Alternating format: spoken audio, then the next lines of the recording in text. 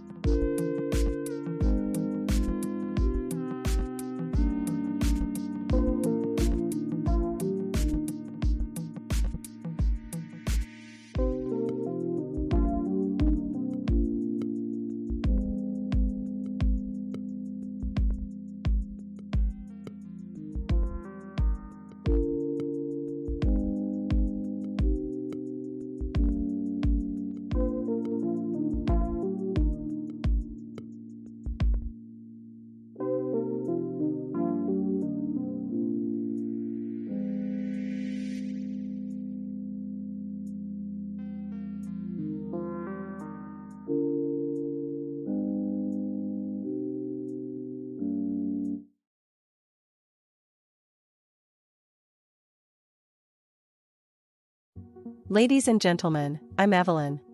I'm here to introduce you to a new level of entertainment. The stars have aligned, connecting Brooklyn, New York, Sacramento, California, and Atlanta, Georgia. The team.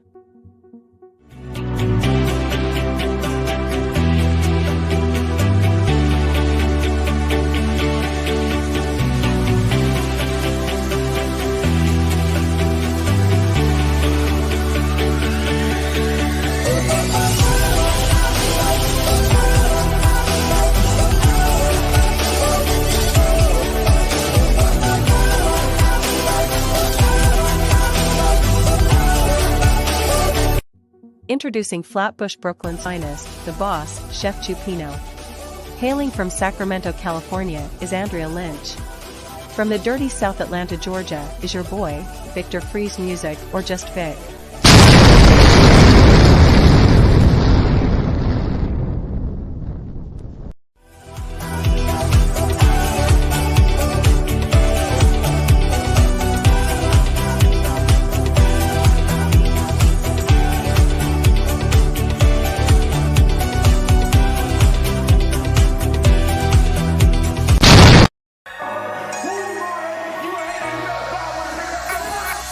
Club phone jump, it's the weekend.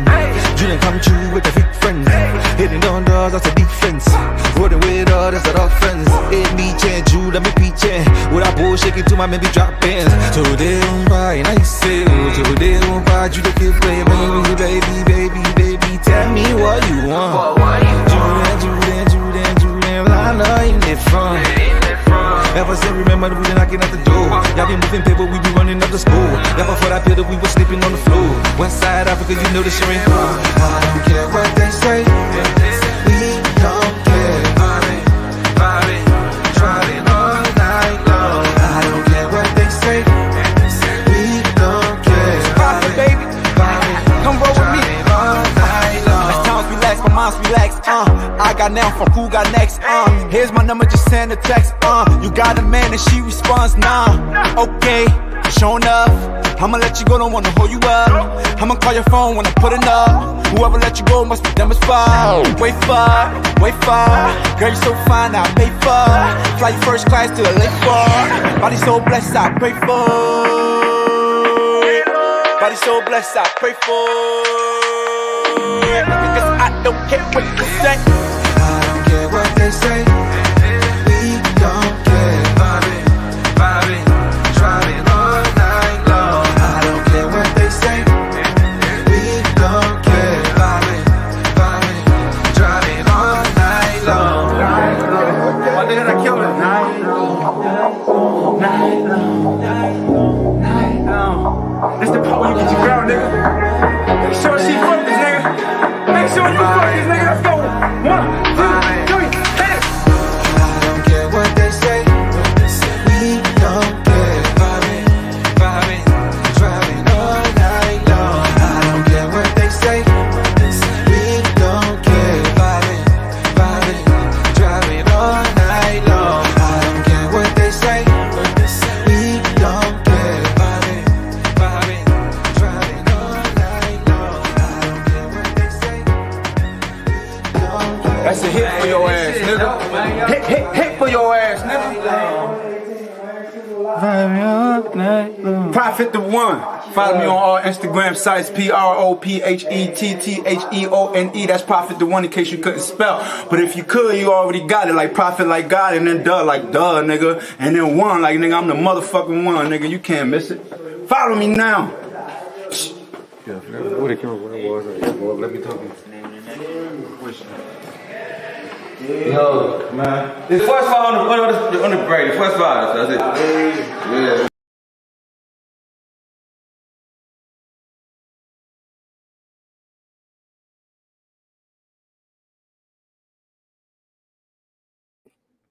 Yo, what it do?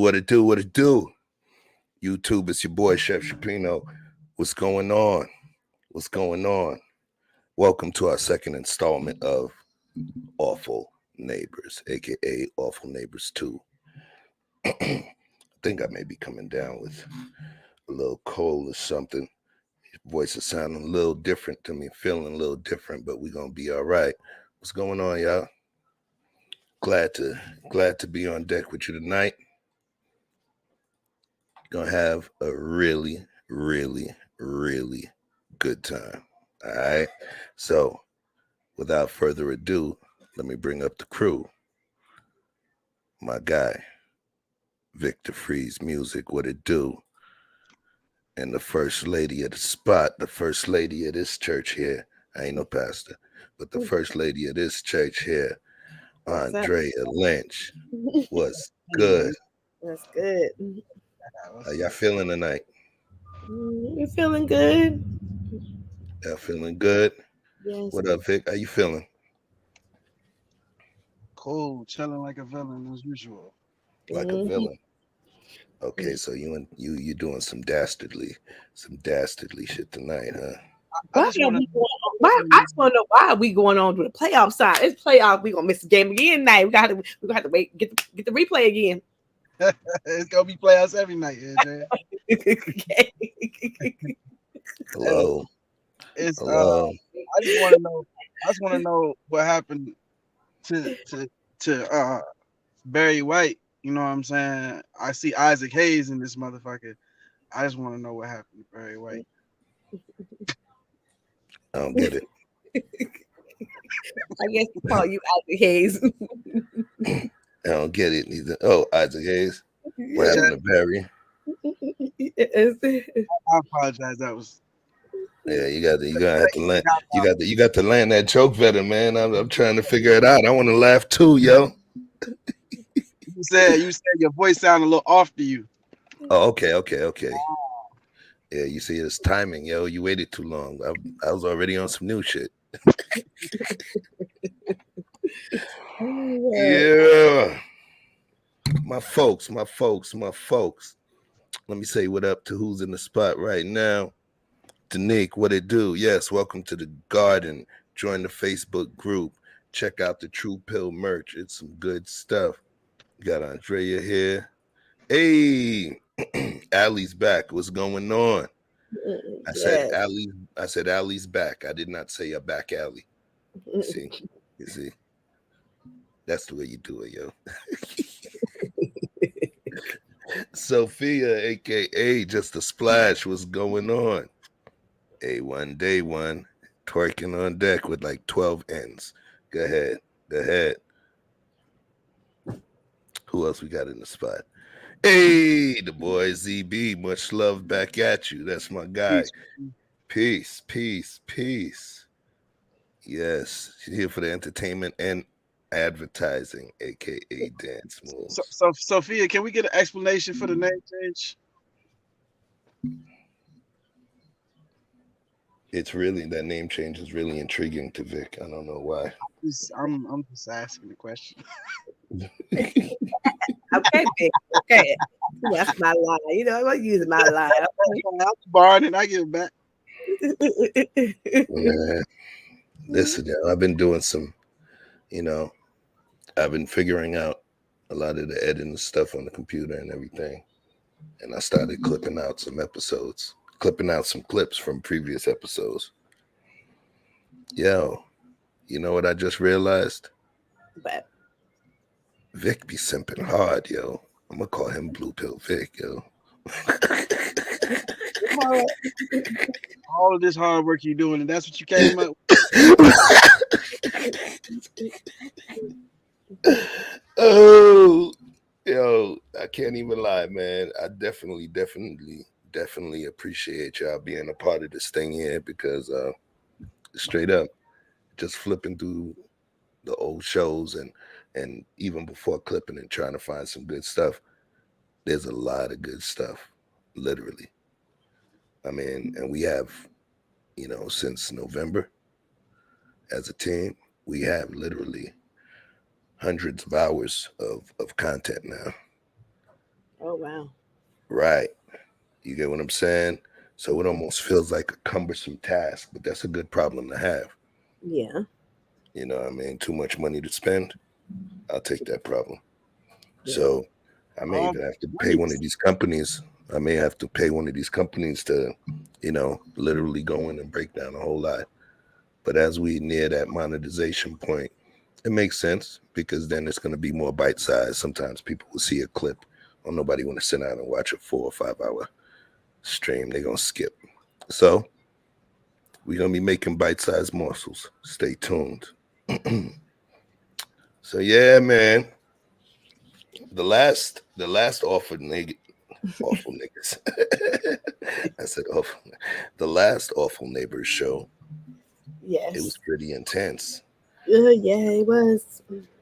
I don't want to say it got derailed because, sometimes we ride the conversation without a destination and we allow each other, to take us down the road and we address it. Peace, Simon, brother from across the pond. Right? What's up, But that conversation went to a different place. So we never really doubled back to the original conversation. So with that being said, we got some fun we finna have tonight. We talked about neighbors. We talked about great neighbors. We talked about, Andrea talked about the neighbors that she had back home. Vic talked about his neighbors. I talked about mine. I named some. I showed y'all a video of my boy John. And don't be offended by the nickname that I had for him. He loved it. It was Cracker Jack.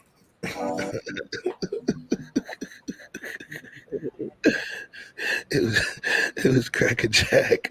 That was my nickname for John. Why you do John like that? It was. Nah, he was a good dude. He was cool, man. You know what I'm saying? I'm probably sure, before, being that guy cool, he probably called me a couple niggas in his head. It's okay. It's reciprocal. Yeah. But anyway, them downright downright dirty, low down neighbors.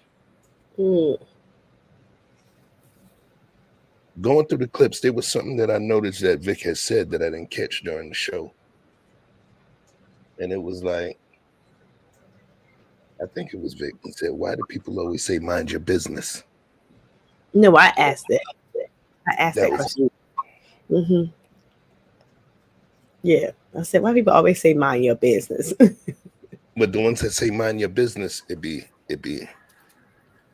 yes, yes. That's why I was saying it. Why we always say mind your business. But you ever thought about something? Being neighborly is not actually about minding your business.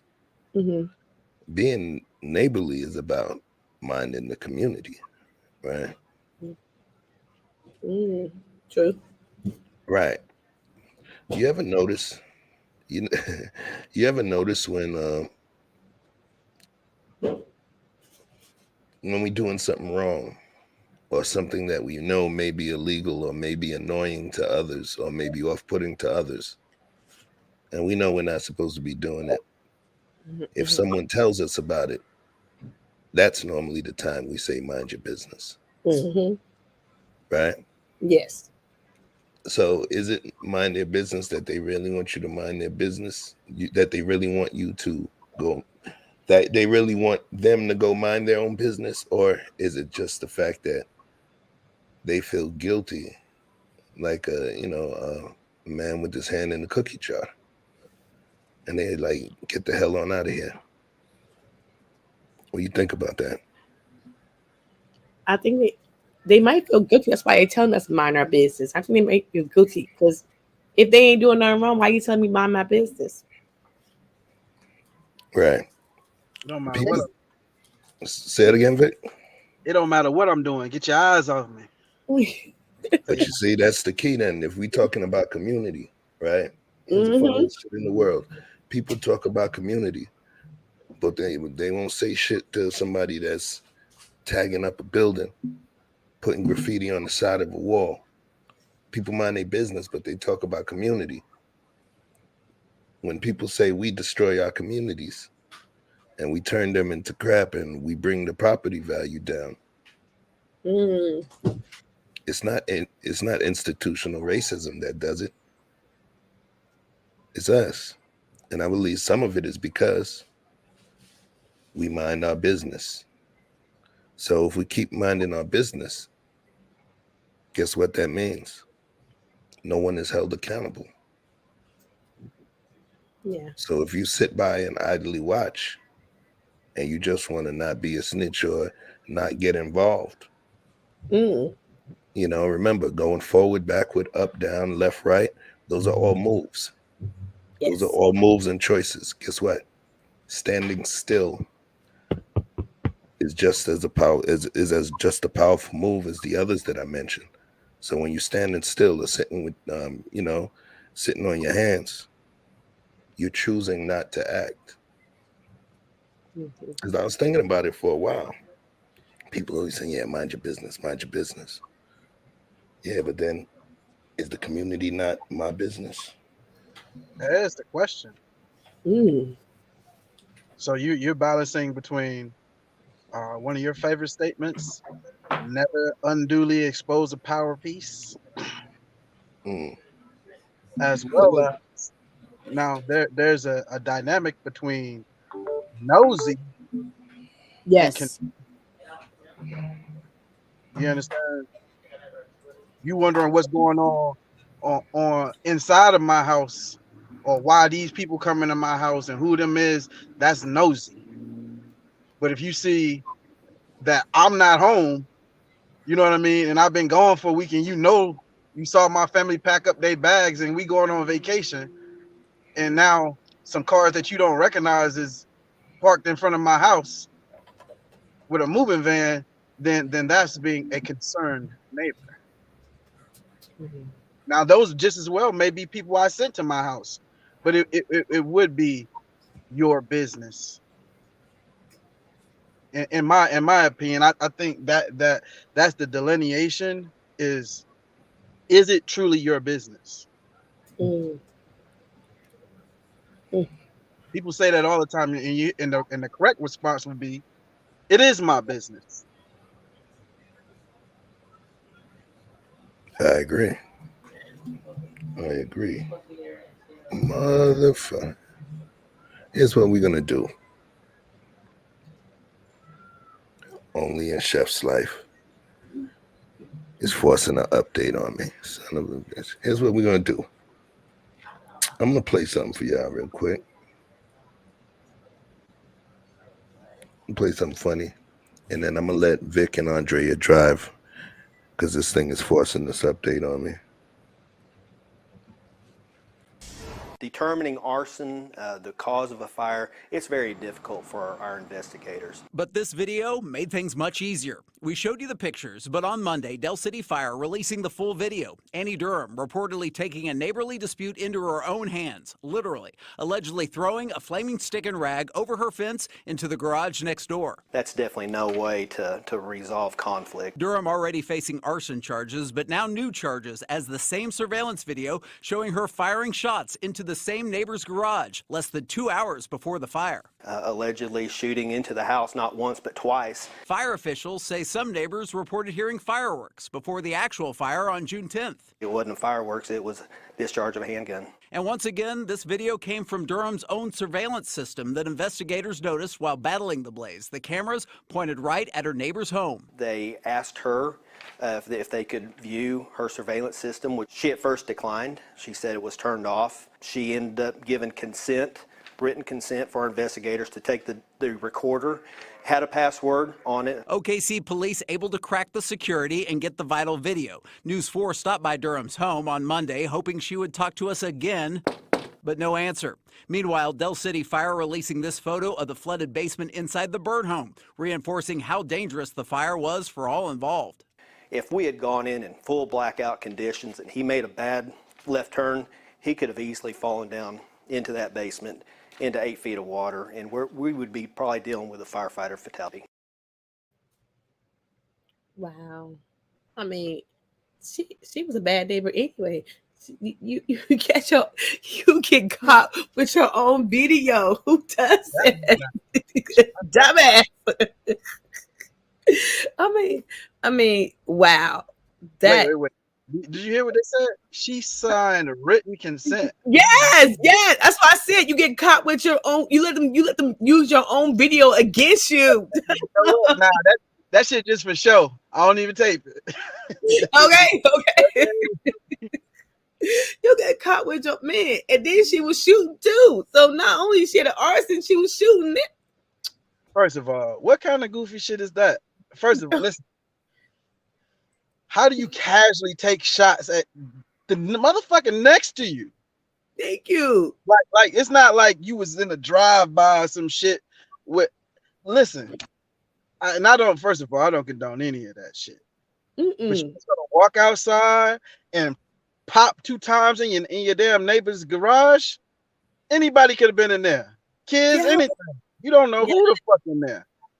Hell, I don't think you really wanted to hit nobody if you did. But hey, listen, first of all, if she had the nuts enough to go set a fire to their shit, yes, she's already mentally disturbed. Period. Anybody said, listen, a motherfucker can have a lapse in judgment with a firearm. That's why I don't really support firearms in as far as in conflict outside of defense. But you can, in a split moment, make a decision and say, okay, I regret that. But to set a fire to somebody's shit, that's almost like stabbing a motherfucker to death. You got to mean that shit. You know what I mean? And if you doing that, then that means, I don't know, something off with you. Something off with you for real. Something is really off, man. I just can't believe she gonna go to jail with her own equipment. Like that just baffles me. Like I'm like, wow. Pearl coming by here with that big old wolf foot. I'm like, who does that? Not only did they now you got caught. They was already gonna send you to jail for arson, but you shot in the man's house too, in his garage with bullets. Put her ass away. First of all, that is not the first time that those two have had an incident. No. It's probably been a long battle. They've been going through it, and then she decided she's going to take it in her own matters, in her own hands. There's no way. But what if the person in that house would have died, and then she would have been murdered? It wouldn't be no arson. I mean, if she shot in there, she didn't give a damn about that. But no. I'm thinking in my head, I'm trying to figure out how many times has the police been called to their property about a dispute between the neighbors? Yes. Even if neither one of them called them, somebody in that neighborhood is like, yo, oh hell no. Because it would have had to have gotten heated before you start taking. I don't know. Maybe she just different in the head. I don't know.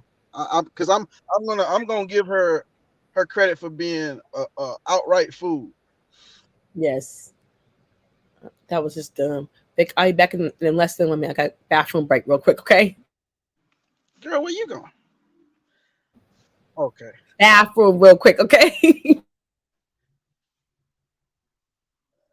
These niggas here. Okay. Tell you what, we finna open up the phone lines. Okay. This is why black people can't come up right here, okay? Chef on his 15 and goddamn Andrea. Andrea then went to the bathroom 3 times since she clocked in and she ain't been but 30 minutes. Can't run no business like this. Oh Lord. Come on, let's look at the chat, man. Let's talk to the chat, man. Let me get somebody on my level I can talk to, man. Y'all crazy. Okay. What up, Red Lipstick? What up, Red Lipstick? I am back. We on lock. I don't want to talk to you now. Talk to the chat. I had to go to the bathroom. Shoot. To be loved. To be loved. I see you in there. I say, I wonder what the neighbor did to get her. I said, I'm wondering. ZB in here. Okay. The neighbor did. I ain't never by myself. God always with me. Let's get them lights up, okay? You guys get them lights up, okay? Peace to Mika Marcel. The neighbor just crazy. She was just crazy. Not only did she shoot in the damn thing, she just gonna she shoot in the man's She shoots and then she goes set a fire, and then her own camera is sending her to jail. That's what I can't get past.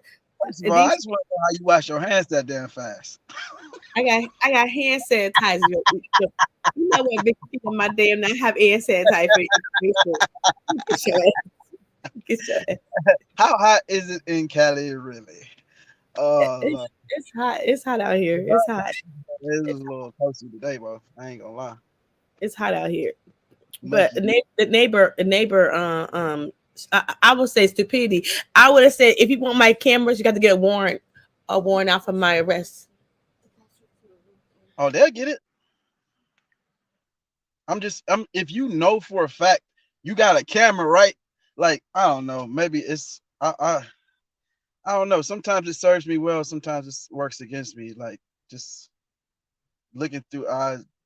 I'm not a criminal, but I'm just saying sometimes I think that way. And I'm very aware of the eyes in the skies. And I can't imagine that I would have surveillance on my own house and do something that stupid in my own yard to my neighbor and be a witness to my own folly. The man came to the door and he's asking her for an interview. But my question is, how in the hell is she home if the police have the tape that the news has? How is she home? How is she not in jail? How is he not there at visitation with her asking her questions?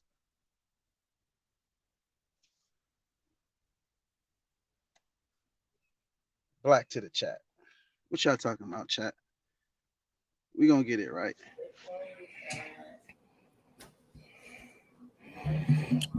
And I'm back.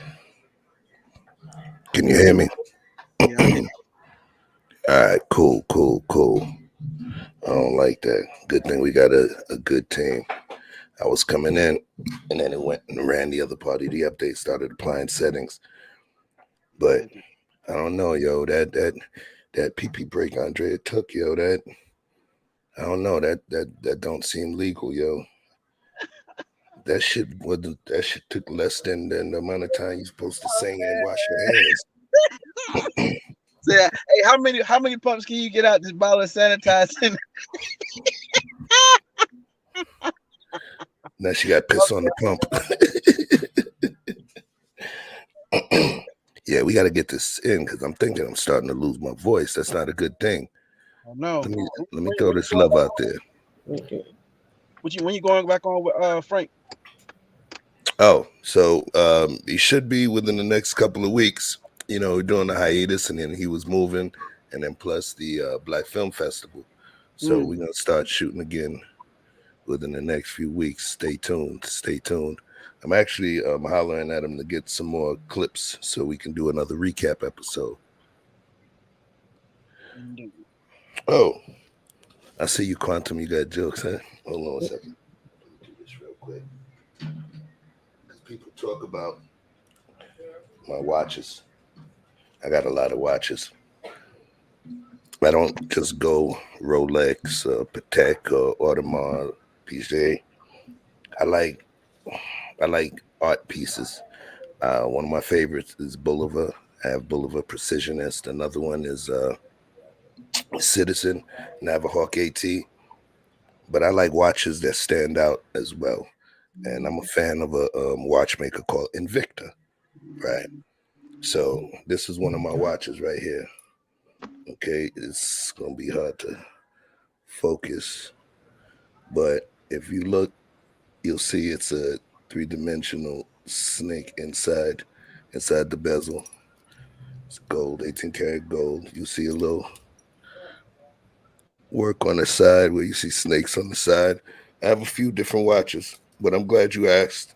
I love Invicta watches.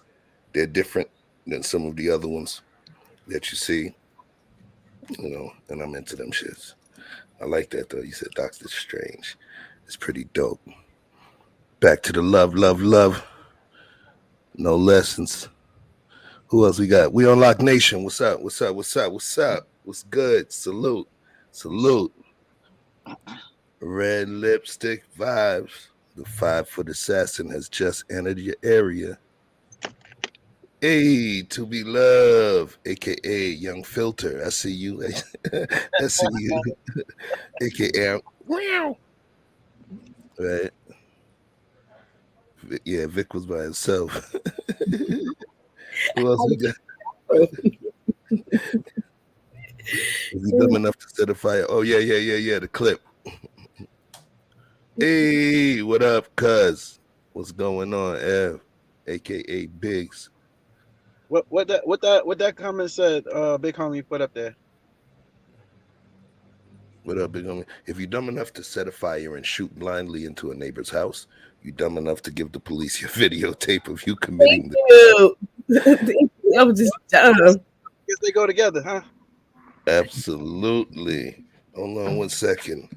We got, and if I didn't answer the pardon me because I'm a little late on the love bomb. All right, we got Cuz, Quantum. All right, Boy ZB, Anderson Duran, aka Anderson the Great. Hey, let me go check. God is good all the time. That's why he gave us Anderson.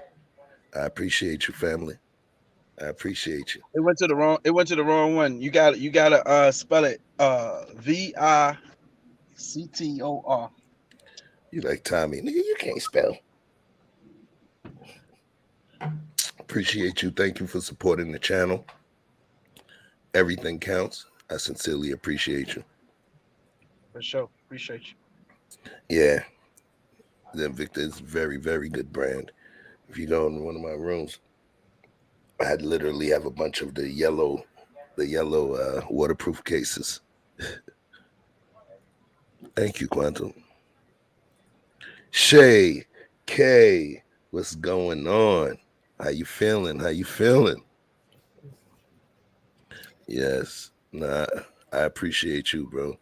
Real talk. And when folks do stuff like that, it gives me a good pressure.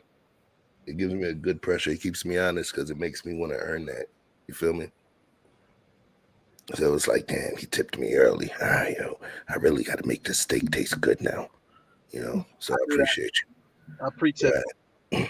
Definitely appreciate it. You know? So, let me get this. All right. So we going back to neighbors. Yes. Same format as before.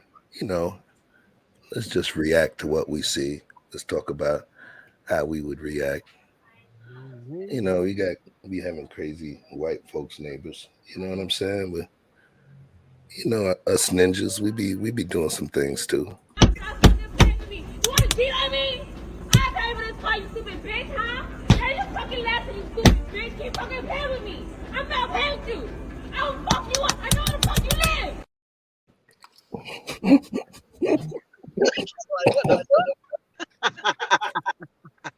hey, that's why that cat be beating on Andrea like that. Traumatized. What? He grew up in the hood. Oh yeah. I didn't do that to the cat. Okay. Oh, you talking about Andrea's cat? This one. Stop. I'm gonna get shot. Andrea's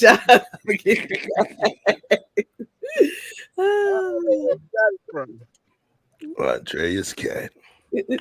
Pause. Right. Yeah. Let's give us some neighbors. Let's call this one. How would you react?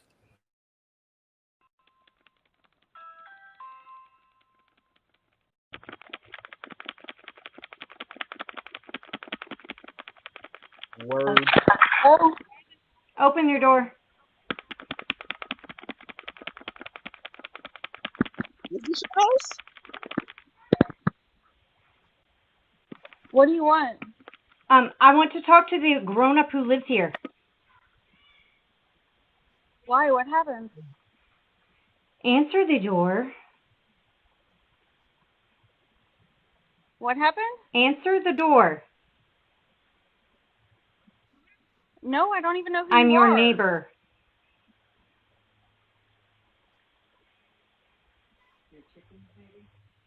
Is something wrong? Well, can you tell me what it is? Open You the seem door. pretty angry.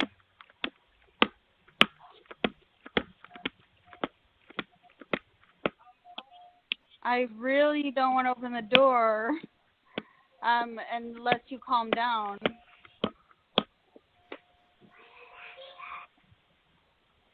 Open the door.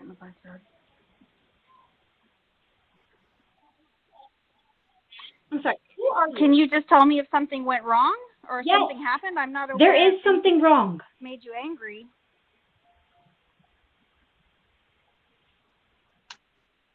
Who are you? Well, can you tell me what? You at my house, You're the motherfucker. mother of this house? I'm the mother of this house. Great. Well, we've never met, so let's meet. Not on your terms, Vish. Your cat doesn't stop pissing and eating and biting all of the things at my house when I don't own a cat and you do. If cocaine was a I'm going to get person, the police involved because I am fed up. My son is very allergic to cats. Your cat will not stay out of my yard, my house, my garage. He gets into my house. Keep your cat. It's your cat. I've already met your husband about it.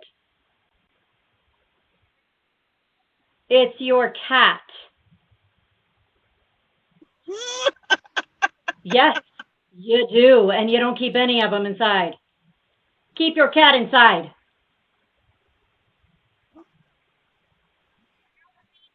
Your orange cat. If you would open the door, I can show you. She tight. Your cat doesn't have to come to my house either. But you know what? That's fine. We can go ahead and get the police involved. That's totally fine.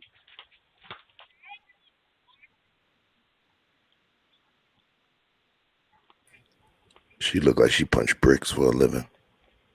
She punched people for a living. If cocaine was a person,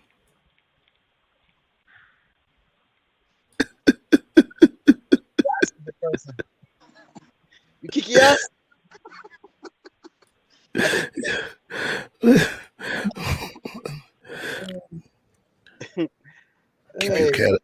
keep your cat off my fucking lawn, son. Keep your cat off my Man, lawn. I'm not opening my door. You keep dinging the doorbell. No, I'm good. I'm gonna let you. I'm gonna be paid now and let you guys keep on ringing that motherfucking doorbell. Shit. Yo, she don't even know how a ring works. You know what I mean? It was like, I was like, oh, now I'm gonna let you do it. Just keep on doing it. I can be paying you too, but I want to too. So check me out, right? mhm.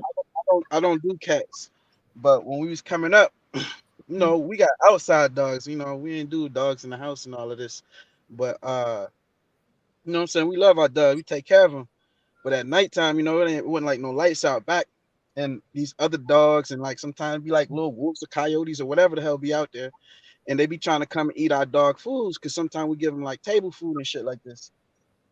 So we go out there at night because we hear them going down, and we used to have them like them crates with the old Coke and Pepsi bottles and shit, because you could return them for the nickel. You say the crate, drop that crate off, pick up another one.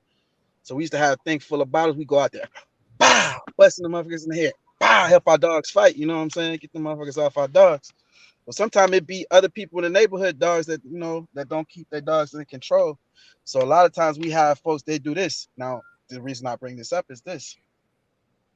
Maybe it's a cultural thing. Like motherfuckers used to like try to poison your dog and shit, poison the food, put glass in the food, do weird shit like that. Man, we have like wars with people like poisoning and trying to, that shit was crazy. It kind of got out of hand a little bit. And then next thing you know, the owners is fighting. You know what I mean? But I thought that maybe she showed a look, even though she looked turned up, that was a lot of restraint, because a lot of people I know would have just poisoned the damn cat or done something weird to it. Like, okay, you don't want to keep up with your shit? I'll tell you what. Normally when motherfuckers be like, no, I mean, I know some people that would have done such and such. I mean, they would have done that shit. Shoot, me. We gotta investigate you. No, me. I mean, she wouldn't get down. I wouldn't want talking to her. Matter of fact, you keep ringing that damn doorbell, pissing me off. No, ain't no conversation. No, and I would have said, you said you talked to my husband, then shit, you said you talked to him. So what you talking to me now? Oh no, I know. Remember, y'all got to see our episode called Jealousy. Or stay tuned for the clips that I'm clipping up. But if Andrea is jealous as the way she was portraying, I don't know. If I'm thinking like a jealous Andrea, I would have been like, oh, you spoke to me. Wait. Oh, you spoke to my husband, bitch. Right? You spoke to my husband, bitch. Right? No. And then you would have told your brother, your cousin, like, yeah, what do you think? Nigga would have told you, yo, I don't know, maybe he knocked that down. And now she coming causing trouble at your door. She says she spoke to your husband, and she said it with a high degree of entitlement. No, I'm just saying. She said she spoke to the lady husband. I was like, okay, then what you come and talk to me? Like what you had to say to my like what you said? You said husband? No, I would not. I'll be like, okay, so what are you talking to me for? If you spoke to my husband, why are you bringing it to me? Yeah, y'all already spoke man to man. What you got to bring it for? Yeah, what you talking to me for?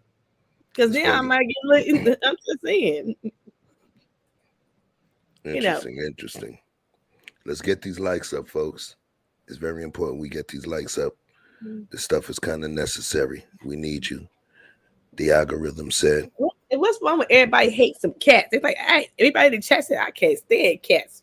You know what's funny? I never had cats. My mom used to hate cats. But you know what's the funniest thing about people that hate cats? Cats fucking love those people. They love the fuck out of it.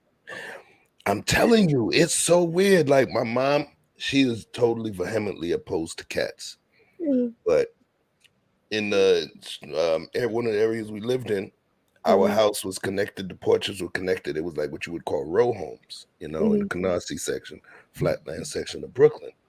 So the porches were like connected. So my best friend lived next door. I just had to hop over the bricks on the porch, and I'd be on his porch, right? And the neighbors had cats. And whenever my mom was trying to get into the house, I'll be inside and you hear her saying, damn it, with her accent, Haitian accent, like, damn it, get out. No, stupid, get away. Right? You got to take your medicine, Andrea. That's the bell. But she's like, get away. For some reason, the cats would always come and, they like to go curl around your legs and shit. They want to walk with all of that. They would love it. There was one time when the cat came inside the crib. She hated the cats. But me, I ended up getting a cat. When I rolled out with my homeboy. He was a trucker. And he told me roll with him in the truck. He wanted to go pick something up from the garage. And there was this big truck tire that was outside of the garage, and it had a bunch of kittens. And I took one of the kittens home. And, I was back on my semi-hotep shit, still had the dreads and all of that. So I go and name the cat Malik after Malcolm X. Right? It's something about cats. I like them. I love dogs as well, but I love cats. I know a lot of people that just can't get with them. But all those people that I know that hate cats always want to come and fuck with them. They like them. They like those people. They like to fuck with those people. The cats, they like the people that don't like them. They chase the ones that don't chase them, that don't like them. That's kind of like a girl from the streets. I was gonna say, hey, listen, he said boom, boom, boom, boom, boom, boom, boom, boom, boom. Let me see what we talking about. Somebody come and take a look at this. She tired of Sylvester.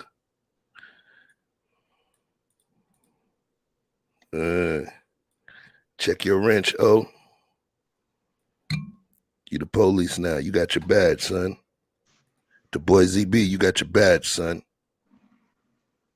You already know. Y'all got the pistol now. So let's keep it going. Let's keep it going. Remember, today's show, there was going to be no part 2, but we derailed the conversation into something deep the other day. So we're going to keep it going, and we're going to serve what we didn't serve at the last meal. Let's see what we got for you. Determined. Okay, we did that one. We are so distraught and still very upset about what has taken place only because of the color of our skin. Lisa and Mary Garris are the two sisters behind the camera of this viral video. Because this is Myers Park. This is South Park. Girl. Ma'am, would you please leave us alone and go home? The sisters captured a woman they've never met or even seen harassing them in their own neighborhood last Friday night. Do you live here? Why do we feel that we need to be here, like hanging out? This woman asked them multiple times if they live here at Camden View Apartments and asks how much they pay rent. Let's call 911. I want to make sure that there's nothing going on here. The Garris sisters told me they were waiting outside of their apartment for AAA to jump their car. This is Myers Park, South Park. What are you up in here hanging out? Several minutes into the video, you can hear one of the sisters talking to what appears to be a dispatcher. Hi, how are you? I'm white and I'm bothering me. But she's interrupted multiple times. Oh, call them! Oh my God, call them! And she calling us names, and you can smell the alcohol. I smell that. It is so upsetting to know that today we still have this overt racism that's going on in 2018. This video also captured the woman citing her salary, but her now former employer told me in an email she has been terminated after this video surfaced. Yeah! $1,000 a year, and I want to make sure that you're all up in here. Girl, I got you, girl. I'm white. I'm white. The Garris sisters told me they are pursuing legal action for the threats that were made on this Friday night. I don't know, but you're harassing us. I need to bring out my concealed weapons too. This is North Carolina, by the way. In Charlotte, Stephanie Tinoco, Channel 9 Eyewitness News.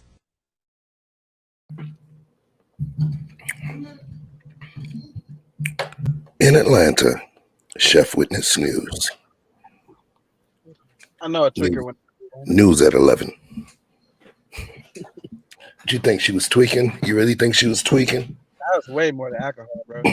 Yeah, that was maybe more than alcohol. She was high on something else. Geek monster is what we call them.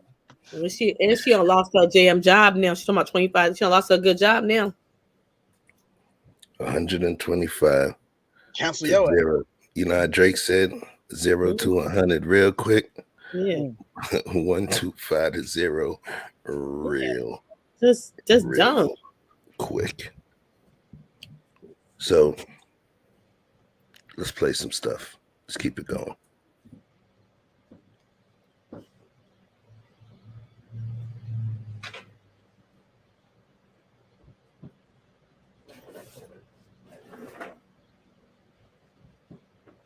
In your house, call the cops on you. She already called them. Go ahead, we're videotaping.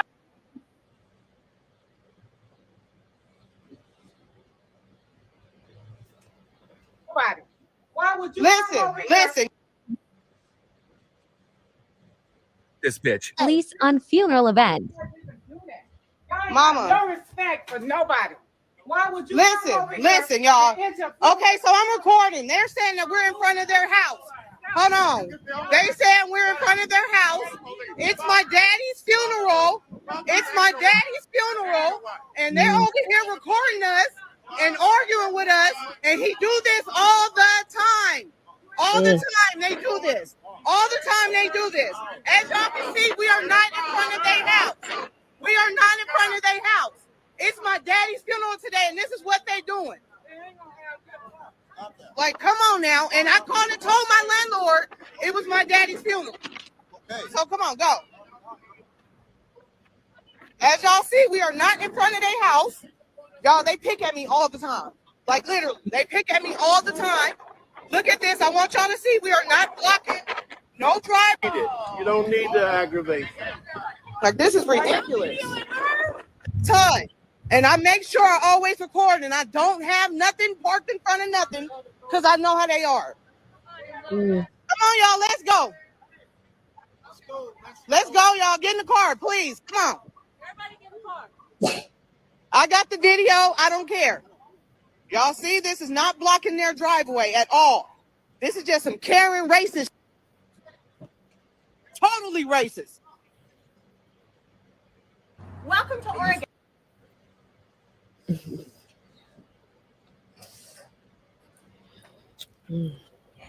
What do you think about the reaction?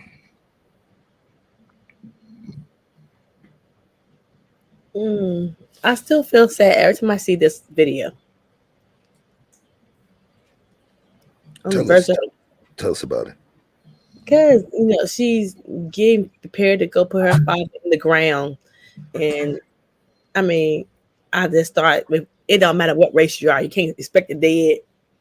So, I just, this is sad. For one day, you're gonna bury her father. It's probably traumatic for her already. And then, they're causing problems. They're not even on their porch or on their where they park at. It's ridiculous. I agree. What you think, Vic? What kind of feelings is that particular video bring you? Man, that's how you got me last time. I don't got no feelings about that shit. You said I ain't got no feelings. Cold as ice. I say this. In the words of Andrea, that was some bullshit. Yep. That's bullshit. Straight up. Shit. It was. Mm-hmm. The worst part about it, forget the race card. Forget the neighbor aspect. Just the general lack of humanity. Yes. That's what makes it scarier. Those type of situations are the situations that really allow me to know where it doesn't have to be racism. Racism is a particular brand or flavor of hatred. So just to understand the type of hatred that person possesses or that couple possesses, that they could not possess the humanity, that they did not possess the humanity to allow these people to have their moment. Yeah. Furthermore, they're stupid. Why are they stupid? The company I work for, if the customer has one of the customers, if they have, and there's something that we have corporately in place for the frontline employees, where if they have a customer where their family member passed away, one of the people that utilize their services passed away, what we do is we waive the fees for that particular line, right? And that's corporate wise, and it's been there since I've been a member of that company. Why? Because folks understand at your time of loss, that's when you're the most vulnerable. But vulnerable doesn't just keep that. It's not about how the outside could get to you. Vulnerable is how your inner demons could get out to the rest of the folks. And they understand you always want to be the most graceful to those people, to those customers, to our client base during a time frame when they experience loss. Because what you did for them at that time and what you did to them at that time, they will remember it, and it will be ingrained in their blood. They will remember it. Mm-hmm. Yeah. Them folks, yeah. So them folks, like people remember that person that would keep coming when daddy died, and the friend that kept coming bringing mama food and would come clean the house. You remember them even after mama's gone. Yeah. Right. And then them people that didn't come and check on you and all of that, when you lost somebody, you're going to remember them too. Mm-hmm. So that couple over there, they don't realize in terms of their act, they've just created some monsters. They will get no grace. I wouldn't be surprised if both of them was having a seizure and the other having a heart attack on the porch. They would probably go about their business and put some charcoal on the grill. That shit is just spooky. That's just my humble opinion. Still nothing, Vic. Let's keep it going. What do you want from me? Stop, you're hurting me.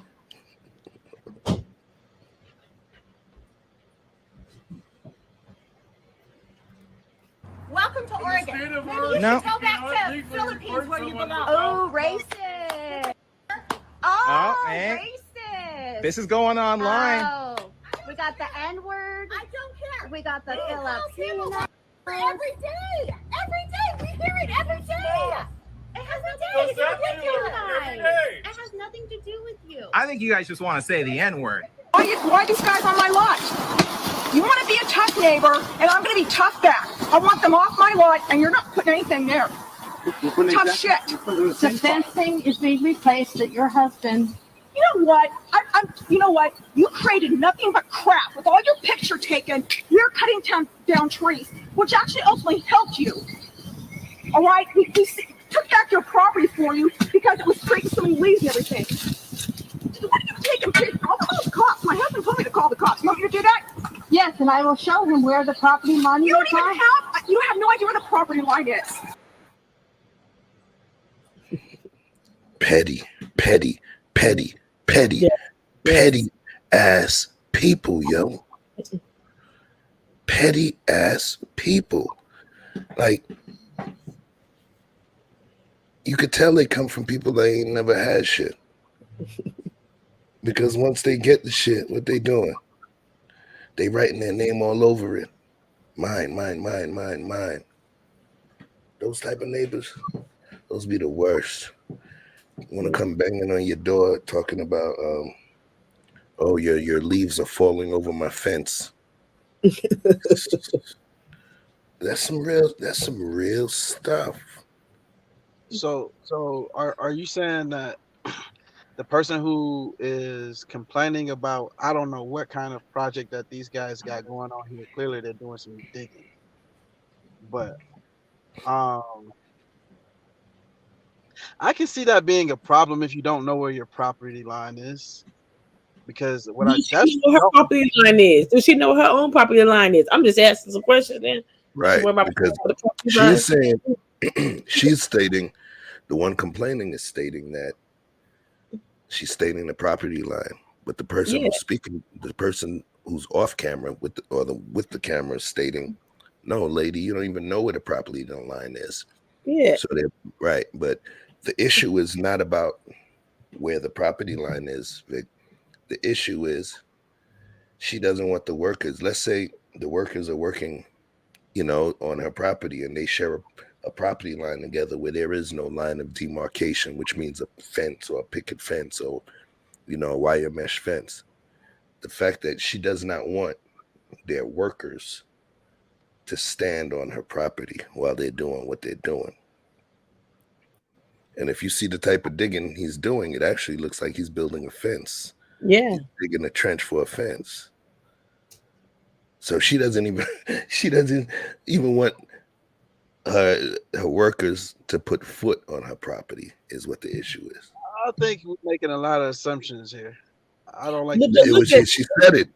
It looked like they're building a fence. It looked like they are putting a fence. I mean, hold on. Let's go back though. She said it. That's what the whole issue was. She didn't want the workers standing on her property. That's what the issue was. Can you play that clip again so I can hear the details? Oh, you want the clips? We're gonna bring it back.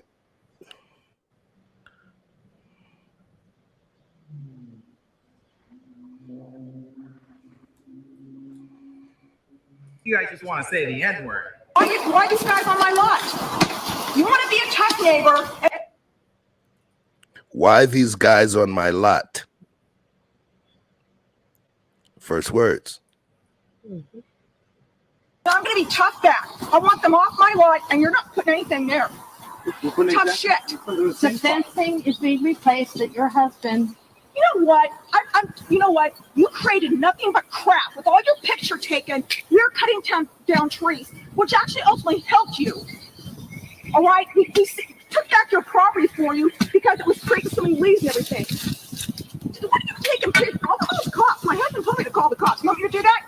Yes, and I will show him where the property line is. You don't have no idea where the property line is. Well, you don't know what you're speaking about. You don't either, because you weren't here when it was put in. You weren't here when it was put in, okay? Or you weren't old enough to know. Don't even go there. You don't know what you're saying. You don't even know what you're talking about. You can't be a shitty neighbor and take pictures and make my life difficult when I want to cut down trees and then do this. You're so... So we good? Yep.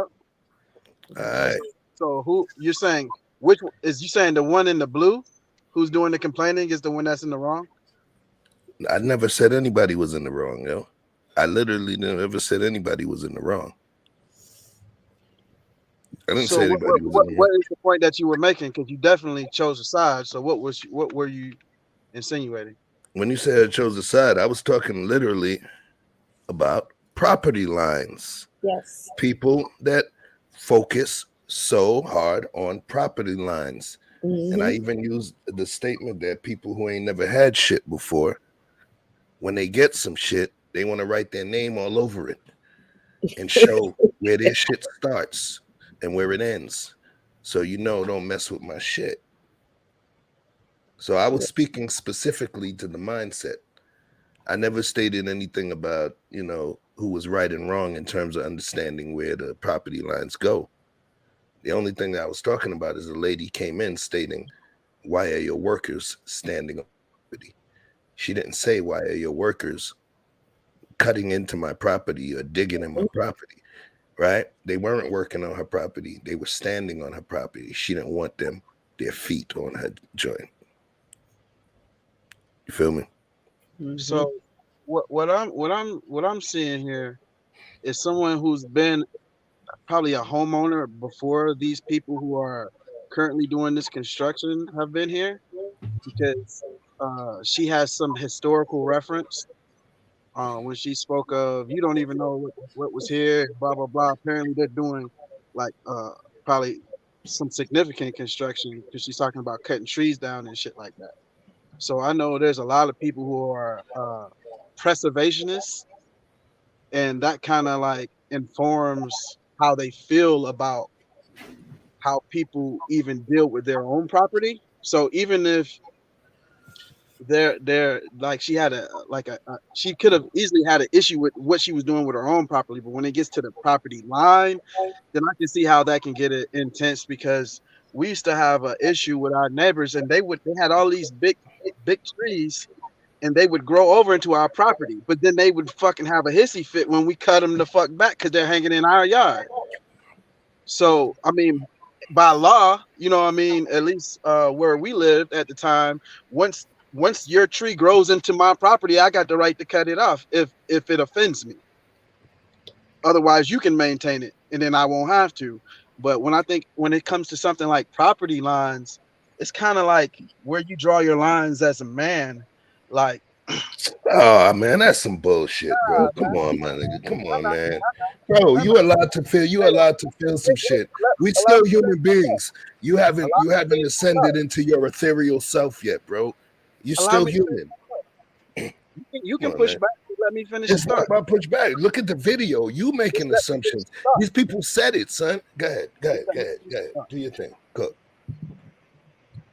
What I'm saying is, wait. First, hold that thought. This is important. Peace to my guy, Great Cash.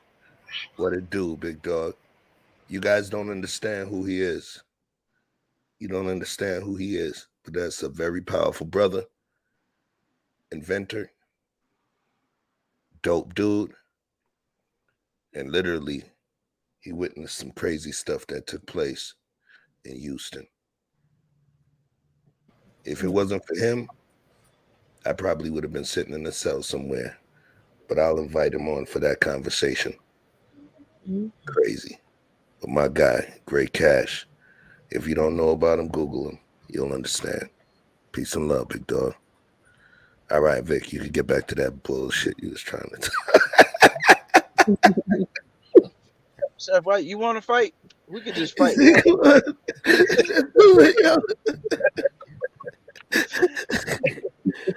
So look, what I'm saying is that every man must have his boundaries to where his lines are, and depending on the situation, he may darken those lines or reinforce those boundaries when it would seem as overkill or unnecessary or premature. And what is it's a preemptive strike, because people get carried away when there are no physical boundaries, when there are no established. So what I'm thinking here is these people are perhaps encroaching to a level that she feels uncomfortable with, whether they're on or right at the property line or just beyond it. Regardless of who's right in that, she has a right to attend that and to make sure that they're adhering to that. Because if I paid X amount of dollars for my property, whether I'm a nigga that ain't never had shit or I had it all, I want every ounce of what I paid for. So unless me and my neighbors are friends or friendly, clearly they're not, then I don't owe you shit. And you damn well better respect the damn lines. That's why if you have a dispute, they come out there with them little orange cans and them little flags, and they'll mark that shit for you. And we don't got to talk about it. And I think that's what's missing here. Outside of that, but I don't see her as being wrong.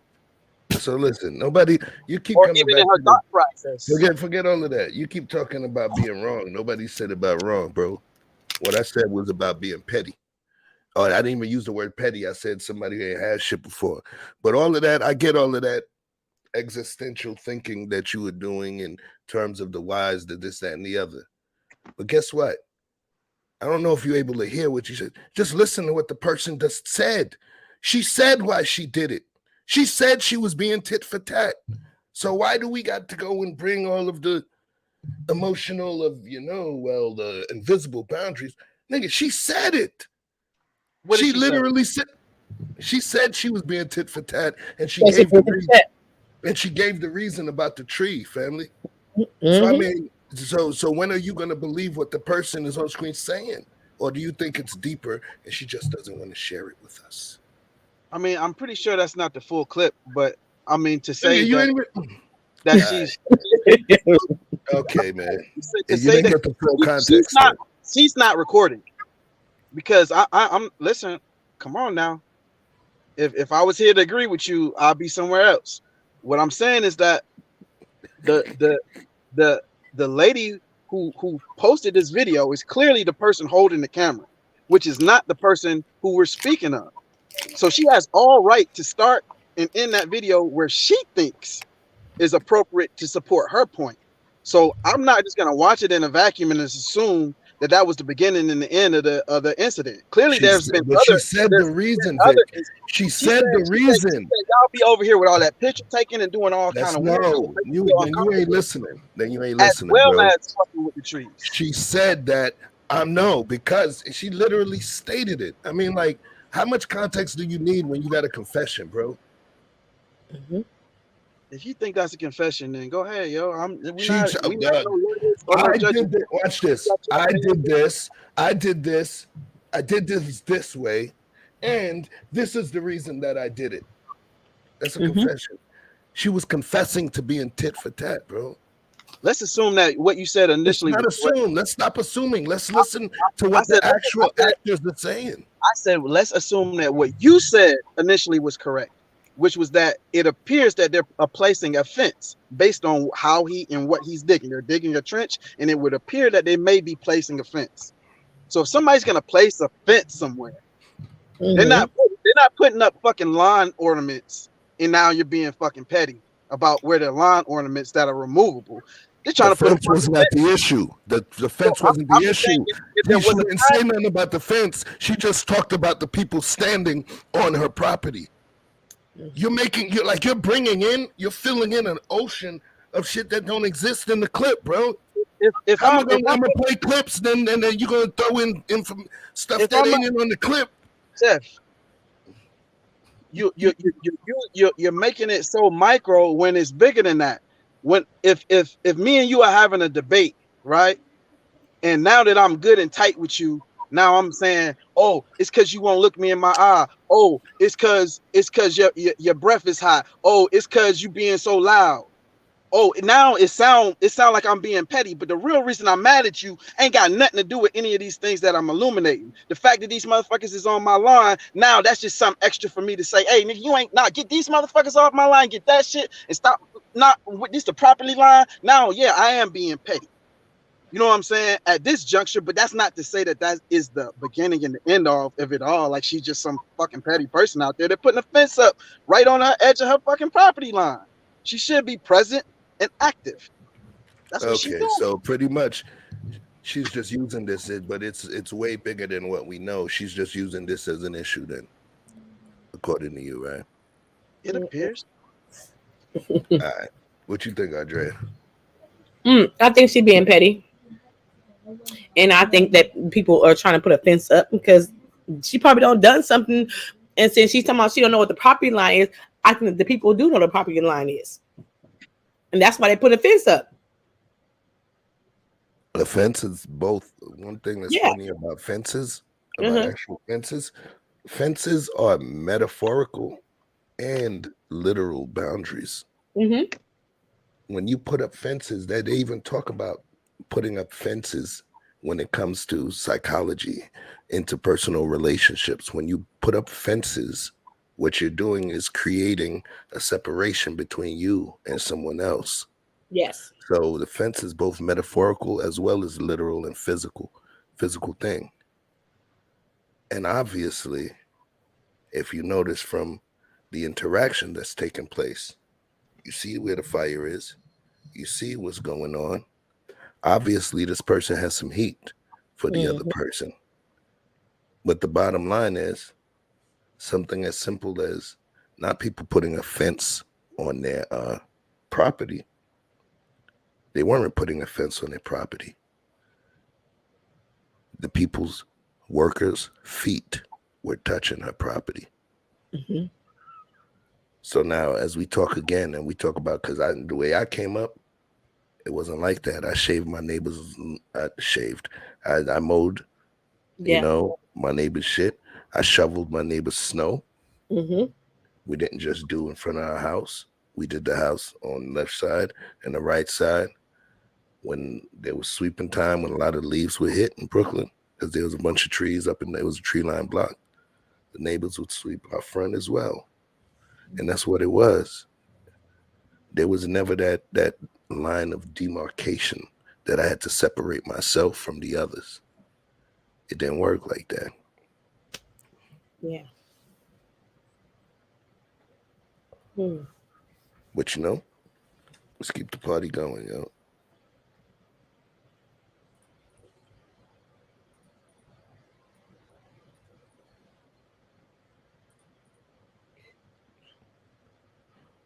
Speed this forward. And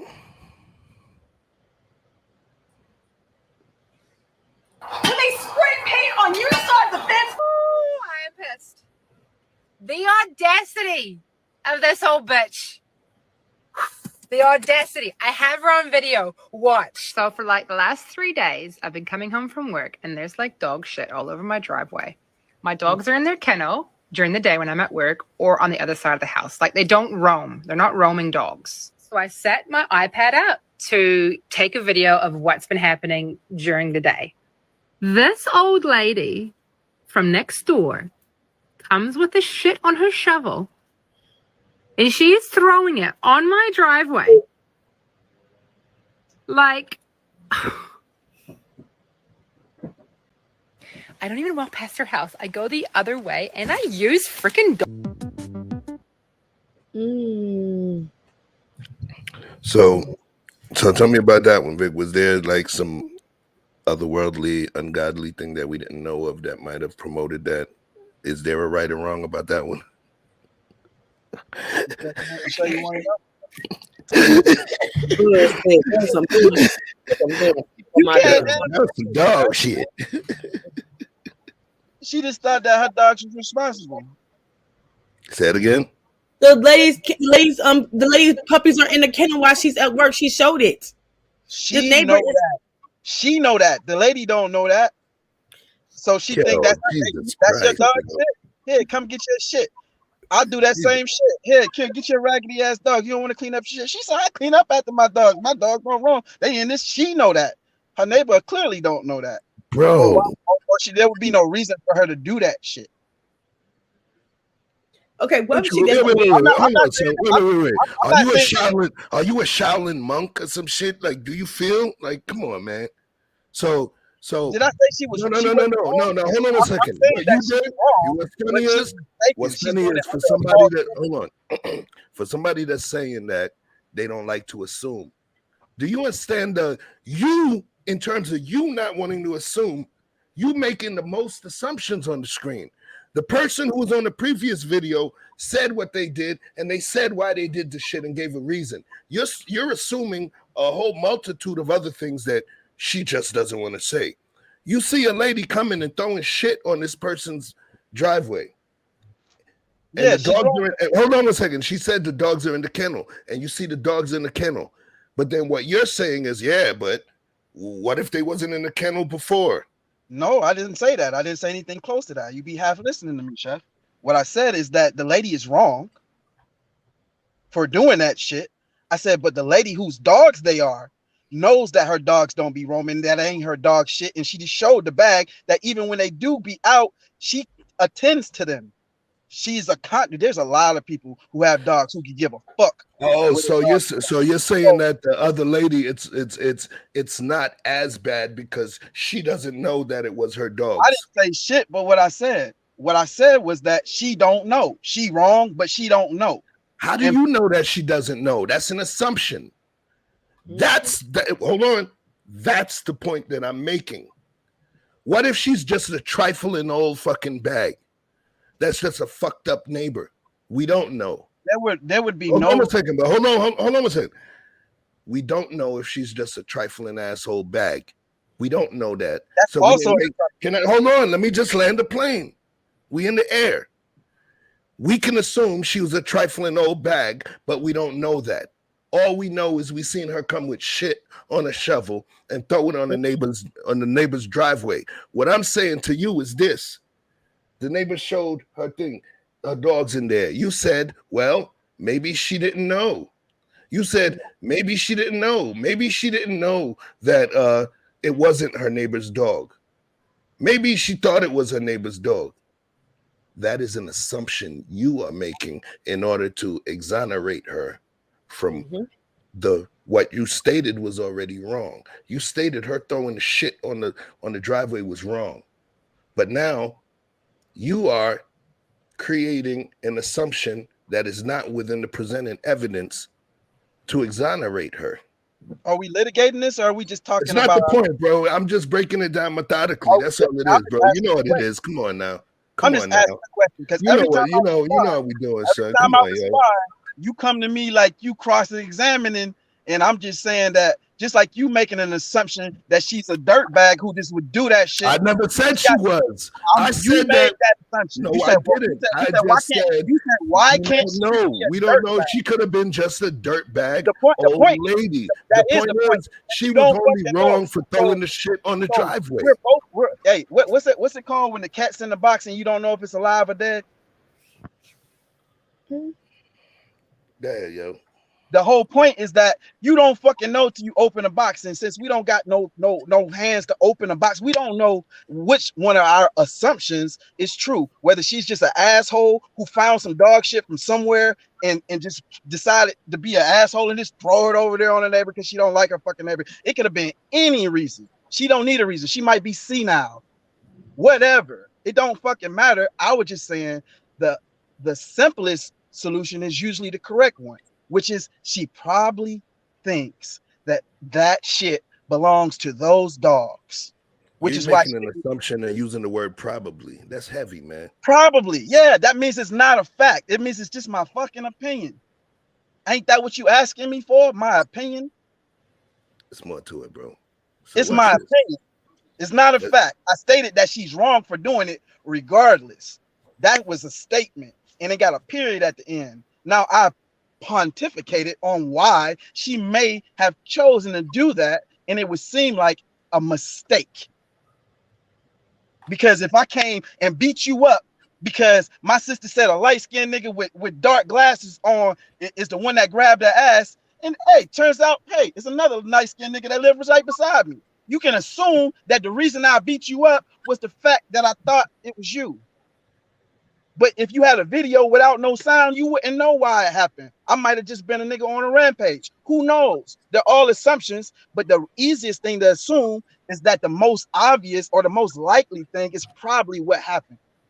A mistake. She made a mistake. She dead ass wrong. You're assuming she made a mistake. Yes, I'm saying I'm assuming that. That's my Right, presumption. but there's nothing, and that's My the thing. opinion. You're It's not assuming, based you're on making anything other than assumptions. my presumption. You're making assumptions based on nothing that we see Why in the can't- video. why can't you Hold be- on, hold on a second. Hold on a second. You tell yourself, bro. It's fucking reaction videos. I'm reacting. Let me It's my finish. opinion. Let me You can't finish. tell- Let me finish. It's fucking reaction videos. But if everything that you have to combat what you see on the screen is nothing on the video, I'm like, shit, I could pull shit from this movie, that movie, from this experience, that experience. The case study that we're doing is a case study within this specific laboratory of four walls on the screen. So in terms of your reaction and the understanding, I think on what's on the screen, not the other shit that comes from our nurture versus nature, right? Mm-hmm. We had a video where somebody literally did something and was doing and gave the reason why and gave a specific incident that made them do it. And you were still able to come to the table and say, well, maybe they were lying. Maybe it was a bunch of other stuff. Maybe it was this, that, and the other. It's incongruent. You feel what I'm saying? You said the first thing that you said was, yes, it was wrong for her to throw the shit on the driveway. It was wrong. So nobody asked her for any other equivocation, but then you came to the table and was like, well, maybe, well, you know what? You didn't even say maybe. You said she probably really thought it was the dogs. It didn't fucking matter. She threw shit on the person's driveway, which is still the wrong thing to do. So the reason why, if it doesn't involve saving her life or someone else's life or escaping harm, it was wrong. So I think that we can talk about it within that vacuum of right and wrong. Nobody's talking about the motivations. You feel what I'm saying? The motivation was getting shit off her lawn. Maybe she thought it was the neighbor's dog. So what? Does it make what she did right? No. So if she was wrong, she was wrong. You know what I'm saying? Somebody slapped my old lady and then I go and I shoot up their crib. And it hurts people in that person's family. What I did was wrong. Yeah, I had a motivation or some sort of motivation in my mind, but it was wrong. Are you going to be the one saying, well, we got to give them a certain level of grace because they probably, and your probablys have nothing to do with what's on the screen. Your probablys are coming from within you. Did I mention grace? Did I make any excuses for her? No, you didn't mention grace. You were displaying a show of grace. In your opinion. It's not based in fact. That's your opinion, and you're entitled to it. I went on the replay. Listen, Chef, take a TV time out for a second, right? Because I don't want to get irritated to the point where I'm no good to the show. Oh, you getting irritated now, No, sir? I'm irritated right now. This ain't even the fun part no more. It's not even that. There's not even that serious. No, I want to clarify myself. Right. So what I'm saying is that if we're reacting to videos you have to set some parameters.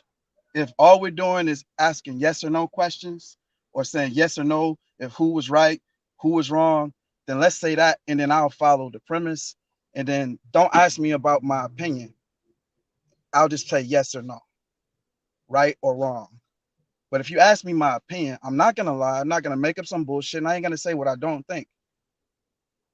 The value in the show is that people think in different ways. I've always had a lawyer's mind. Please allow me to finish, Andrea. Okay. I've always had a lawyer's mind. People say, oh, you should be a lawyer. You should be a this. You should be a that. Because I can see shit from other people's point of view. So before I harm someone for the wrong that they've done to me, I like to see if I can at least see from their eyes why they justify this thing. Not saying that it's okay, but what would make them justify the moves? I'm always curious about the why. Why is the question? Questions are the answers. We can sit here and condemn people until the cows come home, but those same fingers you point at people to be pointed at you in the correct situation. So when somebody is looking at why I split this nigga head for talking to me, West Side, I want them to pontificate about why I did it. Not give me any grace. Just say, let me try to understand why would he have gone this far off of the rails, because that's not normal human behavior. That's not civilized human behavior. And people don't get to be that old. People don't get to be that old by being wilding out dummies. So I like to give people a little bit of credit before I start to condemn them. So I just assume that she made a mistake. But I understand that it's an assumption, which is why I said it's an assumption. It's just my opinion. It's not based in fact. I'm pontificating. It don't mean shit, and it definitely don't excuse what she did. That's what I'm saying. That's it. If you disagree, I'm cool with that. Just accept the fact that I disagree with the fact that I can't elaborate into why I think she did that. Okay, so let's say this, just so you clearly get what's going on.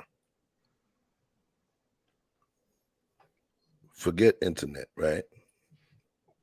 Let's just call this TV. We on TV, my nigga. It's not about me and you debating. It's about us debating points to create education, information, entertainment, and intrigue for the chat, for the viewers of the show. So if I'm vehemently opposed to one of the views that you have, I'm going to argue it. I'm going to argue it. And when you say it sounds like legal shit or like we in a court case, regardless, I'm going to argue it. That's what we on. That's why we all got these nice microphones and shit for. It's to argue the point. It's not about taking it personally. Andre got views I may not agree with. You got views I may not agree with. I got views you may not agree with. I got views Andrea may not agree with, and so on and so forth. So the point is, it's not about getting upset. It's not about getting stressed out. But the thing is, if you make a point, and when the case study that we're reviewing exists within this box, but all of the pertinent evidence and information that you bring in ain't even in that box. It's in your mental. It's in your mental or in your experience base. Then yeah, I'm going to say something, because guess what? Then we're not playing with the same deck. You got 6 aces in your shit. You got 6 aces in your hand, and we have none. And there's only 4 aces in the deck. So the point is, if we're existing within this box, just from what we see in this box, oh damn, this looks fucked up. After the fact, where you get more information and all of that, yes. I like to look for more information. I like to look for clarity. I like to look for the caveats and understand the nuances. But if somebody says, look at these 30 seconds right now, just from what you see, how does it make you feel? I think that's a valid question. Even though I could say, well, yeah, I would say, yo, this shit made me feel fucked up. Right? That's the answer. But yeah, I would probably want to know more information later because, you know, it could be this, that, and the other. But the question is, how does this clip make you feel? And that's what it is. That's what it is. So when I stated about assumptions, we looking at what's on the screen, but the assumptions that you're making, or what I call the grace you're giving, which can potentially explain away their motive. Motive doesn't exonerate you from a crime. I could kill somebody, and just because they slapped my mama and stole my wealth and burned my 401k, I'm still wrong for taking their life. So at this point, that's why I use the term grace, because I was asking, how do you feel about the act? I didn't ask you to condemn anybody. How do you feel about the act that you're watching? You volunteered the grace, which was your assumed potential other ideas that would have made them do what you already stated was wrong. And all of that other stuff you could have brought in and multiplied it by 1,000 would not have made their behavior right. It just would have made you not feel as much negatively towards them. But once again, that's you. Ain't that serious, huh?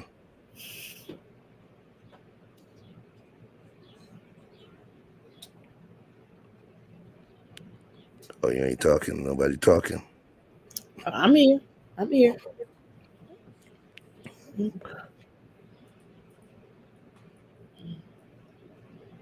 Yeah, I told you I know how to piss niggas off, right?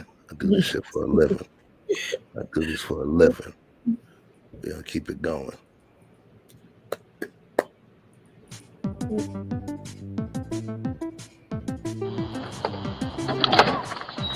Hey. Hey. I have a quick question that seems silly. My neighbor's coming over for pizza outside, and there's a chemical smell that's really strong, and my husband said you had your window open with the fan, and that he thought you were painting today. Is that from your house? We haven't been painting or anything. Okay. We don't have any windows open either. Okay. Because he said he saw a fan in the window and air's going out. It's not even working on his truck because she has a heart problem and she couldn't come out because she couldn't, well, she did, but she had to go back because she couldn't breathe. So I said, well, I'm going to the neighbor. I know them. They've been here for years. No, it's not us. We don't. So don't be offended. Okay. Yeah. Hey fam, it's your girl Sweet Pea back with it. Nosy neighbors. Okay. So how would you react to one of your neighbors coming through and asking you about the fan that you got in your window? I'm like, if my fan is not harming nobody, what's it to you? People have fans in windows every day. Just confused. It's nosy. Mind your business. Okay, that's how I feel like that. Just mind your business. Ain't nobody getting killed, shot over here. Nothing. Just mind your business. Then that's sometimes neighbors can be just downright petty. That's just me.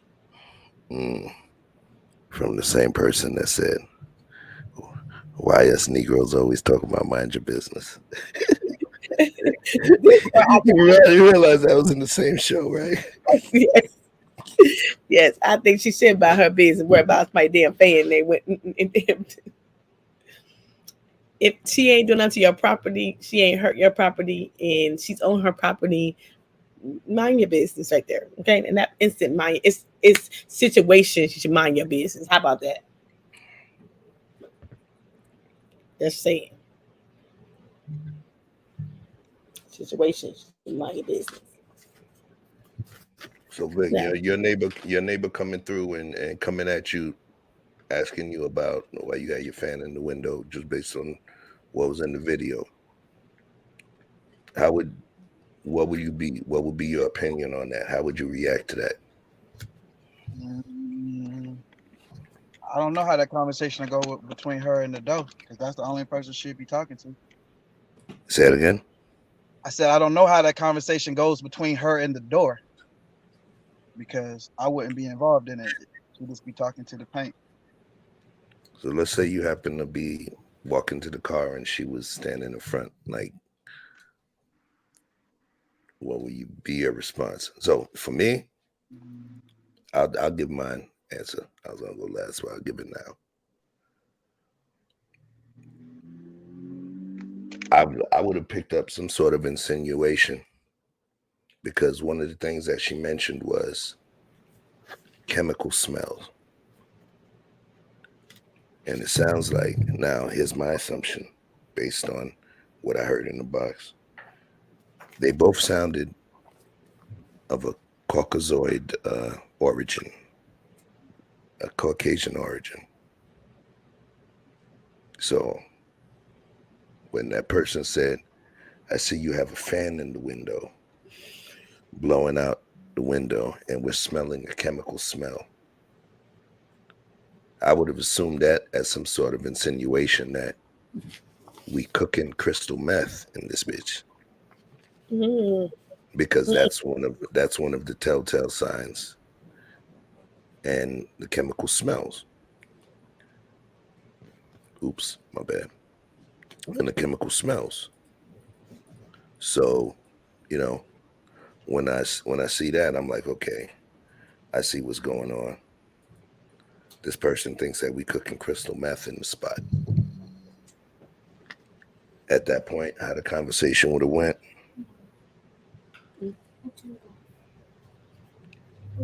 So I would have literally been like, I don't know what you're talking about.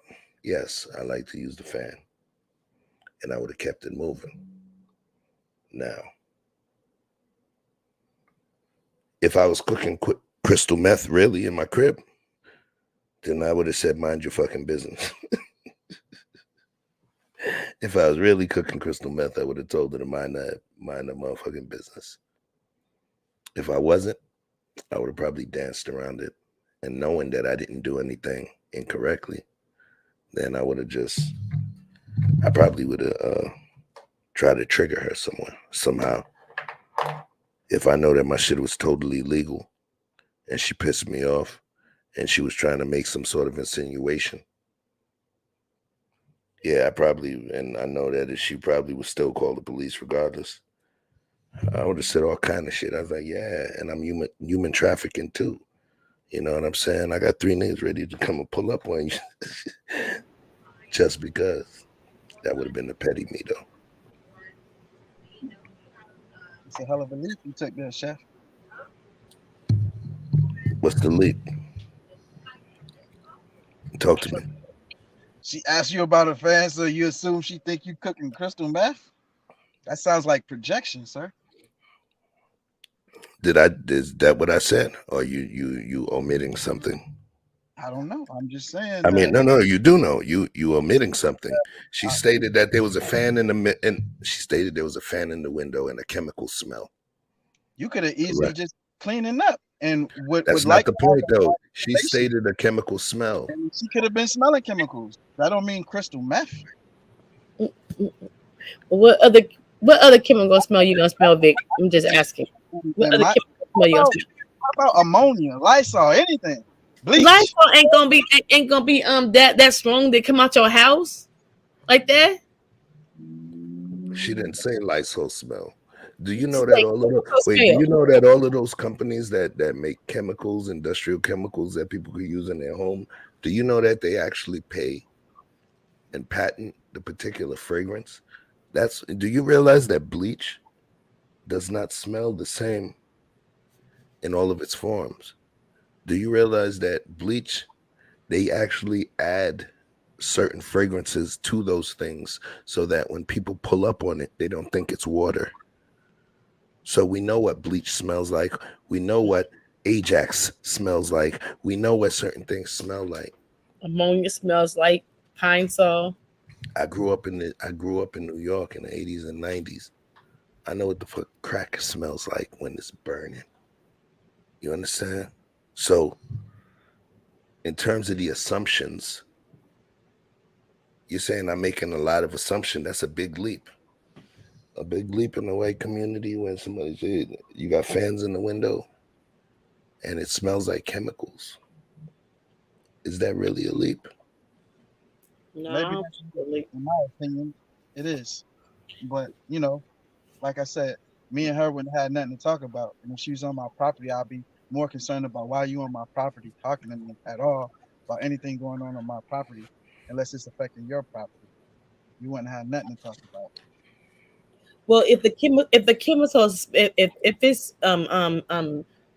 a meth and she's and they cooking it at their property, it's gonna affect the people, so she can smell it. She said she got a chemical smell. That's the one thing that she said. So obviously you can smell that from her property. That's why she went off there and asked, was it coming from you? Just saying. He said, just saying. Maybe y'all nose is trained for crystal meth. I don't know. My nose is wide open when I smell something that don't smell foreign. I can smell chemical. You know crystal meth when you smell it? Yeah, because I have been in one of them houses before. Okay. So have you ever smelled crystal meth coming from somebody's house? Who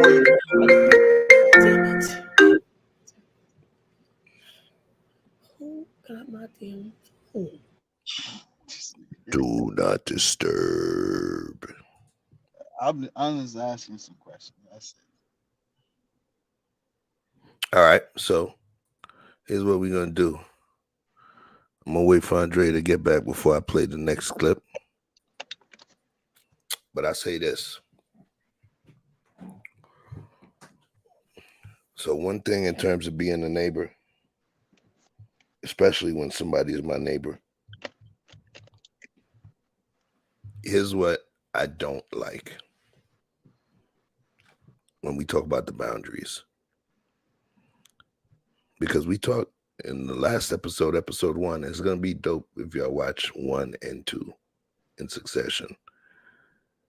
We talked about it, and even Vic, you talked about the people that's your neighbors, the ones that live in your block in close proximity to you. Those are equivalent to being your cellies, your cellmates, your bunkmates. So it's important that you maintain a certain level of communication with them, open level of communication with them. Last thing you want is have a bunkmate that don't say a word to you. Because now you got to keep your neck on the swivel because it's just you and that person while you sleeping in your most vulnerable moments. The boundaries of property lines. Here's what I have a problem with. And let's say within our community, I like to say that. The problem that I have is we ready to tell a motherfucker to get off our property when we don't like what they're saying. But if they was bringing us a motherfucking cake or bringing us a welcome pie, it's okay. But because we don't like what they're saying, or it may seem somehow as though they may be attempting to hold us accountable, we say, get the fuck off my property. Time out. Because I'm not gonna let you. And I stated that was my opinion. I didn't say it was fact. I stated it was my opinion. So that's one of my facts. Go ahead. Opinions. Uh-huh. But I have pushback for your opinion. Of course.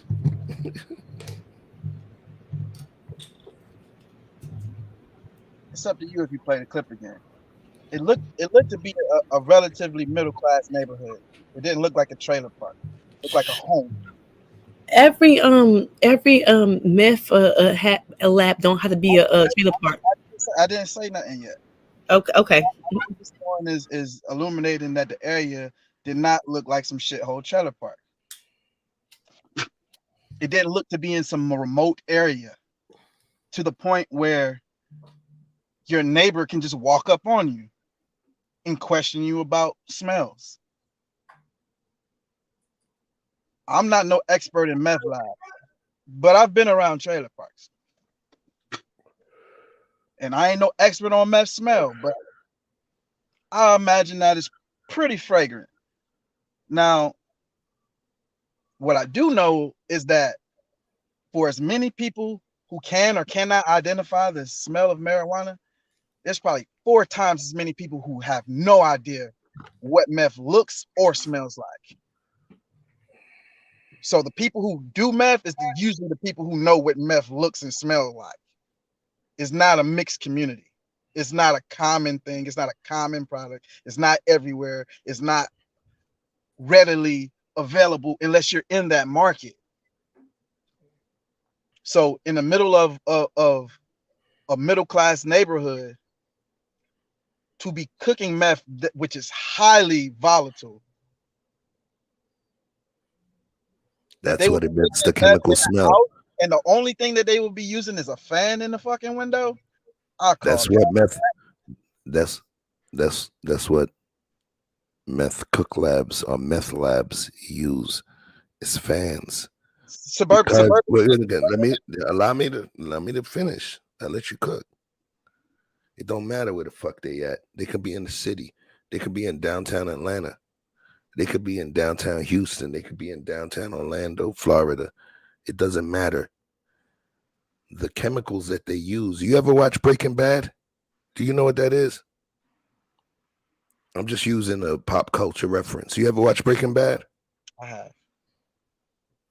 The chemicals that they utilize, they have to have a high degree of ventilation because the chemicals that they utilize are so combustible. And not just in terms of the vapors, but just in terms of the different chemicals that they have to use to synthesize and fashion that synthetic drug. Ventilation is critical. So it doesn't matter where they are. If you're making crystal meth, you require ventilation. That's why the people making it have to wear gas masks while they're making it. Right. So okay, so right. You're basically making my point that the people who actually are making it would know a shit ton more about crystal meth than this fucking lady over here who's carrying. How do you know? How do you know what she knows? How do you know what she knows? She smelled the chemical smell, right? You're assuming. So remember, you were talking about in terms of we can only assume. She stated she smelled the chemical smell. We're talking about opinions. None of this shit can be proven. So then what chemical you think? Since we're reaching, what chemical you think she was talking about then? I'm making my own point before you can ask me a question. But the thing is, I was the one talking. It's cool, and I allowed you to finish. I wasn't finished though. But go ahead, yo, make your point. You said all of this shit about ventilation, go ahead. And all of that shit. Go right? ahead, son. Go ahead. So what I'm saying is that the people who know about actually making the meth are going to be way more informed on that shit than somebody complaining about the smell. Well, even if she knows exactly what it is. So the whole fact is that if it's that combustible and that fragrant, why in the fuck would you do it in the middle of a suburban neighborhood? I don't care about the person who we talking about the person who's coming. Remember, nice one though, a good try. We're not talking about the person who's living there and what they did. We talking about the person who came to the door. I'm talking about your fucking reach. That's not I don't understand what that means, bro. Listen, we talking about the assumptions made by the person who came to the door. Nah, you let me off because I thought the lady thought that it was dog shit from the dog, and that shit looked pretty obvious to me. But now all of a sudden, that I'm pushing back on what I think is extreme. Now is what I'm saying that's an actual extreme reach to say that these persons, you can't just say, oh, we're just gonna acknowledge the lady asking the questions. How about the motherfucker doing it? That's a life and death. Doing it. You're saying doing it. Doing what? Because we already assumed that they're making meth. We didn't. No, we didn't. Yes, you did. No, we didn't. No, I did not. Now you're wrong. You and Andrea jumped out. We talking no. I did not. There can't be no other chemical.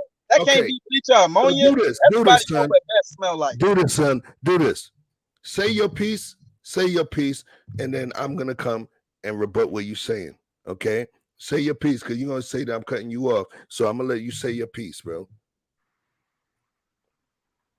What I said is that you, as well as Miss Andrea, both said that it was highly unlikely that she was talking about any other these smells. You went on a statement to talk about how these smells are patented smells that have a very distinct smell for this reason. Yeah, because you said bleach. You said bleach. That's why I said that. I said ammonia. I said lice. I said a bunch of Same shit. shit. Same shit, bro. Ammonia, Lysol, bleach. You said you was gonna let me finish, right? Go ahead. Okay. So all I'm saying is that y'all denied that she could possibly have mixed up any of those chemicals because we were still using the premise that she might have thought that these chemicals were anything other than crystal meth. But y'all said nope. It's clear that she knows that this ain't no common household cleaner.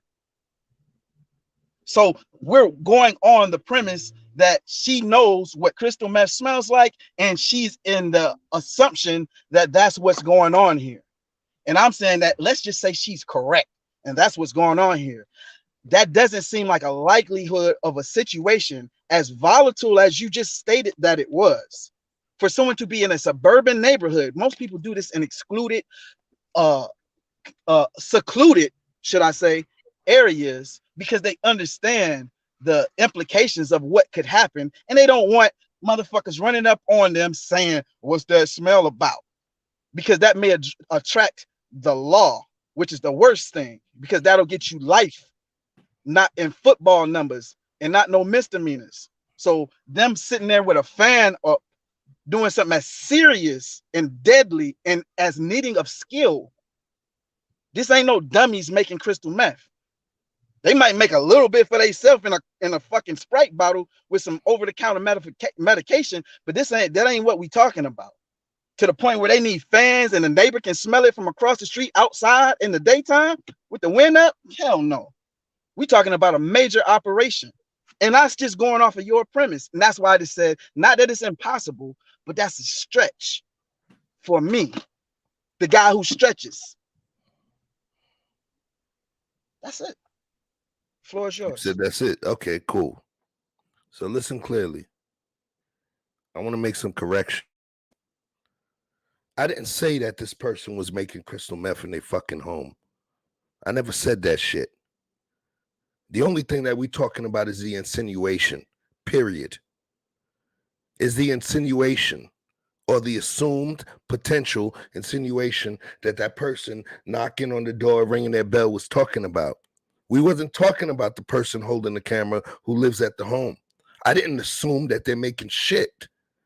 The only assumptions that I were made was based on what this person knocking on the door is insinuating. There's a difference. There is a difference. I could talk to you, have conversations, and throughout a 3-4 hour show and be like, yeah, but I mean, oh, but you gotta like girls, Vic. And then another thing like, I don't know if you're so macho, Vic, blah, blah, blah. At some point, I do it. I give 1 piece. I give 2 pieces. I give 3 pieces. At some point, you're going to be like, yo, is this nigga insinuating that I'm, part of the alphabet crew? What is he doing? It's called an insinuation. If someone else is insinuating some shit, it doesn't mean I'm doing something. They're insinuating that I'm doing something using gilded, or not even gilded, but using caged verbiage. So there's a difference. There's a difference. When they talked about the chemical smell, and you say, oh, it could have been bleach. A motherfucker would have said bleach. Because bleach, all brands of bleach across the world smell like bleach because they choose that fragrance. That's not the natural fragrance of bleach. They choose it. Chlorine has a chosen fragrance. That's why it smells the same. Ammonia, chosen fragrance, smells the same. Every clear, liquid, non-viscous chemical has a specific patented or trademark fragrance to make sure motherfuckers don't think it's water. So when I made that, I didn't insinuate nothing. Bleach smells like bleach, period. Bleach smells like bleach. You got fans in the door. Nobody give a fuck about, but if the person, people normally have their cook houses in that area. That don't matter what people normally do. I'm not judging the person who lives there that was holding the camera. The only thing I was talking about is the level of insinuation, or my perception of their level of insinuation, because just based on the video, there might be other factors that come in that make me change my mind later. But like I said, I'm watching this video from the 4 squares. So somebody asked me what I think based upon these videos from this 4-walled square. I'm going to give my opinion based on the video of this 4-walled square, just based on what's on the table. So I never said this person was cooking meth. I don't believe this person was cooking anything. People that's cooking meth is not going to be recording their neighbors that come to the door, but that's my assumption. So what I'm saying is that the level of insinuation of that person that came to the door was my only concern, because they are a neighbor. That's the only part that I'm coming from. What you got, Andrea? I know you used to cook meth, so, share with the world. I'm just saying, in California, they have found it in a nice neighborhood, too. I'm just saying it. They have found it in a nice neighborhood. People be doing stupid shit, okay? We found the weed in a nice neighborhood, the most nice neighborhood you won't find in El Grove. They found a weed house, okay?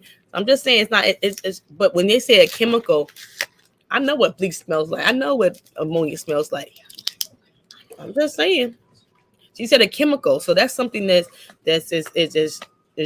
smells. A smell is coming, reeking out your house.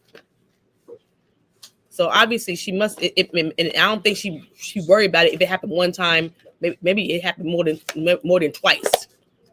Just saying.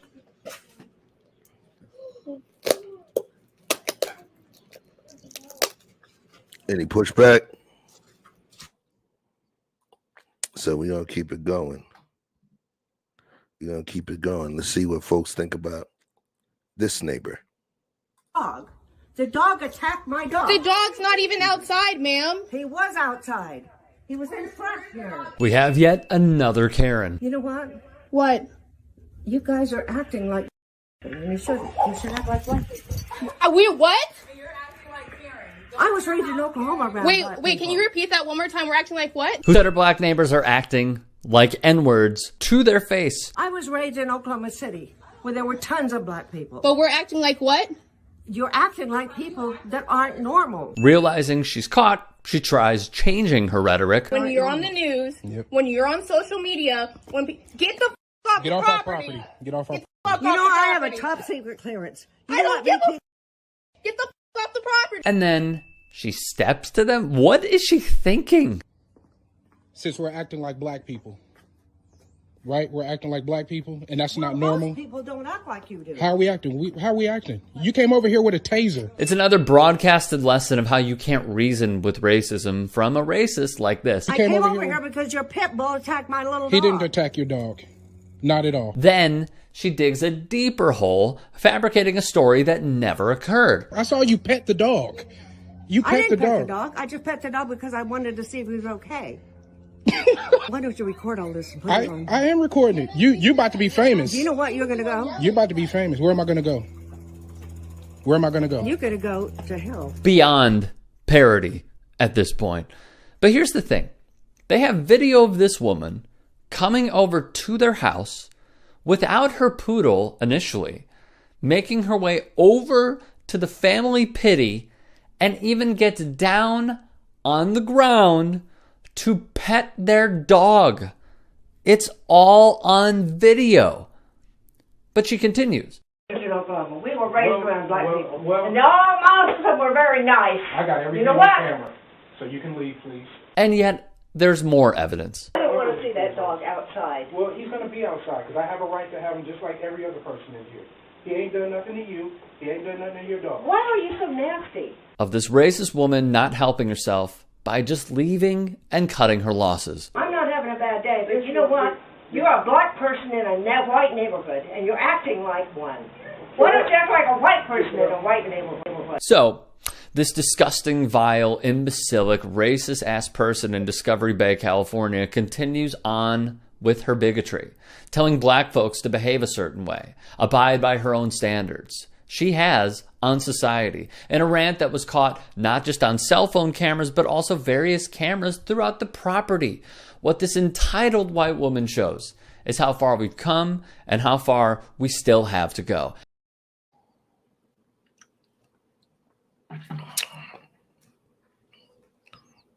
Any feelings based on the video?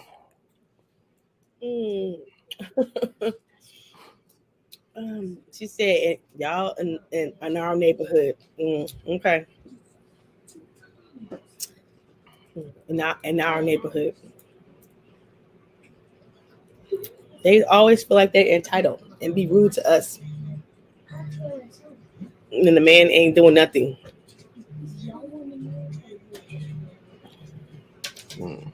Okay. Vic, what you got? I ain't got nothing for you, man. Oh man. I was hoping, I thought you was gonna be like, well, what we don't know is that maybe them people dog been shitting on their lawn for 3 years. Not the first dog that shitted on your lawn. Right. But yeah, ZB said it himself. No caption necessary. Big said, stone that bird. Keep it going. Andre, you good? Yep, I'm good. Cool. We're gonna take a pause for the cause real quick. Be on some greedy stuff real quick.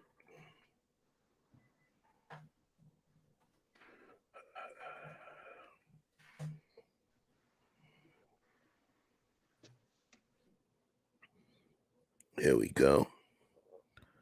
So we're going to take a pause for the cause. Soon we're going to have some videos with the information, but let me show you some stuff real quick.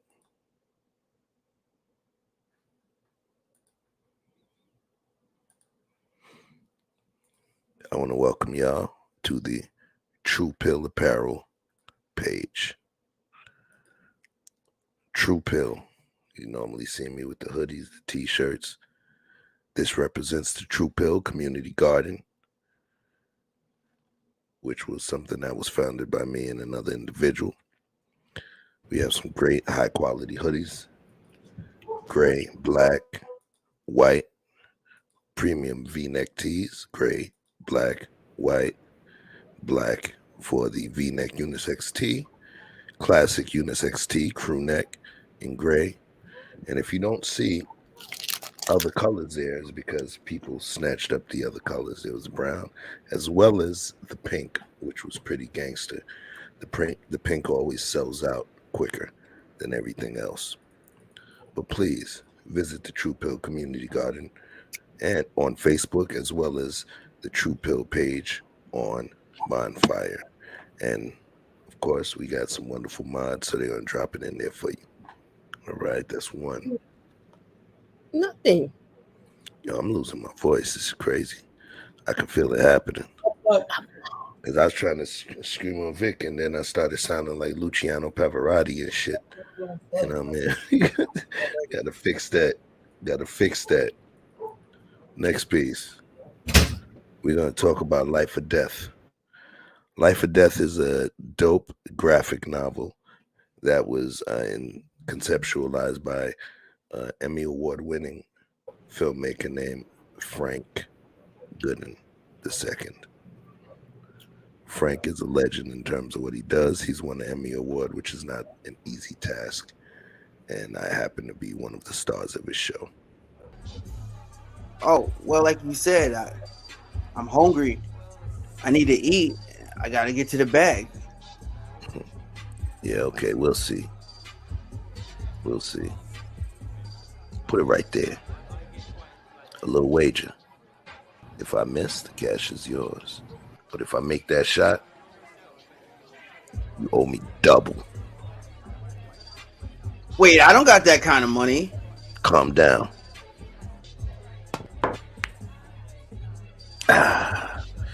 Almost. Go ahead. Take it. It's yours.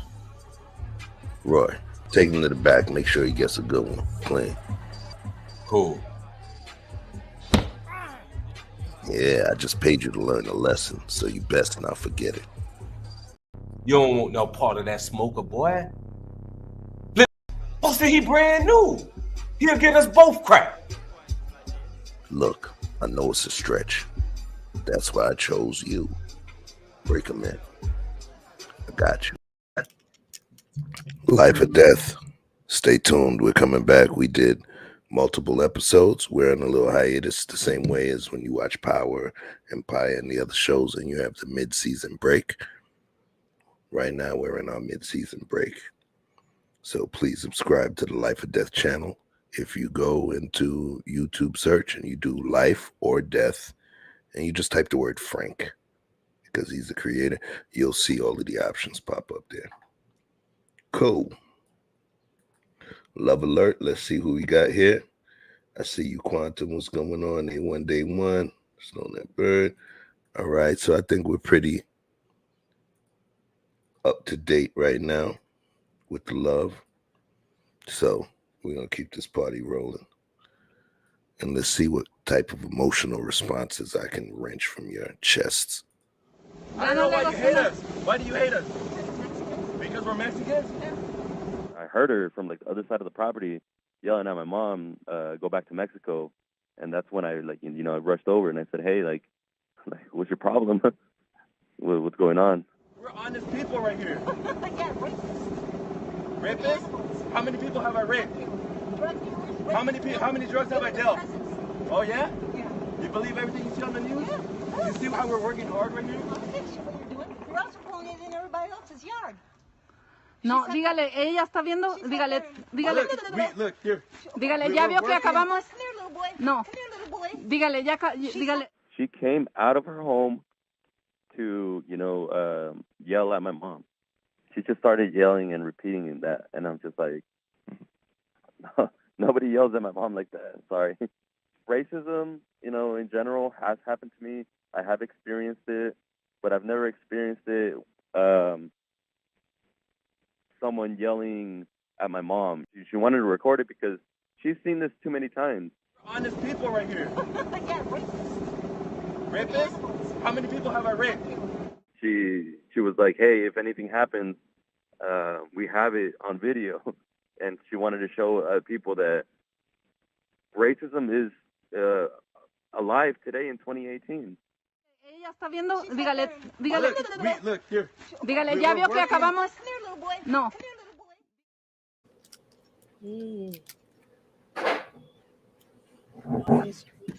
Any thoughts?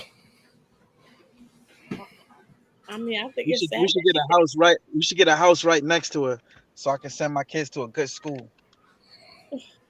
Really? Okay. Yo, son.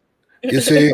So now Vic, what Vic just said, he just said it's gonna force y'all to episode 1.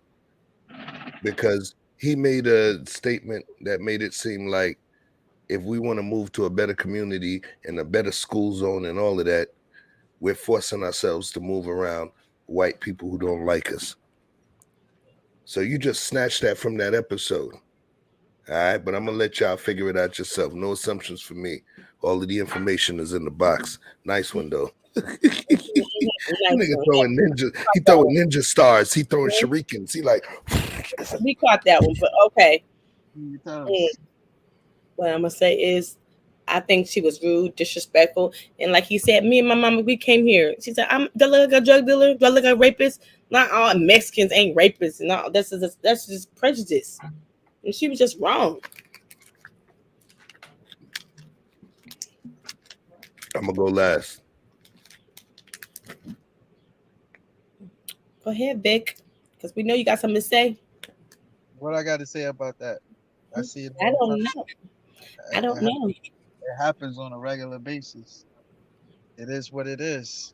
It's This is a reaction video, right? It's the American way. It's the American way. That's what we do here. We give people grief, and money is everything. And people think money is everything. And that because they got some money or some status or what they assume is status, that they can talk to you any old kind of way. And You think anybody was right or wrong in that video? just what the move is. That's just what it is, man. Ah, Everything is opinion based. So you can't. So then you can't see right and wrong in the reaction video because to you everything is opinion based.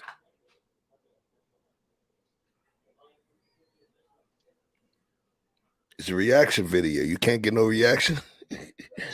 Just make believe that you deleted everything that you know about life and the balance of life and experience, and you was only forced to make a decision based on what you've seen within the 4 squares of your screen. Do you have an opinion on if that movement was correct or not? What's the movement? What you saying correct? What you saw on the screen, the video we played. You said correct. You have to say what the Right or wrong? Right or wrong? What she said, right or wrong? Is that what you asking me, or was his reaction right or wrong to her? What I don't understand. Which one are you asking? Let's skip to the next video, yo. Let's get to the next video. You didn't give your opinion. Okay. My opinion. It was fucking wrong. I got no problem saying that some shit is wrong. You got a mother and a son that's working on their property, and somebody is coming to their face on some racial shit and fucking disrespecting them to their face. So do I have an issue saying it's right or wrong? No, I don't. Because I look at the shit and it was fucking wrong. It was racially motivated. She was being disrespectful. She was mocking the lady. The lady was speaking Spanish and she went and mimicked her. It was all on the fucking screen. So I have no problem with some thick fucking cojones to say that was fucking wrong. And I'm okay with that. I don't give a fuck what that person who did it to them, what stress they had in the week, or a Mexican could have, molested her husband or some bullshit. That's not my problem. It's about what's on the screen. So do I know what I looked at? Do I believe that it was wrong? Yes, I believe it was wrong. And I have no problem saying that I believe it was wrong.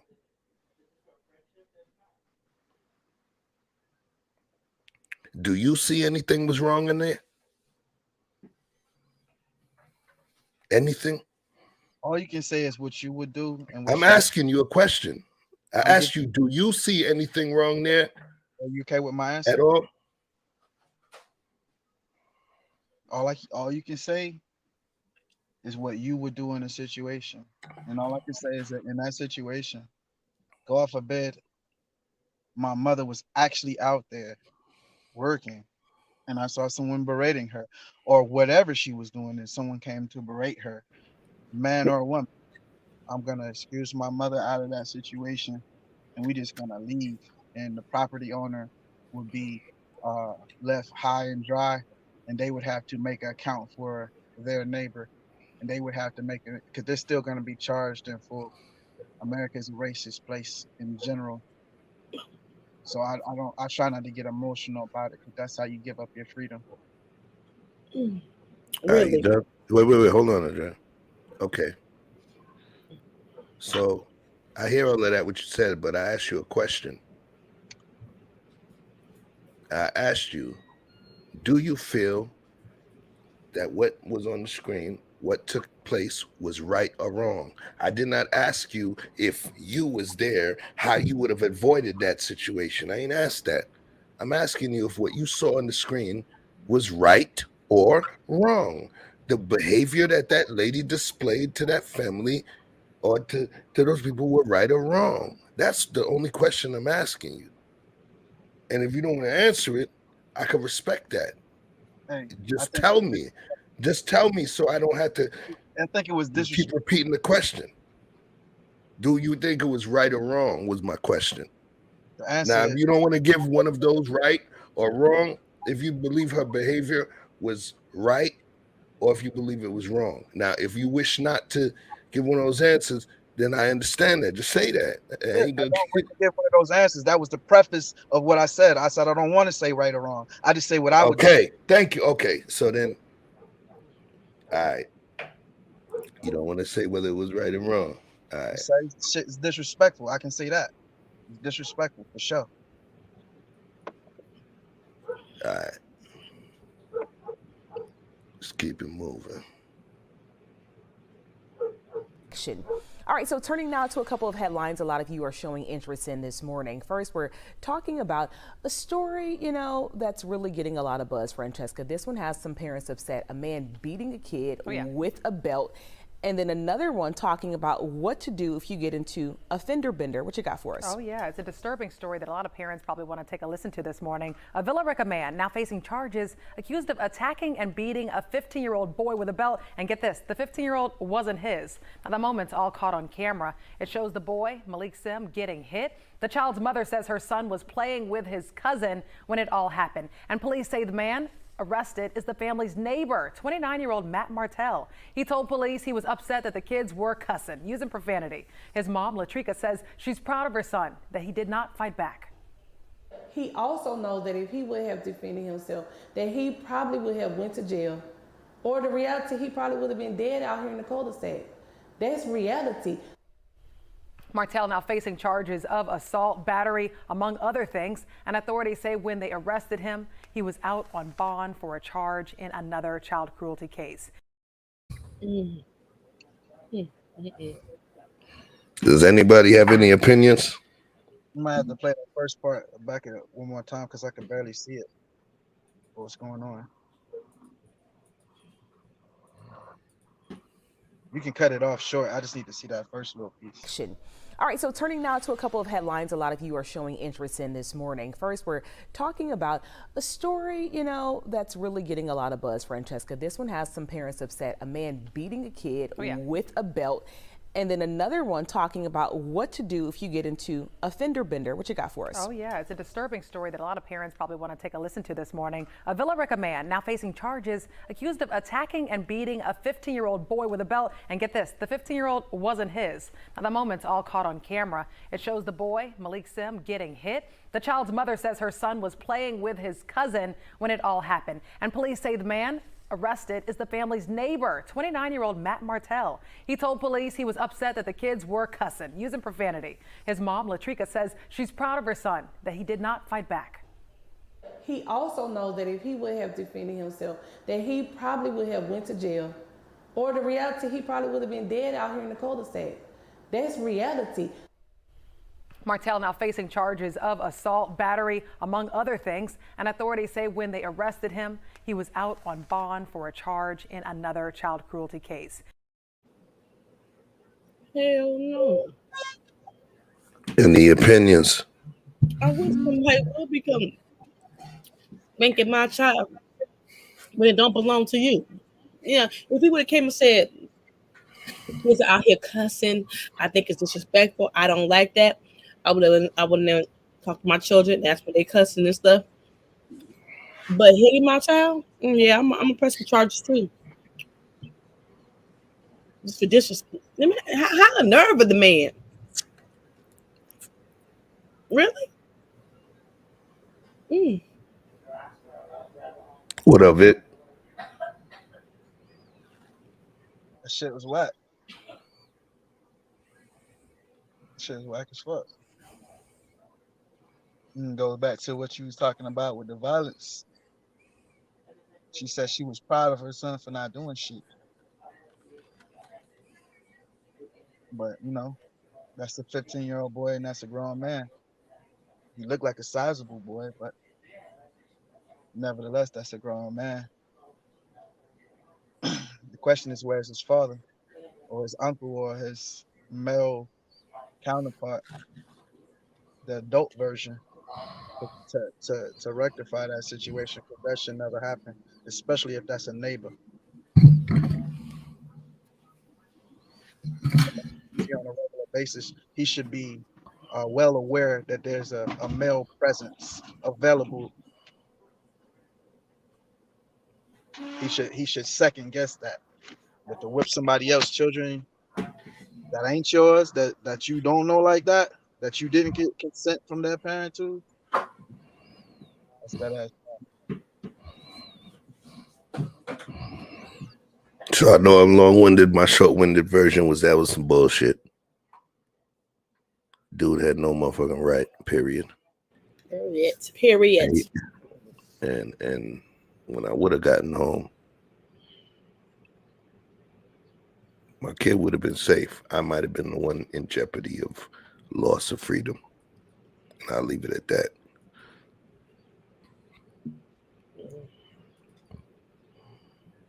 Let's keep it going.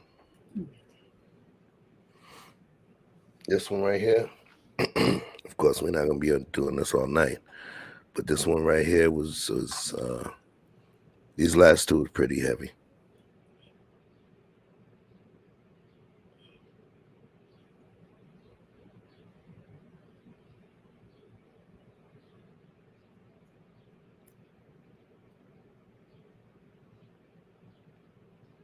A neighbor who's off duty, who's a cop off duty, gets his black neighbor arrested by the police. Here's some of that video. Don't make me come in that house. I will come in that house. I will come in that house. Get out here now. Do it now. Do it now. You think I'm going to argue with you? I'm going to tase your ass. Now come out here and talk to me, God damn it. Sit your ass down. Start yelling at me first. Because you're taking off from me. No, you start yelling at me. I said come here. You said no. Sit your ass down. Do it now. Pull your ID out. Pull your ID out. I get a second. I'll give you 2 seconds. Wait a minute. So far, now I know what the story is, but so far, how do you feel about what you're seeing right now in terms of the approach? I don't like it. Number one, you got probable cause. Number two, I'm in my house. What did I do? I mean, you didn't pull up. You come on, I'm gonna taser you. I mean, what you trying to talk to me for? And he a off-duty police officer. Now he ain't on duty. Whoa! Did you see this? Did you see this video already? No, I didn't. I'm not sure what happened in the video. So then, what made you say he's an off-duty police officer? Because it said right there he's an off-duty police officer. I heard what they said. Off-duty police officer. He did say it. He did it. Yeah. Look. Well, hold on. I did 2 videos. There was 2 videos, and one of them without the commentary. So I'm like, wait a minute. How the fuck she know? She seen this shit already? Go ahead. We'll talk about it. Go ahead. No, I'm just saying. Number one, you coming. He's in the house. Number one, you ain't pulled up and you're an off-duty police officer. Wait a minute. What's the engagement when you're an off-duty police officer? That's not an off-duty officer. Say it again, Rick. The man doing the talking is not an off-duty officer. I could have sworn he said he was an off-duty officer. Okay, maybe I'm seeing something wrong. Okay. Let's bring it back. Back. Look at the screen, Vic. You see it, Vic? I see what the title says. Okay. A neighbor who's off duty. Mm-hmm. You heard that? So can we agree that was an off-duty officer yet? Yes. No, I'm asking Vic. Full disclosure, I've seen this before. Okay. I'm cool with that. I'm just asking. So then you don't believe that person was off duty? No. Okay, thank you. So all right, I'll just play it. Who's a cop off duty, gets his black neighbor arrested by the police. Here's some of that video. Don't make me come in that house. I will come in that house. I will come in that house. Get out here now. Do it now. Do it now. You think I'm going to argue with you? I'm going to tase your ass. Now come out here and talk to me. God damn it. Sit your ass down. Why you yelling? Stop yelling at me first. Because you're taking off from me. No, you start yelling at me. I said come here. You said no. Sit your ass down. Do it now. Pull your ID out. Pull your ID out. I get a second. I'll give you 2 seconds. I didn't do nothing. All I came here to do was to talk to you. Now, That's how you talk to people? Oh, yeah. That's all you came there to do was to have a conversation? Well, that is a rude and violent and aggressive way to do so, officer. Not friendly. Let me give you background to this insanity. Let's put up a picture of the black male who had to endure this extremely troubling situation. His name is Cardin Marquez Lachlan. Per the report, he worked for Orange Grove and was dropping off a client with developmental challenges when the family's dog got loose, all right? So keep in mind now, okay? He works for a company. He's dropping off a client that has developmental challenges. The family's dog got loose. That's what happened, all right? Lachlan, Mr. Lachlan ended up chasing the dog down. Good guy. He's chasing the dog down onto off-duty police officer Andrew Carter's property. Now remember, this is not his dog. He's trying to help the family. He's a good guy. He runs after the dog. Let me get him. I got him. The dog ends up going onto a property. He runs into the property trying to save the dog. That property happened to be a cop. Put up the picture of the cop. All right? He goes into Officer Carter's property. An exchange between the two men followed, leading Officer Carter to call the police on the black male who's simply trying to save the dog. Okay? Let's keep his picture up. According to the body camera video provided by Lachlan's attorney, both Lachlan and Carter accuse each other of making threats. So do we have any points of contention at this point? I still don't know why he was talking to him so nasty and rude. He was over there trying to save his client's dog. I'm just confused now. Why did all the aggression? So I'll say this. Mm-hmm. For this one, what I did was, because I knew that this particular episode was going to be reaction heavy and it was going to be live reaction video concept, I limited myself to where I viewed in this video, so I didn't hold too much of an opinion, right? Mm-hmm. So Vic, you say you seen the video already, the whole joint, right? Yeah. All right, so let's keep it, since Vic would know where the rabbit hole goes. So let's just me and you in this one right here. When I watch it, initially, I'm not gonna lie, initially, understanding police and the stuff they have to deal with, and we're not talking about the bad police that harm our people. We're talking about regular old police officers that do it for the love of any community. They go into certain situations. A lot of times those polices that get blasted, that get ambushed when they're in the hood, a lot of times those police officers are not the ones that are doing the harm. Those are the ones that felt comfortable enough to keep their gun in their holster and relax. And that's something to think about. And there's situations that happen where police initially will run into something and they definitely will go harder than they need to go. I recognize that. Some of them do it out of fear. So initially when I seen it, I seen dude going in the house. I didn't know what was going on because there was two videos I saw. One without Rashad's commentary and one with. And it was like, oh, yeah, the last thing when the police trying to run up on you is for you to run inside the house. So when I initially saw it, it was like, whoa, whoa, whoa, chill, dude. But then as I progressed through to this part of the video, I recognized the fact that he wasn't running from anything. He doesn't even live at that place. He was delivering a disabled human being to that place. So at this point, watch this. I'm going to be on my Vic shit. That cop potentially may not know what's going on just based off what I saw on the screen. I don't know what's coming next. What I saw on the screen, I believe the cop. I wouldn't burn him at the mental stake. Nah. Not yet. I don't know anything happens next, but not yet. When we pause after we continue playing it, I may have a different theory. But the way it is right now, from what I saw, it seemed like that police officer was attempting to stabilize that location at this point. That's all I'm saying. Let's keep it moving.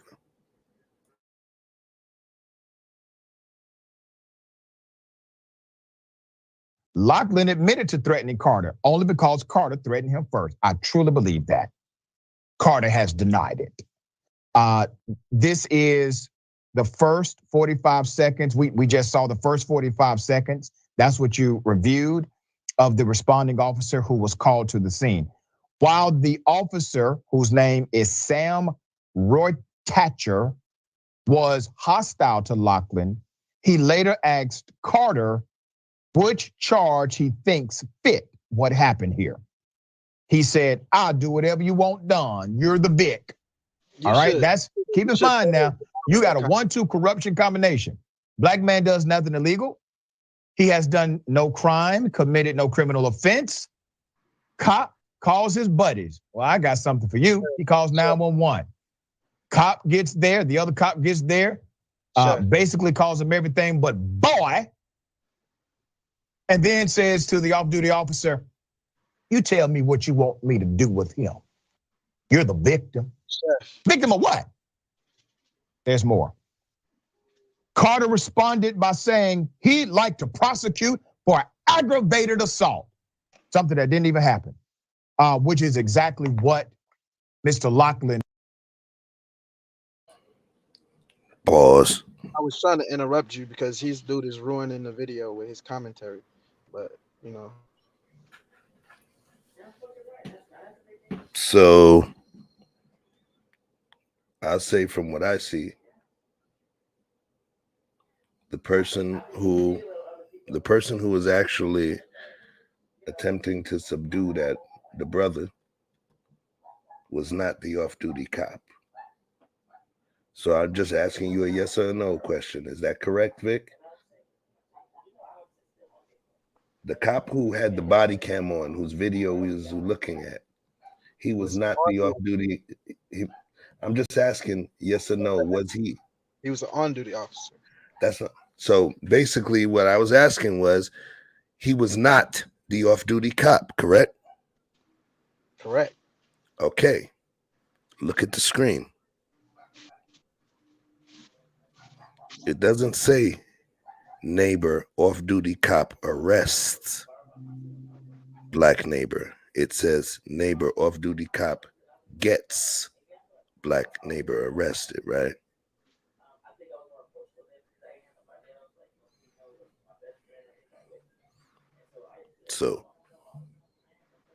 So far where we are right now, what I see is somebody utilizing a neighbor, utilizing their connection to a particular group to elicit a particular response from the group that they're a part of.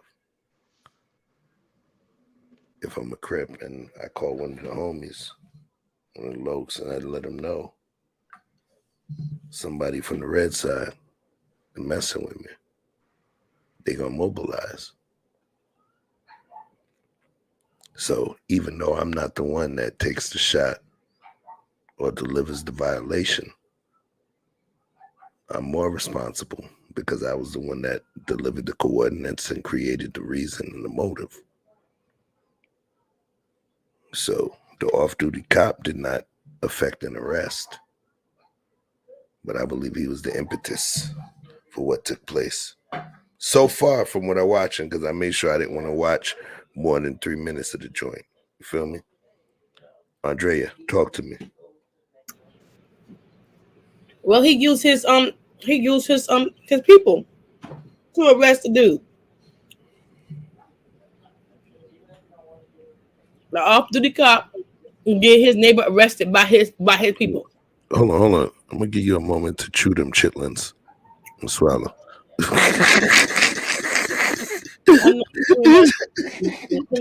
your chitlins. That's the new movement. Okay, I'm done now. I ain't eating no chitlins. I hate chitlins. Okay. But the thing is, he used his people to get the neighbor arrested. So the off-duty cop gets the neighbor arrested. He called his people in. That's that bullshit. Because I ain't thought police officers supposed to do that. Like, if you get to call your people in, get other folks arrested. What kind of shit is that? Isn't it you supposed to be protecting and serving? How are you protecting and serving the community when you get your people to arrest the people? That's called corruption to me. What's the investigating service for people who do wrong? The police officers? Is it called internal affairs? Yep. Okay, then we need to have an internal affairs investigation. Because this cop used the police officers to get the neighbor arrested. Oh hell no! I'll be internal affairs. Mm-hmm. I guess I'm gonna have Ben Crump come on out here because that's when he show up when he wants to show up. People, I'm just being honest. He shows up. What you called him? What you said? Who? Ben I who? guess I call it Ben Crump out here because he shows up when everything is going down. Okay, I'm just saying, be all on the TV. Damn. We should have recorded that argument we had too about that shit. I'm gonna start being like a fucking snitch and just start doing like the new generation we doing there. Y'all motherfuckers, even though y'all recording shit and sneaking, taking pictures of this and that, screenshotting, y'all call it receipts. That's digital snitching. I had to start doing receipts on everybody recording shit and getting monetized off of arguments.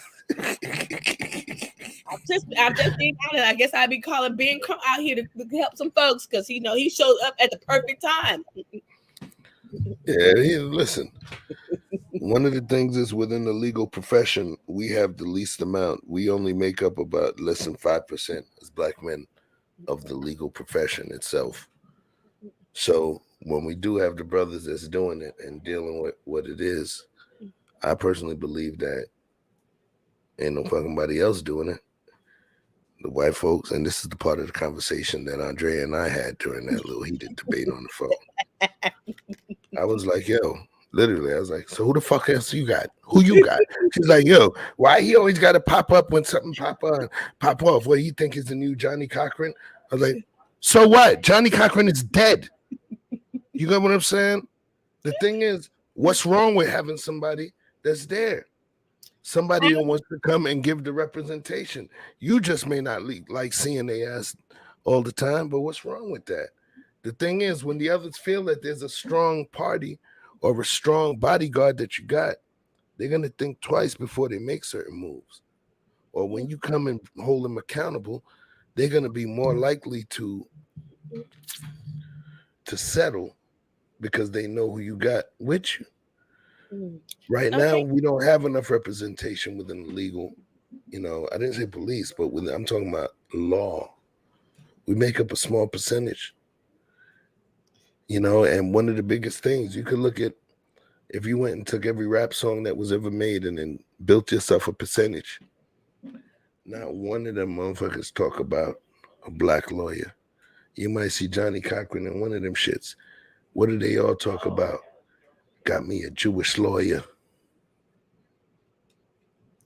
The biggest thing is getting you a Jewish lawyer. That's like a Versace robe. Okay, well, why is that? That's That's an easy question. No, but this my thing. We got Oprah, who got plenty of money. We got Puff Daddy, got plenty of money. We got who else? Master P. Why they ain't got down there making sure we got good lawyers, good black. Wait. What are you talking about? I'm saying. Wait. If black lawyers what's that help get? No, because Ben Crump is everywhere. So I'm just being honest. He shows up everywhere. It's Diddy's response. So okay, there was a lawyer that represents a lot of the industry, and I was represented by this lawyer at some point within 2 deals. And it was a guy named Joel Katz, right? Well, I don't know him then. No, I know. It don't matter. It's not even important, right? His name was Joel Katz, and he's a industry legend. He's the one where you will pay him more than you will pay another lawyer because he's in pocket, he's in control.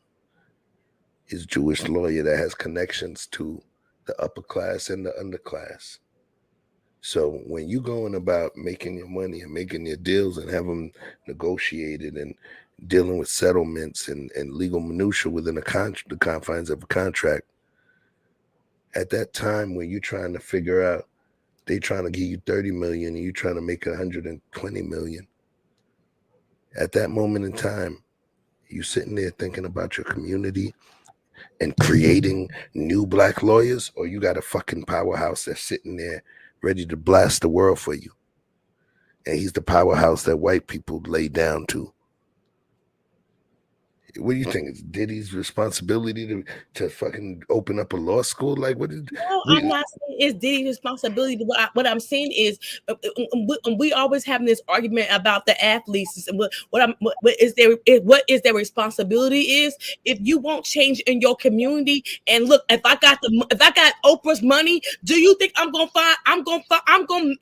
make sure it's a fund for black lawyers? I'm gonna make sure I'm gonna have a fund. Just put them black lawyers in a good school and make sure they be good. If we, what I'm saying is, if Ben comes the only black lawyer we can find in the United States, because he everywhere. So then my problem is this: why are you putting it on him? I'm not. Wait, hold on a second. You realize he pays for his own airfare. Yeah, I just didn't like the fact that where you was like, "Yo, damn, this motherfucker think that he's such and such." So name the other one. Who's the? Watch this. Name me one other black lawyer that you know right now. One. I don't know. That's the problem. Exactly. So he's the only nigga you got, and you still popping shit. No, I'm just saying it. I'm just. Look, I'm about to get on some red pill shit, and that's what the hell happened with y'all. Y'all got us, and we the only one you got. And then y'all holding us accountable for the niggas you can't get. No, he is what we got. There's always going to be a Johnny Cochran. You know who's the Johnny Cochran before Johnny Cochran? Is it Thurgood Marshall? Yes. You get what I'm right. So what I'm saying is that we talking about he's who we got, and whenever something pops up, he will travel to that part of the country to speak on it, to make sure folks know, yo, these people got somebody holding their back down. But if there is no fucking body else, why you putting this man down for doing some shit you wouldn't do?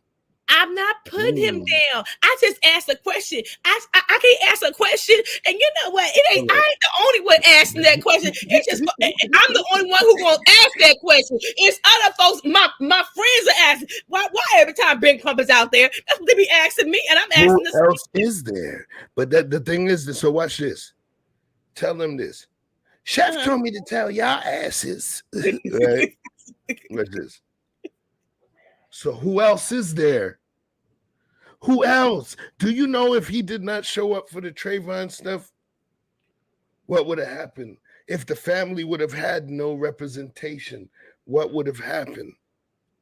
All of these different things could have happened. There was nobody speaking for us.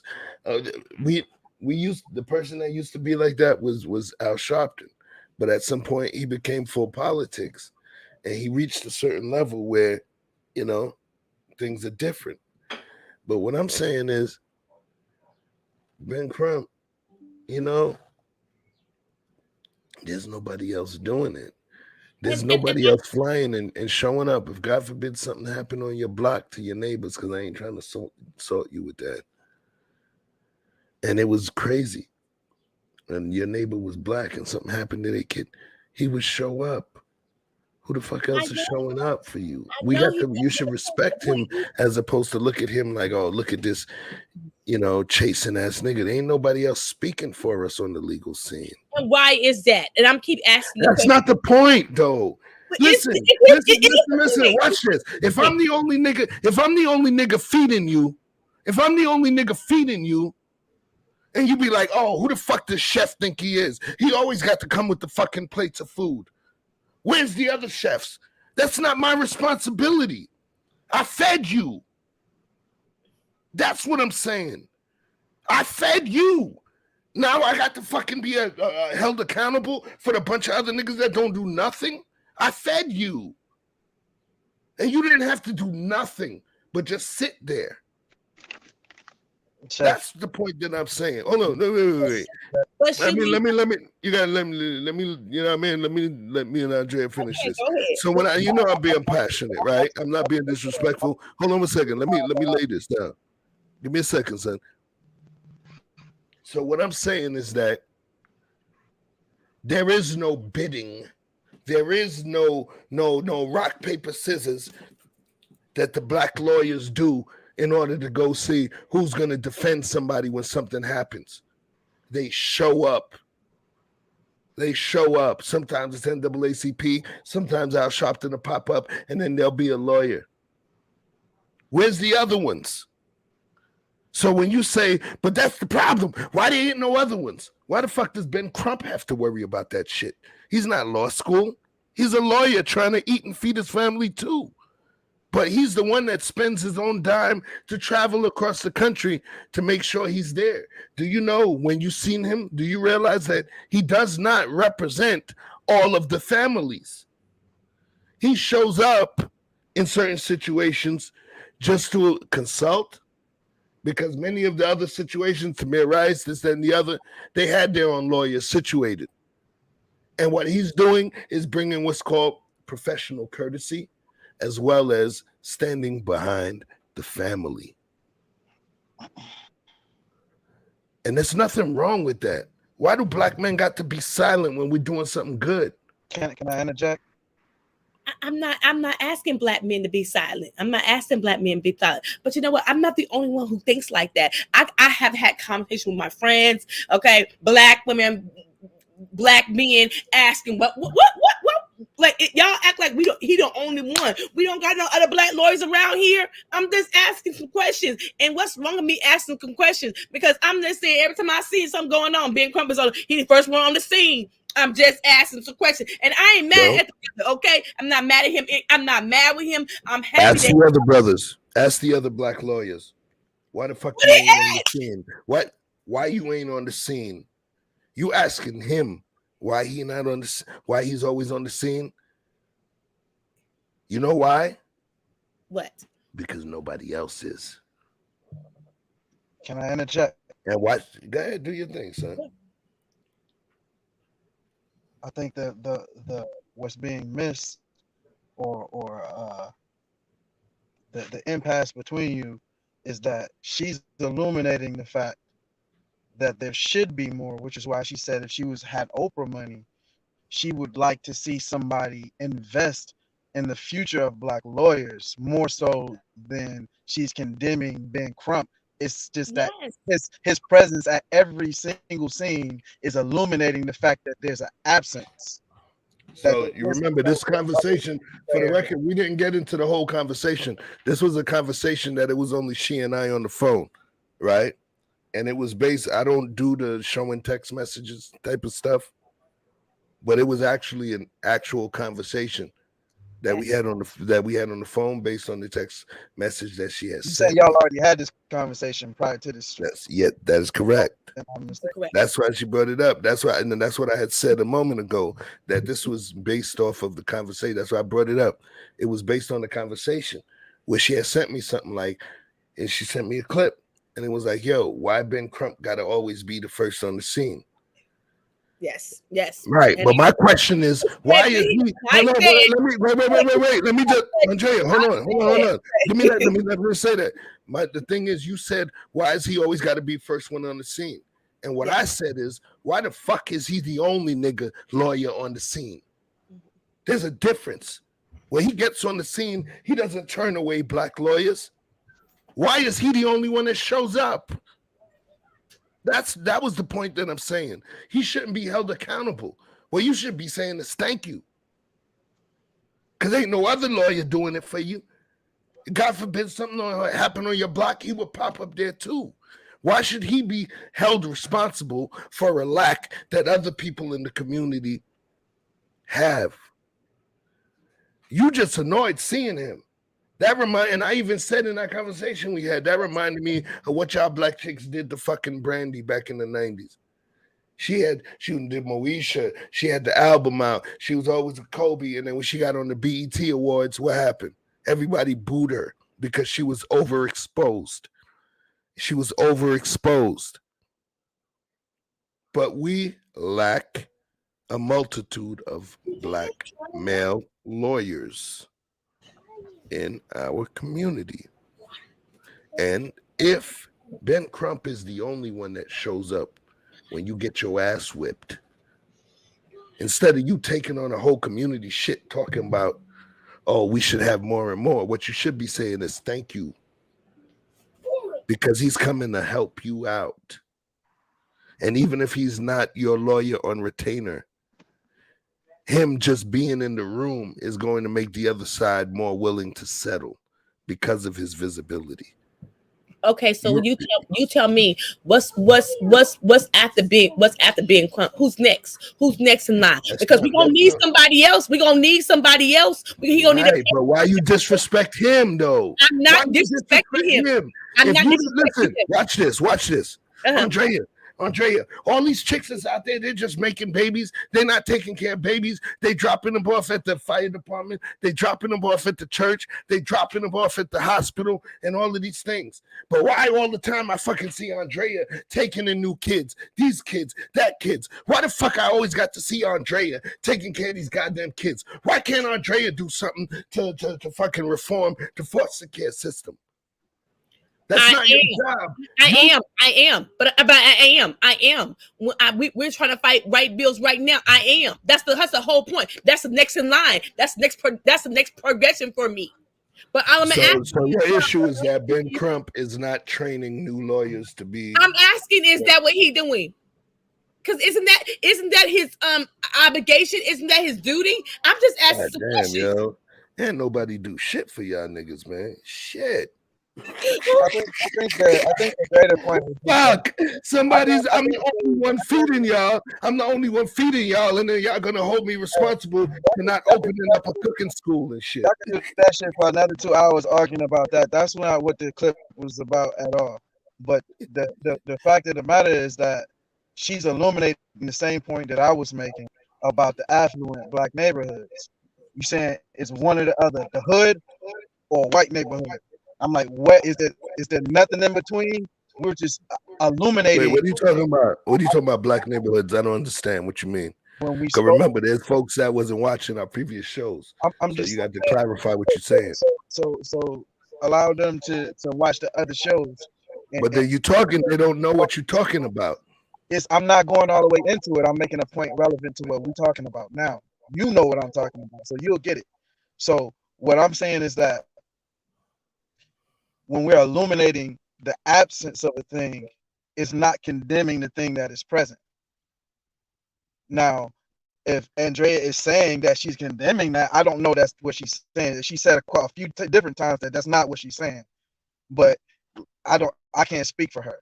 But what I can say is that it does illuminate the absence of what would be considered a necessity. Because if he's got to be in this many places, that Tell means me this shit in English, bro. You gotta tell me in English, fam. we need more of a lot of things, period.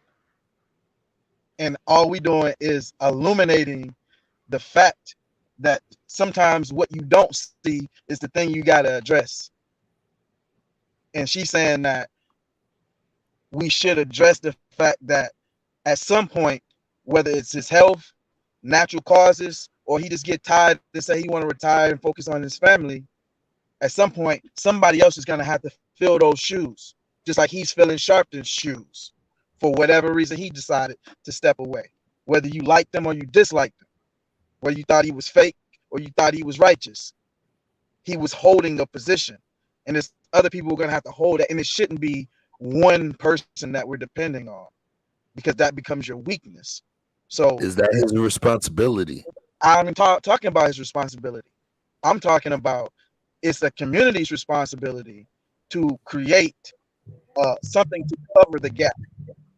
So yeah, remember this conversation started based off an actual conversation where Andrea made Andrea, I did make them privy to it. And I just said that I didn't want to play the messages on the screen because I don't do that receipt shit. What I said was Andrea was going at him. So you saying that she was elucidating a bigger point about the community and all of that, ask her. That's not what she was saying. Did you hear me say? I don't know if that's what she said. Ask her, because you're stating what she was attempting to elucidate. I'm telling you is ask her if that's what happened in that conversation that we discussing. I'm gonna be honest. I was annoyed to see Ben Crump. Okay, I was. Thank you. That's the point. Allow her to elucidate her own. Hold on a minute. I was annoyed to see Ben Crump, but I do want to. What I do want to know, and I have had this conversation with my friends. I want to know who's next, and when I'm saying who's next is if we got money, we got people with money. We got Jordan, we got Oprah, we got all them. So don't they have an obligation, if you got enough money, to make sure we have some good lawyers, black lawyers who look like us? Isn't that their obligation? Yeah, you know what's so crazy, Andrea? Guess what? If something happened to you or one of your children, guess what? If the shit happened tomorrow, guess what? Yes, Ben Crump is coming. Your fucking heart would rejoice if Ben Crump showed up on your porch, and you damn well know it. And you would not be saying, why the fuck I gotta see your punk ass? And you would not be giving a fuck about trying to create an initiative for new lawyers when you need one right now. Come on, yo. You would be happy to see him if, God forbid, something happened to your son, and it was something you wanted to be televised. I'm not Come saying. on, yo. I'm not saying. Hold on a minute. I'm not saying that. I'm not saying Ben Crump is not doing his right. Is doing the right thing by the community. I'm not saying you're tired of seeing him. I'm saying I was tired of seeing him. You said the words exactly was he thought he was trying to be a the next Johnny Cochran. I sure did say it. So, but here's the thing. Hold on. Watch this. Mm-hmm. Alexa, when did Johnny Cochran die? Oh shit, she unplugged. Okay, but anyway, I don't need her. This motherfucker been dead years. And the only previous person you could mention before Ben Crump is Johnny Cochran, who's been dead for years. Because he's the only one. But hold on. He's the only nigga feeding you. Why are you worrying about ain't no other restaurants when this guy is the only one feeding you? For free. He does not represent all of the families. He shows up and makes sure folks know I got their back. Ain't nobody doing shit for you. That's the point that I'm saying. You tired of seeing him until your ass need him. True. Like, who else you got? When you need a lawyer right now for your son, you gonna sit there and worry about opening a goddamn school? Come on, man. Come on, yo. Maybe I need to speak to the 22-year-old Andrea you've been talking about. Because come on, yo. You got no lawyer. You got nobody on retainer. And then you got the number one black lawyer that's known in the whole goddamn country. Even in the world. because of the Mike Brown, because of the George Floyd in the world. And now all of a sudden, when he come to your doorstep to defend your son, you want to talk shit about, I'm tired of seeing this motherfucker? Who else you got? Who you got? Who else? Oh, you're going to wait for your school, so that you're going to wait, they graduate, they get 10 years in, and then they're going to come back 20-something years later after the, come on, man. Come on, man. That's what I believe the problem is. I believe that us as black men, when we reach a certain degree of effectiveness, whether there is nobody else doing it, we don't get the respect that we need. That's another show, and I'm about to write that shit down. That's another show. We don't get the show over. Big Crump, hold on a minute. I've been myself there.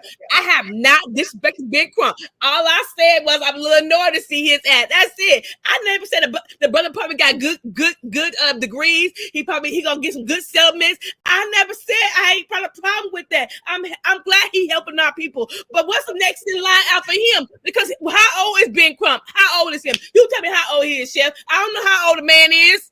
He look a little old to me. So what? Who else you got? Who's next? Hey, man, hey, listen, y'all. Why is that his responsibility? Use it. Remember, wait. This was based on a conversation. Remember, and I keep referencing the conversation where I will not play. If I showed the shit on the screen, they would be like, "Oh, okay." But I don't do that type of shit. Hold on a second. You're lacking information on that. The issue is you thinking I'm defending Andrea when I'm just isolating the point. The question was, who does he think he is? Who he thinks he is the only motherfucker you got. I agree. And he's paying, and where you should be paying, he's paying his own way to come over and speak on your behalf, whether you take his legal services or not. So he's the nigga you ain't got that you need. For sure. Cosign. Now, man, interject. The whole time I've been saying that you're right. I agree. I concur. Now, that's why I said I'm not going to speak for Andrea, because her point was a lesser point about the Ben Crump part. But the bigger point that she did isolate, I can give a fuck how she feel about Ben Crump, all due respect. But the bigger point that she made was that there is a gaping hole. No matter how you feel about what she's saying, the fact of the matter, what she's saying is there is somebody else that should be present. I shouldn't even have the opportunity to get tired of seeing this nigga face. That shows the lack. So even if it's ignorant to say that, it wouldn't exist if there wasn't a major lack in that area.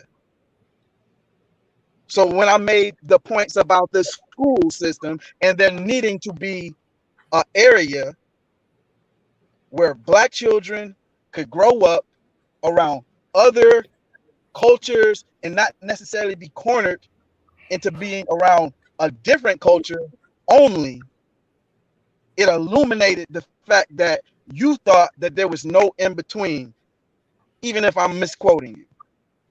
That a lot of people believe that there's no in between, either hood or white. And I'm saying that if that is the case, and that's true, then there should be, somebody's got to start the project, even if it ain't the people with children, even if it ain't the people who are currently in a situation that they need Ben Crump's help with. You shouldn't have to wait until you need Ben Crump to think it's important to have legal representation. I mean, I hear what you're saying. You talking about preventative measures. What we talking about is reactions after those measures were not prevented. But I mean, I understand. You know, if was a fifth, then we all be drunk. I get all of that. We already in the fire. We already in the fire. We're not at the point where you say don't play with matches. We in the fire already. Okay, but Chef, you have taught me something. Chef, I remember something you said, and you showed it in a couple of videos we did. The Jewish community, don't they got plenty of lawyers? Don't they? I'm just asking some questions there. So you show me, and they miss a bond. They take care of their own. The question. The question: don't they got plenty of lawyers in the Jewish community? Yes, and there's a reason. Okay, well, you tell me what's like. Wait. Just the same way there's more lawyers in the Jewish community, there's also more jewelers within the Jewish community. There are more bankers within the Jewish community. There are more doctors within the Jewish community. You understand? Okay. So what I'm saying is, the point that I'm making is, if you show me that the bar mitzvah they had, they're taking care of their own. They're taking care of their own. You show me that in the video, okay? You educate me about them. I didn't know. But if they're taking care of their own, they're making sure their own may be lawyers and doctors and juries and stuff. Why are we not doing that? That's the question. Is it Ben Crump? The whole point came down to Ben Crump. I know how to speak directly to a specific issue that I'm speaking on. Okay. The only issue that I had was the fact that you was giving this man grief. You was giving this man grief when he's the only one you got. You didn't give the community grief. Apologize. You gave him, bro. Let me talk to her right now. Okay, well, hold on one second, Andre. Wait. You gave him grief, and you remember the conversation because after the text conversation, we got on the phone.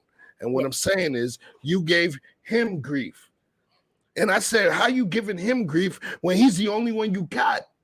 Why is it his responsibility?" And that was the point that I was saying. Whatever you got for the community, bring it to the community, but don't put it at his feet. He went to school. He worked his ass off. He did what he had to do to get his law degree, and he represents people, period. And that's what he does. But the fact that he's the only one that you see, normally the motherfucker who's the only person that helps me when I'm down, that looks out for me, that feeds me when I'm fucked up, how dare I say why blame them for them not grooming nobody else to do the same shit for me? I say thank you. That's the point I was saying. Excuse me. So in terms of Ben Crump, the only thing that I spoke to was I felt like you need to have a little bit more respect for the man, because half of these cases, majority of them, he doesn't even make money off them shits. He shows up to make sure that the authorities or the people at large recognize these folks are protected. Period. You get what I'm saying? But it's like we putting responsibility on him because you don't want to see the guy so much. And all he did was bust his ass and become successful.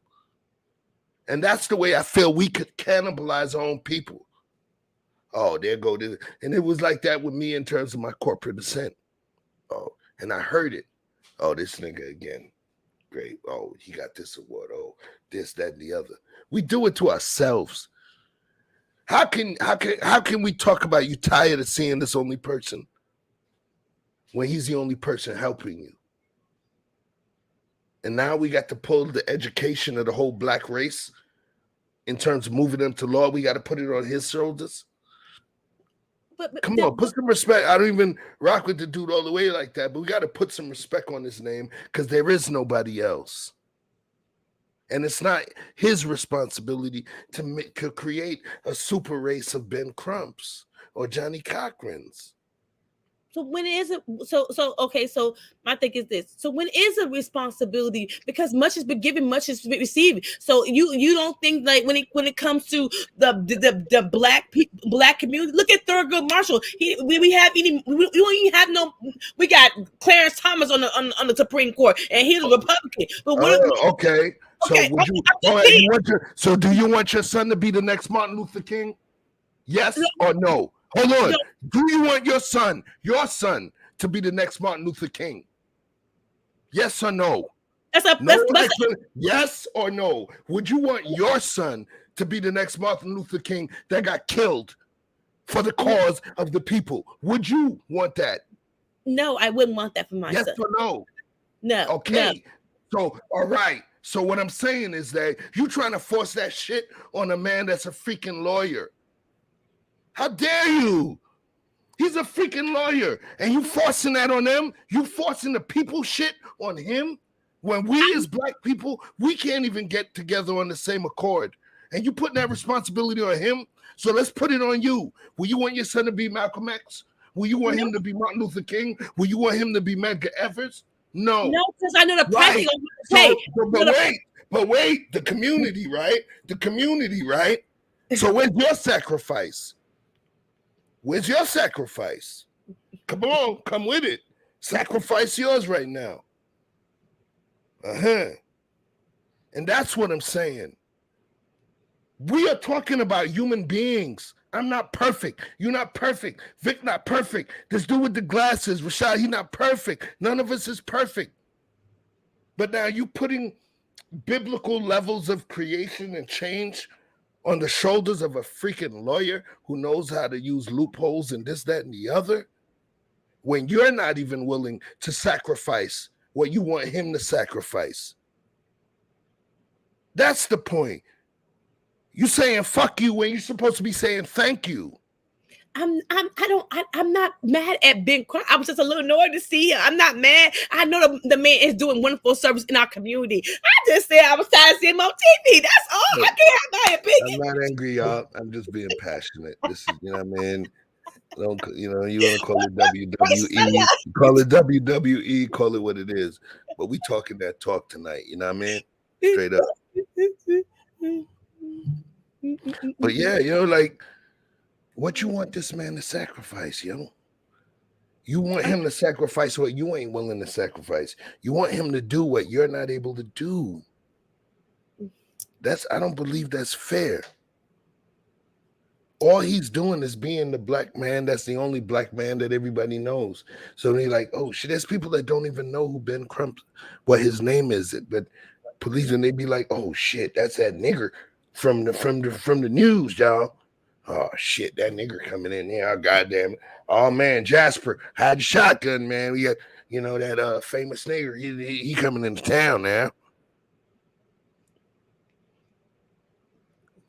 And that's, guess what? And that's all he needs to do is just show up. And it's power. Okay. I'm not saying I was annoyed to see Ben Crump no one. Okay, but I never said Ben Crump was shicing nobody. I never said that he was not an honorable man. His integrity is good.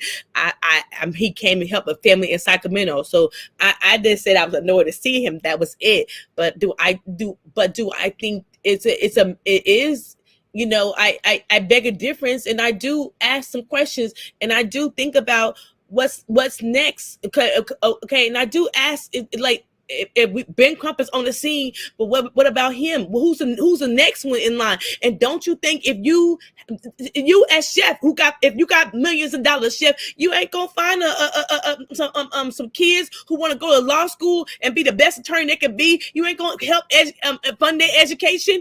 If you can get it, they can be the next. I'm just asking the question. Don't we have an obligation? I'm in the community. I provide money to the community and all of that. But you telling me that about what I should do with that, with my money, and you trying to put this higher degree of consciousness on me, that sounds like some communist shit. But the thing is, of my own free will, yeah, and I contribute. Mm-hmm. You know what I mean? There's shit that I donate to every single month, you know, with the United Way and all of this shit where they take out a few $100s, you know what I mean, of my shit. Probably $1,000 a year and plus on different shit that I didn't turn off that I donate to charity. I'm part of an employee resource group. I man a budget of $2.2 million where we do community incentives. I have executives that go to freaking elementary schools, underserved schools, that literally sit and do the thing where they read to the children. I happen to be in a global top 7 corporation. Y'all look at me and look like I don't got a job. Like, I'm a diversity officer. No, I'm not you, Andre. I'm a diversity officer for the company as well. I train people. They pay me to travel and train people. I do this thing. So when I say all of these things, I recognize responsibilities that we have and responsibilities we have to the community. But by the same token, everybody has their own specific path. And like I said, if I happen to be going to negotiate a deal, if I happen to be walking into an Atlanta courtroom and some asshole cop said I was speeding when I wasn't, and he did not have, the radar, and that guy, Ben Trump, happened to be standing next to me or sitting next to me, it would be different than if I just walked in as a regular ass civilian by myself. And maybe I'm going to give it to you like this, Andrea. You probably didn't punctuate the sentence well enough. Mm-hmm. And when I say it like that, I'm being facetious, but it's like, yo, you got to put respect on the dude's name and the fact that he's the only one that's holding us down. And then you got to put a period or an exclamation point. And then the other shit you say. But you know what? We need to have more lawyers because it's messed up. It's only him.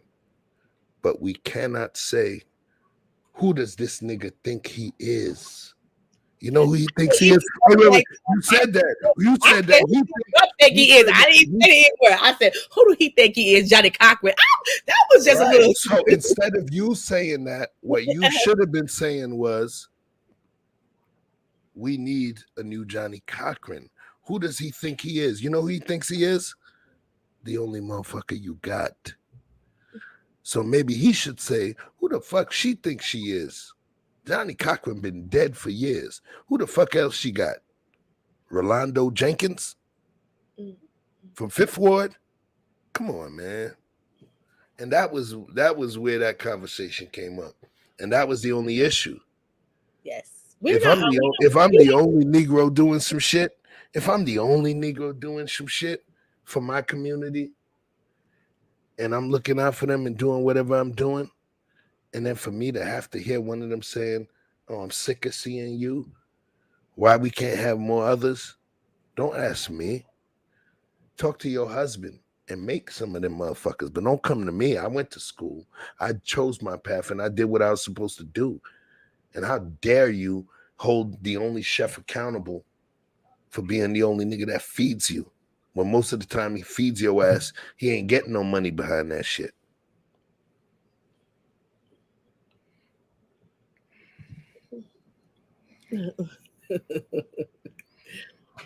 We ain't arguing. We got passionate. That's what we ain't arguing. Fuck that. We arguing, goddamn it. No. We have behind the scenes. You guys just don't see them. You got. They don't know about the phone call. They don't know about the phone call. There was ones where Vic was like, yo, why don't we just go in there and record it? I was like, nah, fuck that. I'm gonna make you look stupid. I don't want to do that. You remember that shit, yo? Yeah, yes. We have these conversations all behind the scenes. And I was just thinking about it when I seen it. I'm no hate to being Crump when I say it. It's no hate because I think the brother is doing good in our community, but I do wonder, and maybe my brain thinks too much, but I do wonder who's next, who's after, I don't know if we have the resources and the money. Shouldn't we have lawyers who's in the making? They got to go to the school. They got to want to be lawyers, Andrea. It's not just that, like, our Black society is not letting people become lawyers. They have to want to. It has to be sexy to them. They have to want it more than being a rapper, being a singer, being an athlete, being in something else. They have to want it. You know, right now, one of the biggest pushes is STEM, right? Science, technology. You know what I mean? You get what I'm saying? The thing is, that doesn't push the law. There is no law push. Everybody pushing STEM. Nobody pushing law. So, is it his business when he did what he was supposed to do and he was one of the vanguards that went to law? So we're going to blame him for all of the people, you know, I mean, it's a complicated question, and I'm not saying Ben Crump is a held to it. I'm not saying it's his fault or anything like that. But I do beg a difference is as an old person, you want the next generation to come after you. So I'm asking the question is, well, what next after Ben Crump? Who's next? Is that his responsibility? Is what I'm asking you. I do beg a difference to think I think he has an obligation. Why is that? Why do you think? Why do you feel your personal obligation onto another human being? Can somebody come and tell you they feel that you're obliged to do this, that, and the other for you to do it? Tell me why your obligation should force this man into doing what you feel you want him to do. Because let's talk about it real quick, right? Hold on 1 second. I want to make sure you're on the wrong page. All right. So he older than me, right? So this man was born in 1969. He's 52 years old. He's finna be 53. I want you to talk to me about what you feel is his obligation to the community that you could put on him. Well, I feel like his obligation to the community is to find the next person in line. So when he has to step down, or when he can't no longer be that person out in front, that we have somebody else to step in his shoes and fill the shoes, and we don't have to find somebody. I can't even remember when Ben Crump got on the scene. I just started seeing him in places, and I don't even remember who filled Johnny Crocker's shoes. But every time I see Ben Crump now, I do feel like he's the next Johnny. He's filling Johnny Crocker's shoes, but I don't even remember. I have seen him so much, I don't even remember when he stepped on the scene. I don't even remember what the first case was, and maybe my memory is bad, but I know I see him a lot, repetitively a lot. So I'm saying is, don't he has an obligation to start grooming somebody to be the next on the scene if he's 53 years old? You talking slavery, man? That's not slavery. You talking about another human being's obligations? You talking about somebody who you don't even know. You don't know what they went through. You don't know how long they've been practicing. You don't know their birthday. You don't know their mama. You don't know what they got to deal with every day. But you sitting here judging, obliging them, and having obligations on what you believe they should do. That's slavery for a nigga you don't even know. You don't even know him, right? Watch this. Yes. Okay. I don't know how you. Do you know? So you know when Trayvon's case was, right? I think it's been 20 years now to Trayvon Martin being dead, I believe. Nah. It's not been 20. Nah, it's been 10. Okay. He was killed in 2012, right? Okay. You familiar with what you call it, Jeannie McLean's? No, I'm not familiar with that. Martin Lee Anderson. You know what I'm saying? I don't know who Martin Lee Anderson. You know, the motherfucker that got beaten, killed in the detention center. So let me break something down to you. Trayvon was 2012. Okay. The two cases that I mentioned to you was 2006 and 2007. This man been in the trenches for cases that have not been televised, that you even never heard of them. He's been putting in his work. How dare you try to state that he needs to do more? I'm not saying maybe he's training his kids. Maybe he might. If I had a conversation with Ben Crump, he's probably saying he already got somebody in work. I just ain't privy to the information. But I'm asking the question. What's wrong with asking the question? I would love to have a conversation with Ben Crump, because if I asked him that question, I bet he said, Andrea, I'm already grooming somebody right now. You just don't know. He behind the scenes. Yeah, he ain't gonna be as great. He gonna be more graceful than I am because he got a brand. But I'm gonna be the one to say, "Come on, man, leave that nigga alone, man. The fuck? Tell me about somebody else. Won't you tell me one of your uncles? Won't you tell me one of your uncles, your cousin? Won't you tell me one of them? Won't you hold them accountable for the shit? Why don't you make some of them lawyers? But you putting it on this thing you don't even know, and that all he did was fed the community." And just stood in a certain place and put people in a better position by just standing there. But you're gonna judge him? That's what happens to us. That's what happens to us. Y'all go jumping on the Pookies and the Ray Rays and want to give them a million pieces of props. But when it comes to the ones that did their job, you say them niggas ain't doing enough. I never questioned Ben Crump's morally. I never questioned his character. I never said none of that. All I said was tired of seeing his ass. Okay, I just said that. I think that Michael Man. You tired of seeing the only nigga feeding you. So then that's gonna be another show. Hold on a second. Black women deny their medicine. All right, got it. No, I'm joking. I'm joking. I think Ben Crump probably got more value. I think he's a high standard. I've never said that, but with the question I begged to ask him, and I personally don't think if I asked Ben Crump that question, he wouldn't get mad because he probably say, "Well, Dre, maybe a lot of people ain't asking that question." I think about questions that people don't want to ask or people do ask, and I have these conversations with my girlfriends and friends, and we do ask that question. Why Ben Crump is the only one out here? Why is he the only one out here? And what's wrong with us asking that question? I think some black folks are so damn sensitive because if we ask the question, y'all think we own y'all. No, we ask one question. I agreed with you. Here's the thing. I agree with the question. That's a change. That's a question that sparks change. Why is it we only have this? Why is it we don't have that? Why is it we only have this? You go look. You know what? You got a chance. You go. You don't have to do it now, but you go and show it because I don't do that showing text messages shit.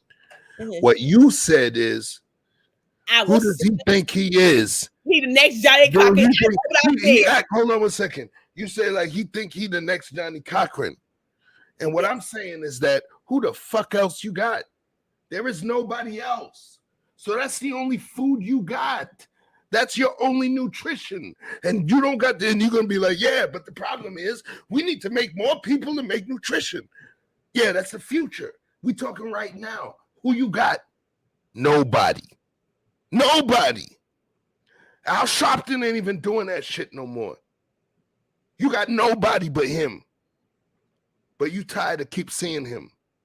What you supposed to do is talk to your homegirls who got children, who got boys. Talk to your homeboys that got children, got boys. Talk to your nephews. Talk to your brothers. Talk to your sisters that got boys. That's the part you play. You play your part. But just because you assume this guy is multimillionaire, you assume all of these things, you're attaching a set of responsibilities on him. But you got to clean your own room first. He's the only one doing it right now. If God forbid something happened to my son and Ben Crump came through, it doesn't mean I would choose him as my lawyer. But him standing in the wings with me and my family, it definitely would fare better because it would change the defense/offense of the people that harmed my child. Period. I would not say I'm tired of seeing this nigga here. That's the problem. The niggas that always be there, even the girls. You know, the niggas that's always there whenever shit is wrong, whenever they could call to help them, whenever shit happens. You know those niggas? They be in the friend zone. They be in the friend zone. And those ain't even the niggas that the motherfucking chicks fuck with. Those guys be in the friend zone. The people that's always there, the ones that actually feeding us, when not a goddamn person want to feed us. That's them. So, I don't know, man. I think you need to put a little respect on his name because you can't even name another lawyer, black lawyer, besides Cochran, who's been dead for years. Yes, you're right. You're right. And I'm not mad with Ben Crump. I don't understand why people think I'm not mad. I just asked some questions, and yes, I did see you in the text and said he think he the next Johnny Cochran. I'm gonna say that, yes. Maybe my sarcastic Andrea Lynch said that. Yes, I did. But the question I asked, I should have asked maybe we didn't have that conversation. But I was wondering who's next and what's wrong with me asking, and what's wrong if you got prestige, money, you will want to put the next lawyers. And this is the thing. You showed that for bar mitzvah. Do you think I didn't think about that? The Jewish community is helping make sure they raising their own to be lawyers and things. Why are we not It's a doing religious thing, though. That's a religious cultural thing, though. Yeah, So it's a religious culture.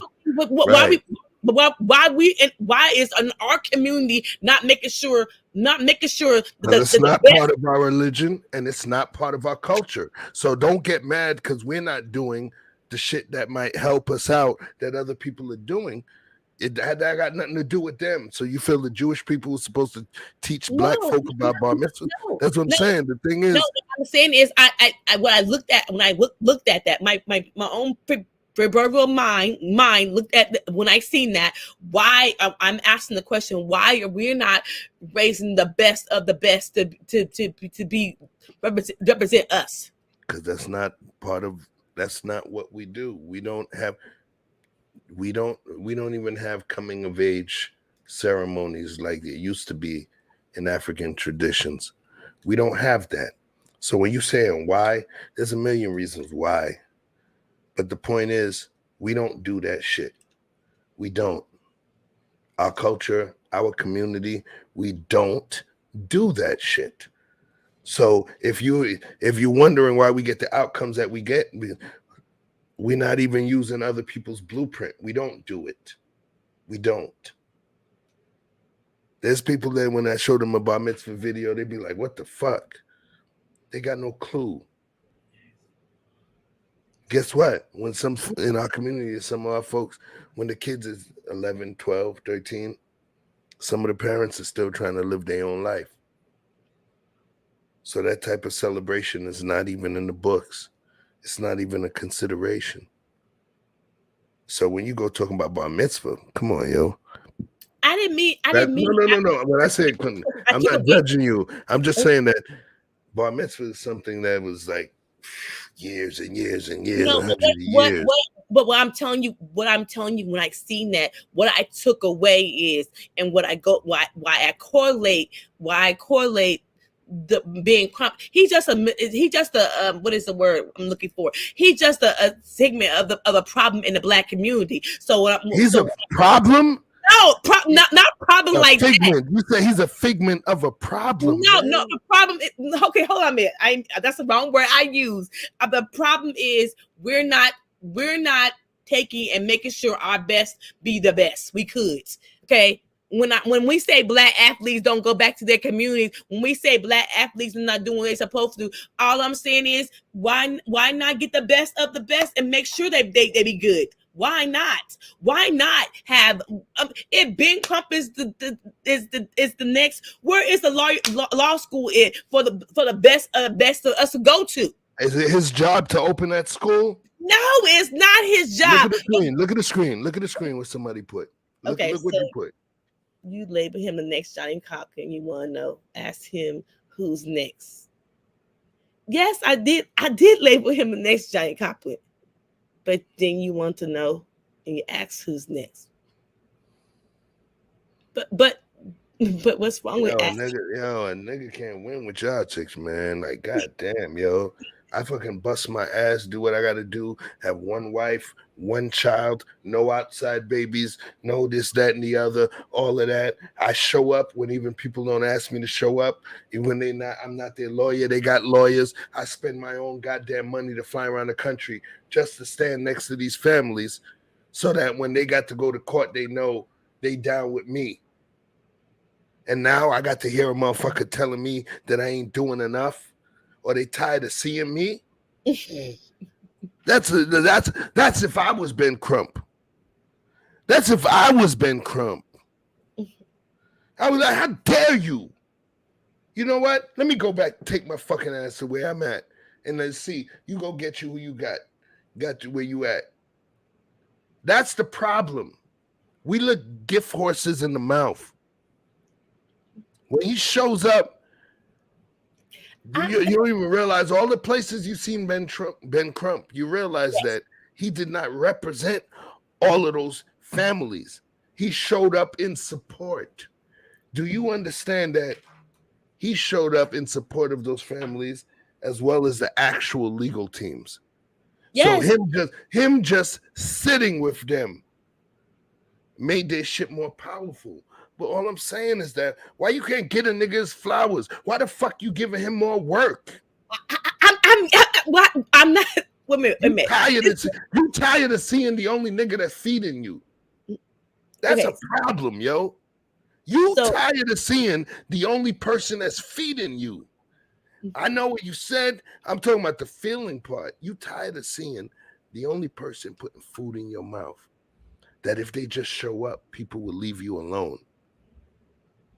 Who else do you have? We have nobody else. Is that part of the problem too? That's not the problem that he got to solve. He's who you got. He's who you have. So why you can't celebrate him and say thank you? Why you put an additional satchel of responsibility on him to reproduce himself while he's spending time jumping around the country for every issue that involves something where one of our brothers or sisters is harmed? That's a problem. And that's why people don't fuck with us. You get what I'm saying? Why? Because it's like, yo, I do this, I do that, I do this, I do that. And it's more responsibility that's put on my shoulders. You realize he didn't get rich off this shit. He got rich off the cases that I ain't never said Ben Crump stole from nobody. I never said the brother had more. I ain't gonna say you was tired of seeing his face. I did say I was tired of seeing him. That's what I said. I said I'm still on what I said, Chef. I said I'm tired of seeing him. He think he the next Johnny Crow. I'm not ashamed to say what I said to you. Okay? Next time you in the hospital, say that you tired of seeing your doctor. Okay. How that gonna work out for you? Okay. You do you get what I'm saying? When I say it like that, he is somebody. He's not taking money from these families. He's a brother. You know what I'm saying? Is he the smoothest one? No. If Taye Diggs became a lawyer, he might have been smoother. If Kevin Gates or a different person or this one or that one became a lawyer, they could probably knock Ben Crump off his britches, yo. No question.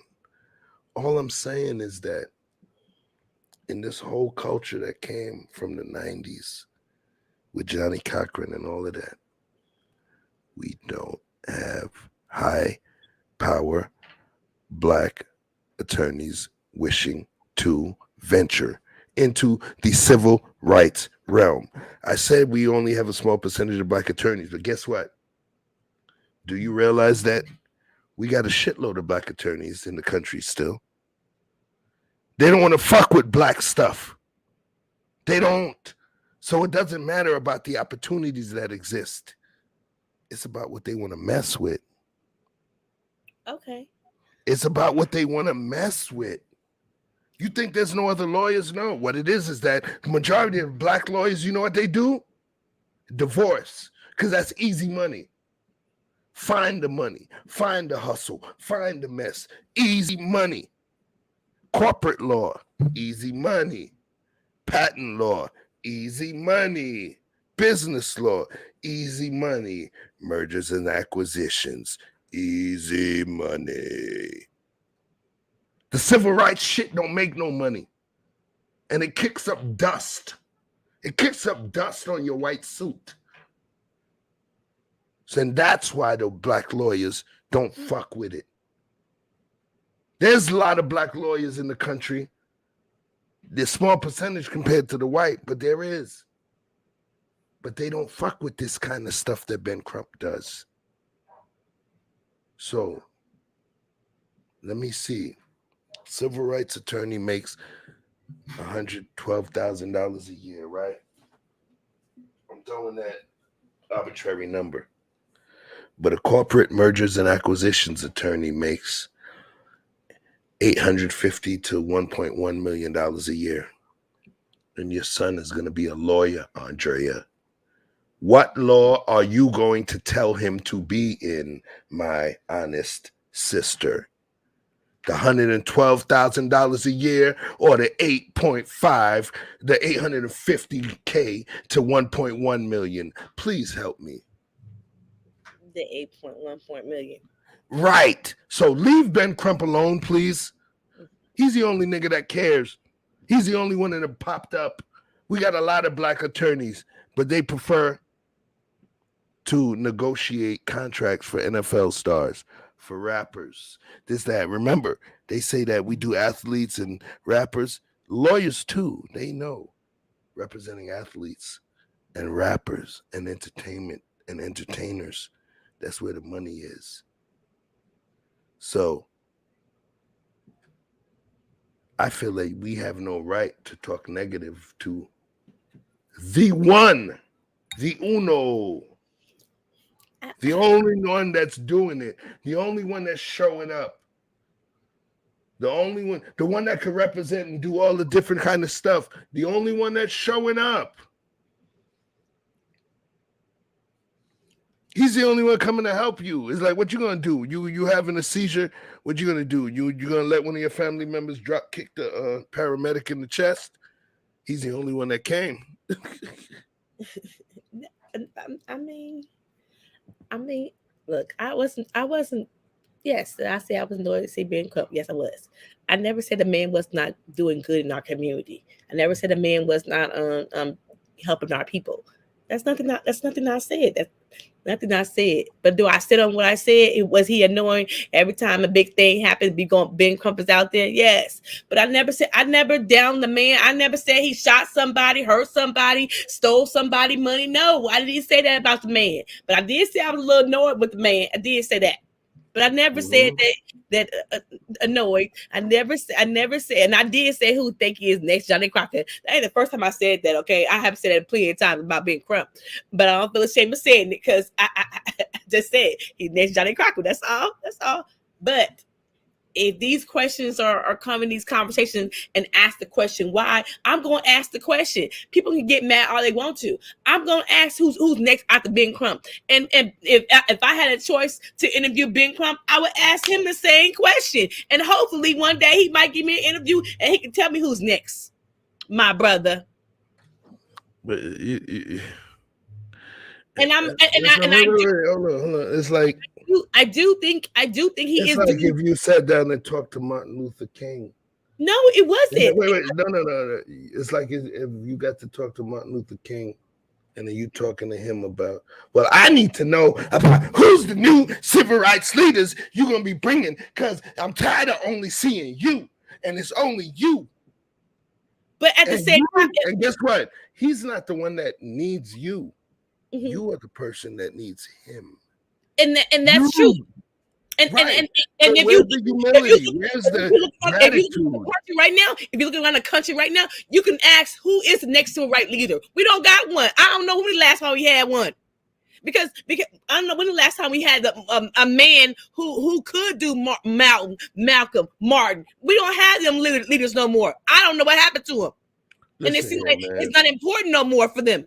Look, yo, I'm just making this a record, man. I'm moving to the fucking white manosphere because God forbid I get 1,100 subs. You're going to have a bunch of niggas that telling me that I ain't moving the community in the right direction. It's like, why can't we, like, Jesus Christ, man?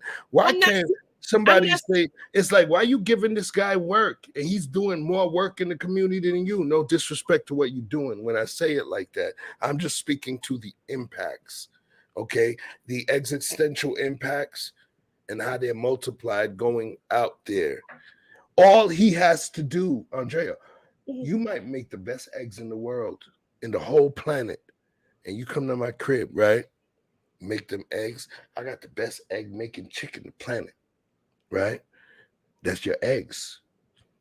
You may not be that good at ironing my shirts. You may burn my shit, right?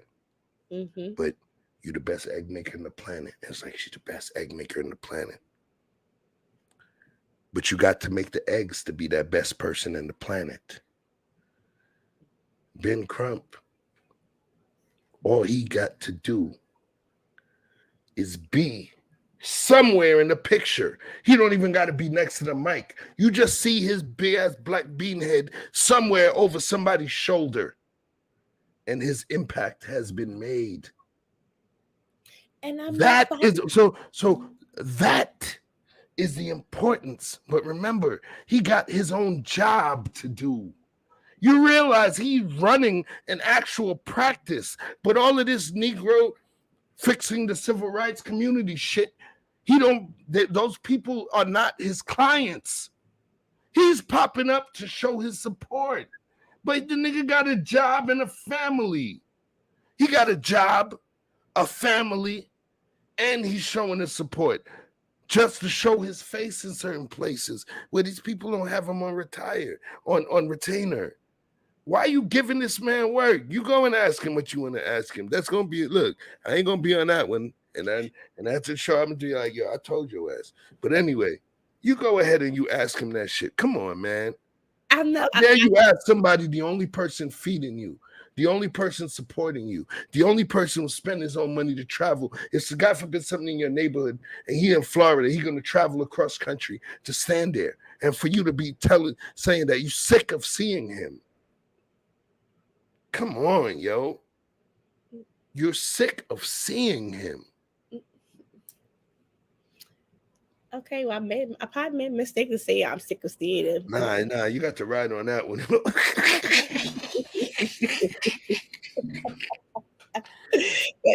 Look, there's no argument here. There's no pushback. There's no argument. There's no hate. Okay, I don't hate Ben Crump. I think he's doing good for our community. I just asked a couple questions, and maybe I'm gonna be people gonna be upset because I asked some questions. Maybe my brother is always thinking I can't help that. And yes, maybe I was being sarcastic when I said who he think he is, the next Johnny Cochran. Okay, I get it. I got it. What was the sport your son played? My son played football. Did he go to law school? No, my son didn't go to law school. And you was a dope ass football mom, remember? Yes, I was out there cheering him on. You was a part of that movement. Why you ain't put him into law? Because he's a smart kid and he's a thinker and he got a good heart. Why you didn't put him into law? Why I didn't put my son into law? Don't even answer it. I was being rhetorical. Get your ass, okay? That's giving me like, come on, yo. We got to clean up all I'm saying is we got to clean up our own room before we clean up our yard. I understand. You know what I mean? But you gotta get the brother. We got. Ben Crump is doing. Look, before everybody see this video, cause Lord forgive me, if people see this video, I think Ben Crump is doing good for the community. Yes, I do.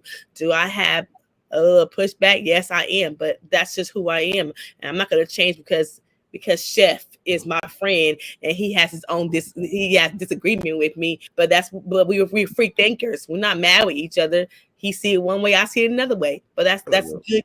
That's good. We passionate. Listen, if any of y'all ever knew Haitian people, you know, my parents, I was born in the US in Brooklyn, but my mom came over here in middle school. My dad came in like freshman year of high school. But if you know Haitian people and you don't know, and they're speaking in Creole or French, arguing, it looks like shit is about to pop off, but we get very passionate. You know what I'm saying? Sunday morning arguments, Saturday mornings, where you had the debates with the coffee and the bread and all of that stuff. So I don't want y'all to take it the wrong way, but the thing is, we go hard. Yeah, we go hard. We break heads. Go harder on the phone. Bread. We go hard on the phone, then we do it here. We just give you a similar, like we go hard. But the Chef gave me a good talking on that phone too about Big Crump, because when he got that text message, oh boy, he called me. Like, yo, what you talking about, son? What are you talking about, yo?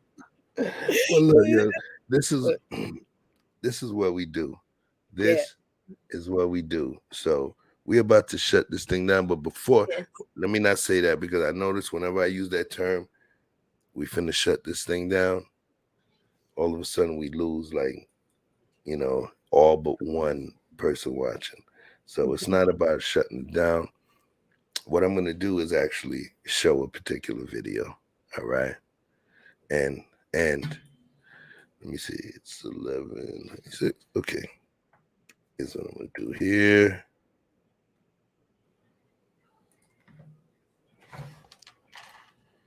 This is going to be the last topic that we address.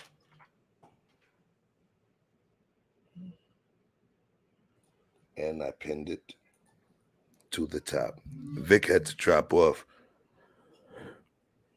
So here we are right now. Can you see it? Yes, the off-duty cop. Mm-hmm. Since we getting Ben Crumps from airtime, he gonna be thinking Right. us, okay? Oh, no. We don't. Oh, this is what I was talking about. During the conversation, I'm about to play a clip right here. This is a heavy clip too. Trigger alert.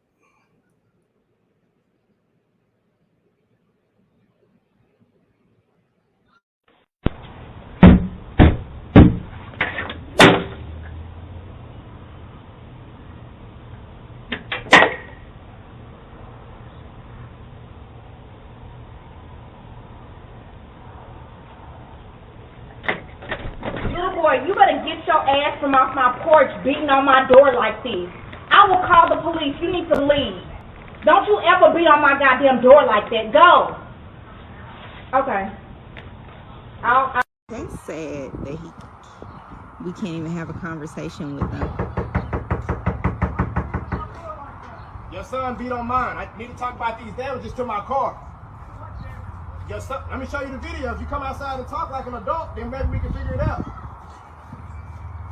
I'm trying to have a civil conversation. We can take it somewhere else if you want to. I need to show you the video of your son hitting our door with this whip and hitting our car. So, you want to see this video? Have you seen it? I don't know, but I know that my son told me that your boy jumped him on his way home. My boy? My son? Our son is. Coming outside with I'm trying to have a conversation with you. Coming outside with because I saw the way you started walking up on me. We've already had beef before. We don't have beef. I'm coming to have a conversation with you, sir. Your son, I'll show you the video. This is what your son came to our house to do. Our son is 13. He doesn't even go to Lewis. My son, how did my son jump? Okay, so he beat on your door. Okay, now we have a huge scratch. Can you come look at our car? With the whip, that came from the whip. We need to figure out how we're gonna figure out. My son never touched your car. We you have a video that he touched your car. the neighbor does across the street. You got video? Come over here. Not really. We have it on video. All right, get off my property. Seriously, get off my property. Well, I'd say because you ain't coming over here talking nicely. You're accusing my son. I'm showing you the video. We're showing you the video. The door.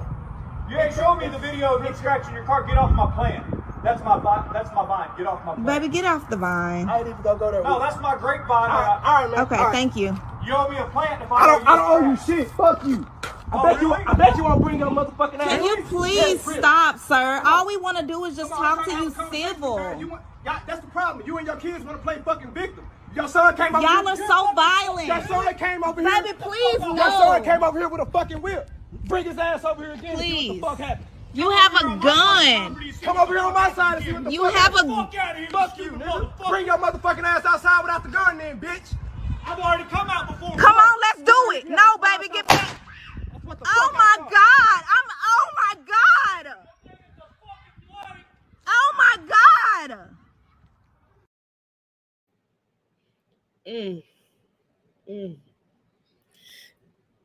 Now, you know what? The little son came over there with a whip. I just don't understand how he could come over to people's houses and beat on their door with a whip. Because why he didn't knock on the door? He walked over there with a whip, number one. And I believe his daddy told him to come over there and hit their door with a whip. I'm just being honest. You're on mute, Jeff.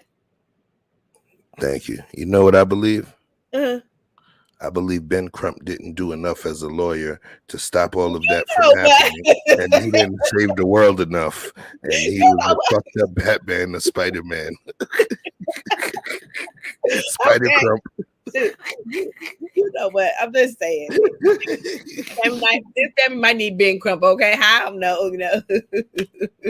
Yo, that kid, he looked like he had some. He looked like he had some issues because he's there opening the door, and she opened the door, and he's just standing there. Yeah, it's like, no. I mean, the thing is, the father went over there, nice, knocked on the door. He said, "I want to show you the video that your son hit my car and hit my door." And you know, to me, they said they had problem with this neighbor. I personally believe that daddy told him to go over there and hit their door with that whip. Because who are you going to take a whip? The little boy take a whip to somebody's house? Come on now. I just got a problem with that. I agree. And then he tried to lie. He said that, yeah, he said your son jumped his son. Yes. They don't even go to the same fucking school. Your son goes to elementary school, and my son is 13. Yeah. So I'm not saying this, and no, I'm just saying, you know, why all the hostile energy that he was giving you. That little boy was mad when he knocked on that door. He was with a whip. He was like he want to whip somebody.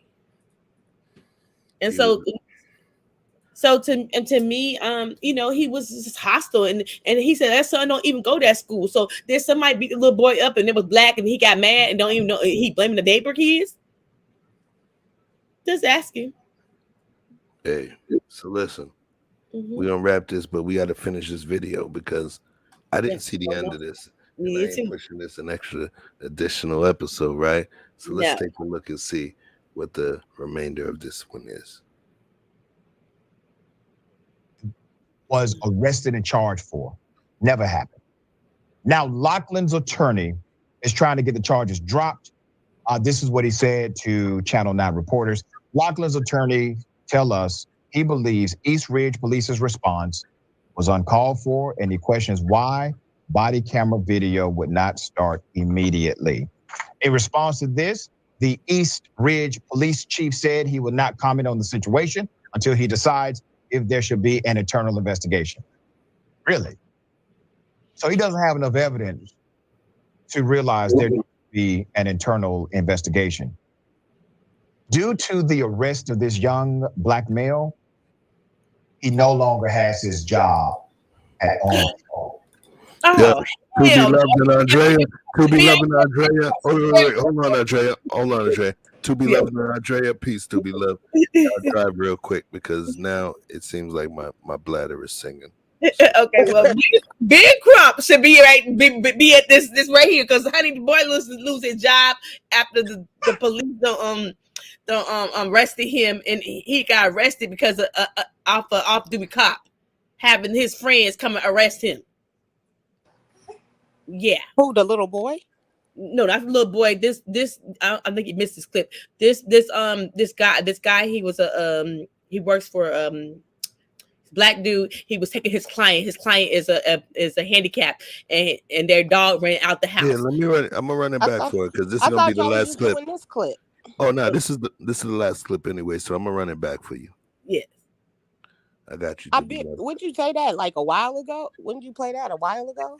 It was what it was is that we played half of it, and then we started getting into a heated debate. Oh, because I was gonna say about that little boy. That little boy, her brother they were walking home from school, a whole group of kids, and he started yelling racial slurs.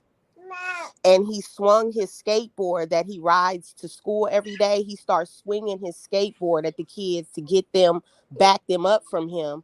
And he hit one of the boys. He hit the sister that lives in that house. And so one of the boys pushed him down and he fell in some water. That's what happened.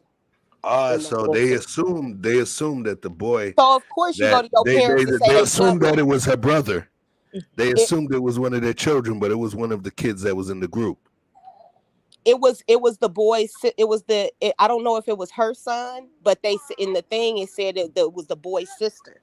I mean the sister's brother that pushed him down. Like, you pushed my sister. I mean, you just swung that skateboard and hit my sister with it. Now, you didn't see him over at the house beating on the door talking about your son hit my sister with a skateboard. No, they. But he went home and said that the black kids jumped him on their way home from school. But he started it because he was saying racial slurs to them on the way. So that's what started the whole incident. He's a little white supremacist in the making. I'll be right back. Like, I want to see y'all argue. Go ahead. Okay, for sure. I'm not the Andrea whisperer around here. I'm over here taking notes. That is Chef's job. I said, y'all was talking about Benjamin Crumb. I said, Chef just don't know. She gonna die by that point. She don't care. She do not care. She is dying by that. No, but that little boy was. I would have just. Here's the thing about us. It's like how you said the other day about me not pressing charges on the little girl across the street, right? Yes. We always traditionally have had mercy on those who oppress us, those who do us wrong, those who take advantage of us. Like Black people traditionally, like we are some of the most forgiving and understanding and lenient. Like we might talk a bunch of shit on the way, but like as far as really doing something to officially mess somebody up, because I just called the police. Yeah. Yeah. You feel me? Like, let the police sort it out. She was being like yesterday, y'all was talking about good neighbors. They was being good neighbors by going to knock on your door. Because I could have just went downtown and filed a civil suit for destruction of property. Your child came onto my property and destroyed or damaged property. Yeah, my front door. And he has a weapon in his hand that he is threatening me with. And they got him on video. Previously, he made racial slurs that other kids were witnesses to, right? And so that it makes it a hate crime. So let's go. Let's go call some officials in here, or we can handle this like parents, like man to man. The daddy tried to go over there and just talk to him, but they don't want to talk. You think if that was reversed and that was one of her kids going over there or one of their kids going over there, you think the white guy would have came to their house and knocked on the door? No, the police would have been at their door. Yes. And he would have been standing in the street with his arms crossed like, now what, Negroes? Now what? Yes. True. Sure. But us, we always trying to find the amicable, peaceful, loving, judicious way to fix something. And they don't think that way about us. True. We assume victim mentality. We got Stockholm syndrome around this victim mentality. Big time Stockholm syndrome. Loving your captor, loving your abuser. And at some point, we force ourselves into a corner. I did a couple of shows on Stockholm syndrome. Where we talked about Patty Hearst. We talked about the bank in Stockholm that actually named that mental affliction. And it's like, you know, Stockholm syndrome exists when there's a lot of relationships that were started when a man forced himself upon a woman, and psychologically she ended up continuing to be with that man based on Stockholm syndrome. And a lot of times that controls the place that we choose and it the approach that we choose, because we come from a victimized standpoint and we make believe we understand the oppressor. Right, and we was taught by their interpretation of church and the Bible that we should always forgive, because they want us to always forgive their transgressions, but they never have had any intention of forgiving anything that we do, and they still don't. And that's just a fact. Yeah. She came in the last few minutes of the show and hit us with a mic drop on our shit, Andrea. You see? That's what I think it's some whiskers that she got. You're like, wait, hold on, let me get y'all this at the full screen.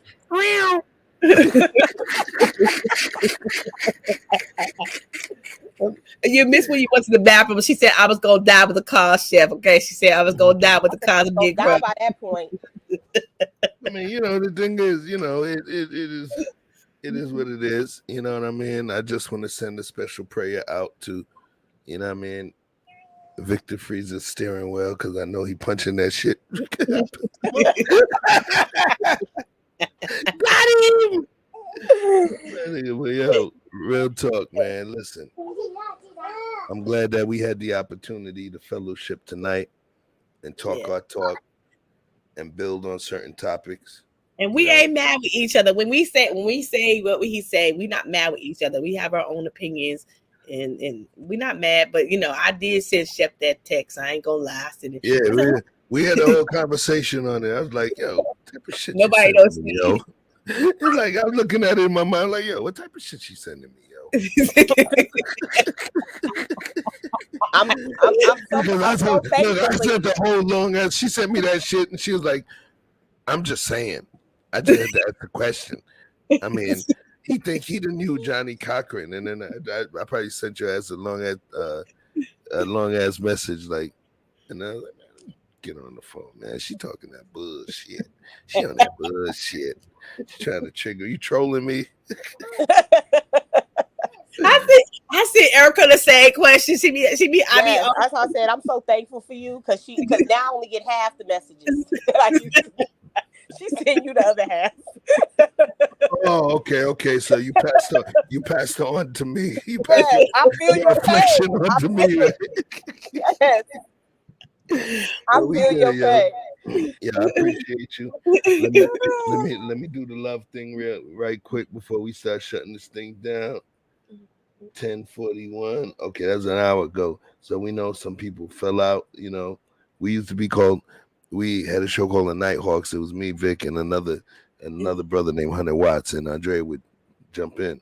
But we, this is to Be Loved. We was doing 6-7 hour streams. Yes. A whole bunch of them. So we gotta let them know we ain't doing that no more. Yeah. I like this one right here. I can see that easy. Yeah, because we have topics, but then one of the things that some folks like to say, no, we're gonna get back to the topic. I think that it's important that if there's certain topics or conversations that bring out a certain level of emotional resonance within us, shit, let's talk about it. You get what I'm saying? And especially because you know that no matter how odd somebody's opinion or how much you might not agree, that there are other people who also are having those same thoughts. And it's not for us, the show is for them. I just tell y'all what mine are. I just ain't afraid to say it. Yeah, I just tell y'all, look, I'm not afraid to say Ben come get on my nerves. I sent a text and said it too, Chef. So I'm just not afraid to say how I feel. And that's not something that Vic and Chef let me do. They don't get mad. They don't. Now he'll push back on me. Now, but he don't get mad because I say, why the hell Ben Crumpet's always showing up? Okay, but he wanted. Hi, baby. I want to learn. I'm challenging the idea. Yes, that's all it is. Yes. That's all it is. Well, Man. Andrea is different though in the sense that you come with a certain level, the way you speak, and you have a certain level of authority when you talk that she can succeed to more than when she talks to other women. And that's just real. Like some people, but it's from her, growing up in the church, like she say, and her parents being so strict. That's what she saw. That's what she know. And so sometimes when it's because these are not conversations. Y'all don't have conversations that me and Drea have. I didn't know this girl 25 years. We've had all these conversations, and I hold her feet to the fire all the time. But when sometimes our conversations, I've gotten so frustrated in the past where I'm upset because she'll hold on to a point. Not that I'm trying to get you to secede the point, but I always felt like when we had our channel that it was to elevate, right? The whole point is for us to elevate and talk about things because I know that people feel like I feel, and I know it's people out there that feel like you feel. So we got to be honest and have the debate openly so that way people can have the same growth that we have when we have conversations. I agree. I totally agree. Listen here. My work here is done. My work here is done. All right. I appreciate you. Oh, you can't drop yet. You can't drop yet. I want I'm to send here. special love. Okay, cool. I want to send special love to each and every single person that joined the stream tonight, that participated, that was vocal in the chat, that shared it out, that hit the like button, that hit subscribe, even though ain't nobody hit subscribe because we still at the same spot from when we started. But I appreciate each and every one of you guys that jumped into the stream. We're still learning this thing. We're still building this plane as we fly it. But one of the things I want to make sure you understand is the most important is that we are being real, authentic, and sharing our inner selves with you. Yeah. And if you can't appreciate that, in the words of Andrea Lynch, you know what I say to you? That's what. That's what. That bullshit. Because we gonna keep it. Hi, Miss Andrea. We go, hey baby. Oh, hey. We gonna tell you how. Either Love was a ventriloquist or that was a little baby popped up there. We gonna keep it real, and we gonna tell you how it really feel. We ain't faking. When I said he was getting on my nerve, I sent a text. This is Chef and said that it was no lie. That was the truth and honest. How I felt. Yeah, she trolled me by text message and turned that shit into a whole show. Nice one. You got me. I'll give you that. You troll extraordinaire. Yo, to be loved, I want you to please tell the YouTube streets or the ones that's looking at us what makes you a unique soul in this universe here. Oh, that's a question. I think what makes me a unique soul is that I really put forth the effort to try to always lead with love. That's why my email and my acronym and everything is to be loved.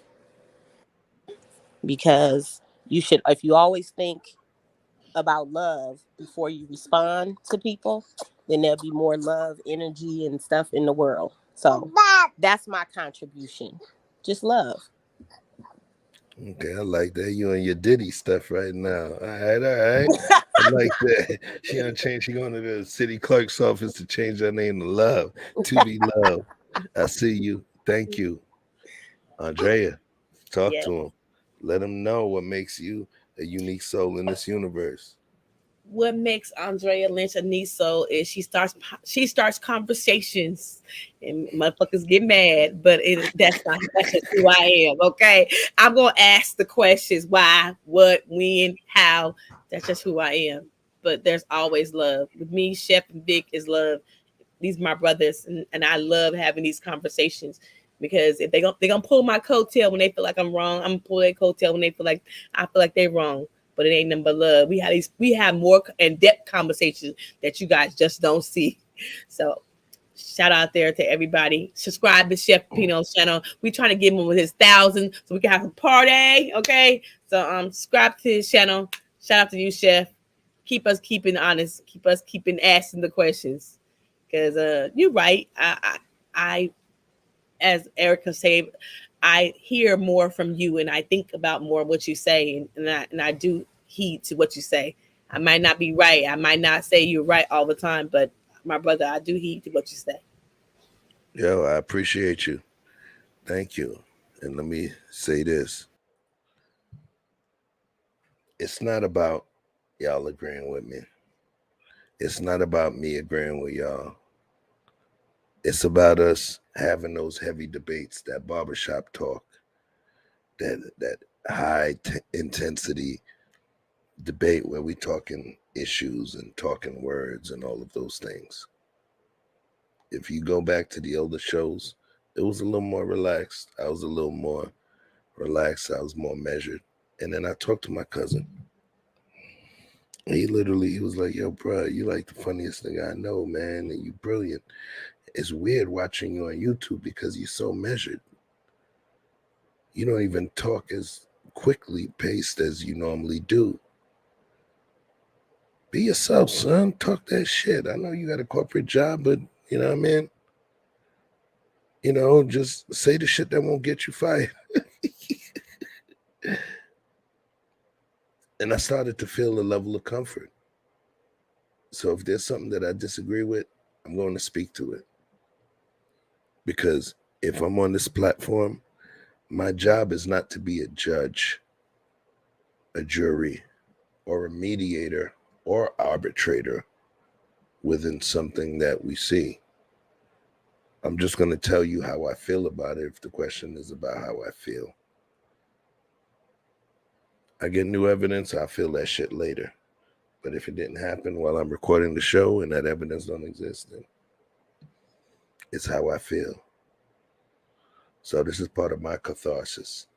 This is part of me being me. Take it or leave it. I'm keeping it real. So like I said, thank you to each and every single one of y'all jumped into the show. Everybody that supports the channel. Understand, we're going to please keep us honest because we're going to come back with some more stuff. So before we send your asses out on some vibing stuff, we're going to make sure you guys understand who the hell we are. Ladies and gentlemen, I'm Evelyn. I'm here to introduce you to a new level of entertainment. The stars have aligned, connecting Brooklyn, New York, Sacramento, California, and Atlanta, Georgia. The team.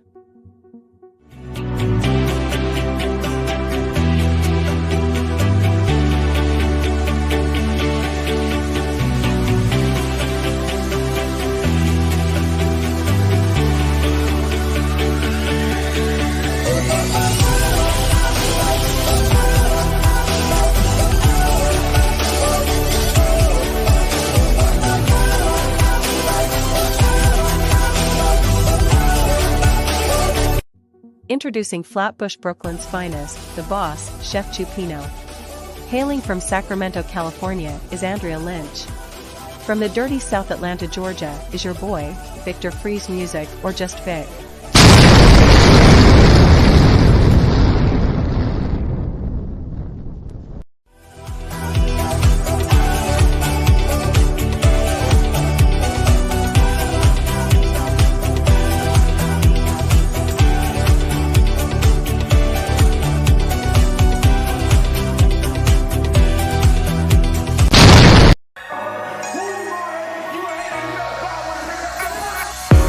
Phone jump, it's the weekend. Dream come true with the big friends. Hitting on doors, that's a defense. Rolling with all, that's an offense. It me change, you let me peachin'. With a bull shaking to my maybe drop ins. So they don't buy, and I say, so they don't buy, you the kid play, baby, tell me what you want. Julian, well, I know you need fun. Ever since remember we been knocking at the door. Y'all be moving paper, we be running up the school. Y'all before that pill, we was sleeping on the floor. West side Africa, you know the shit ain't cool. I don't care what they say. We don't care. Driving all night long. I don't care what they say. We don't care. Pop it, baby. Come roll with me. All night long. As times relax, my mind's relax. I got now from who got next. Here's my number, just send a text. You got a man and she responds, nah. Okay, sure enough. I'ma let you go, don't wanna hold you up. I'ma call your phone when I put it up. Whoever let you go must be dumb as fuck. Wait far.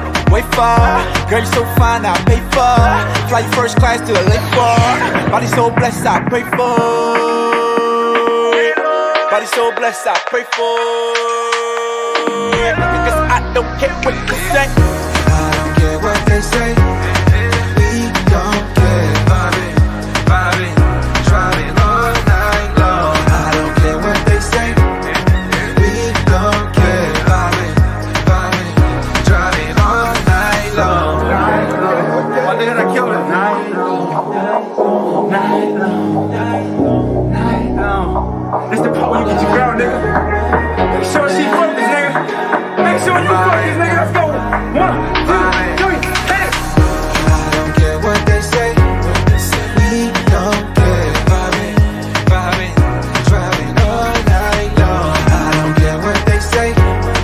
We don't care. Vibing, driving all night long. I don't care what they say. We don't care. Vibing, driving all night long. I don't care what they say. That's a hit for your ass, nigga. Hit for your ass, nigga. Prophet the one. Follow me on all Instagram sites, PROPHETTHEONE. That's Prophet the One, in case you couldn't spell. But if you could, you already got it. Like Prophet like God, and then duh like duh, nigga. And then one like nigga, I'm the motherfucking one, nigga. You can't. Another one in the books. Please take your ass home. You don't got to go to sleep, but you got to get the hell up out of my studio so I can get something to eat. Peace.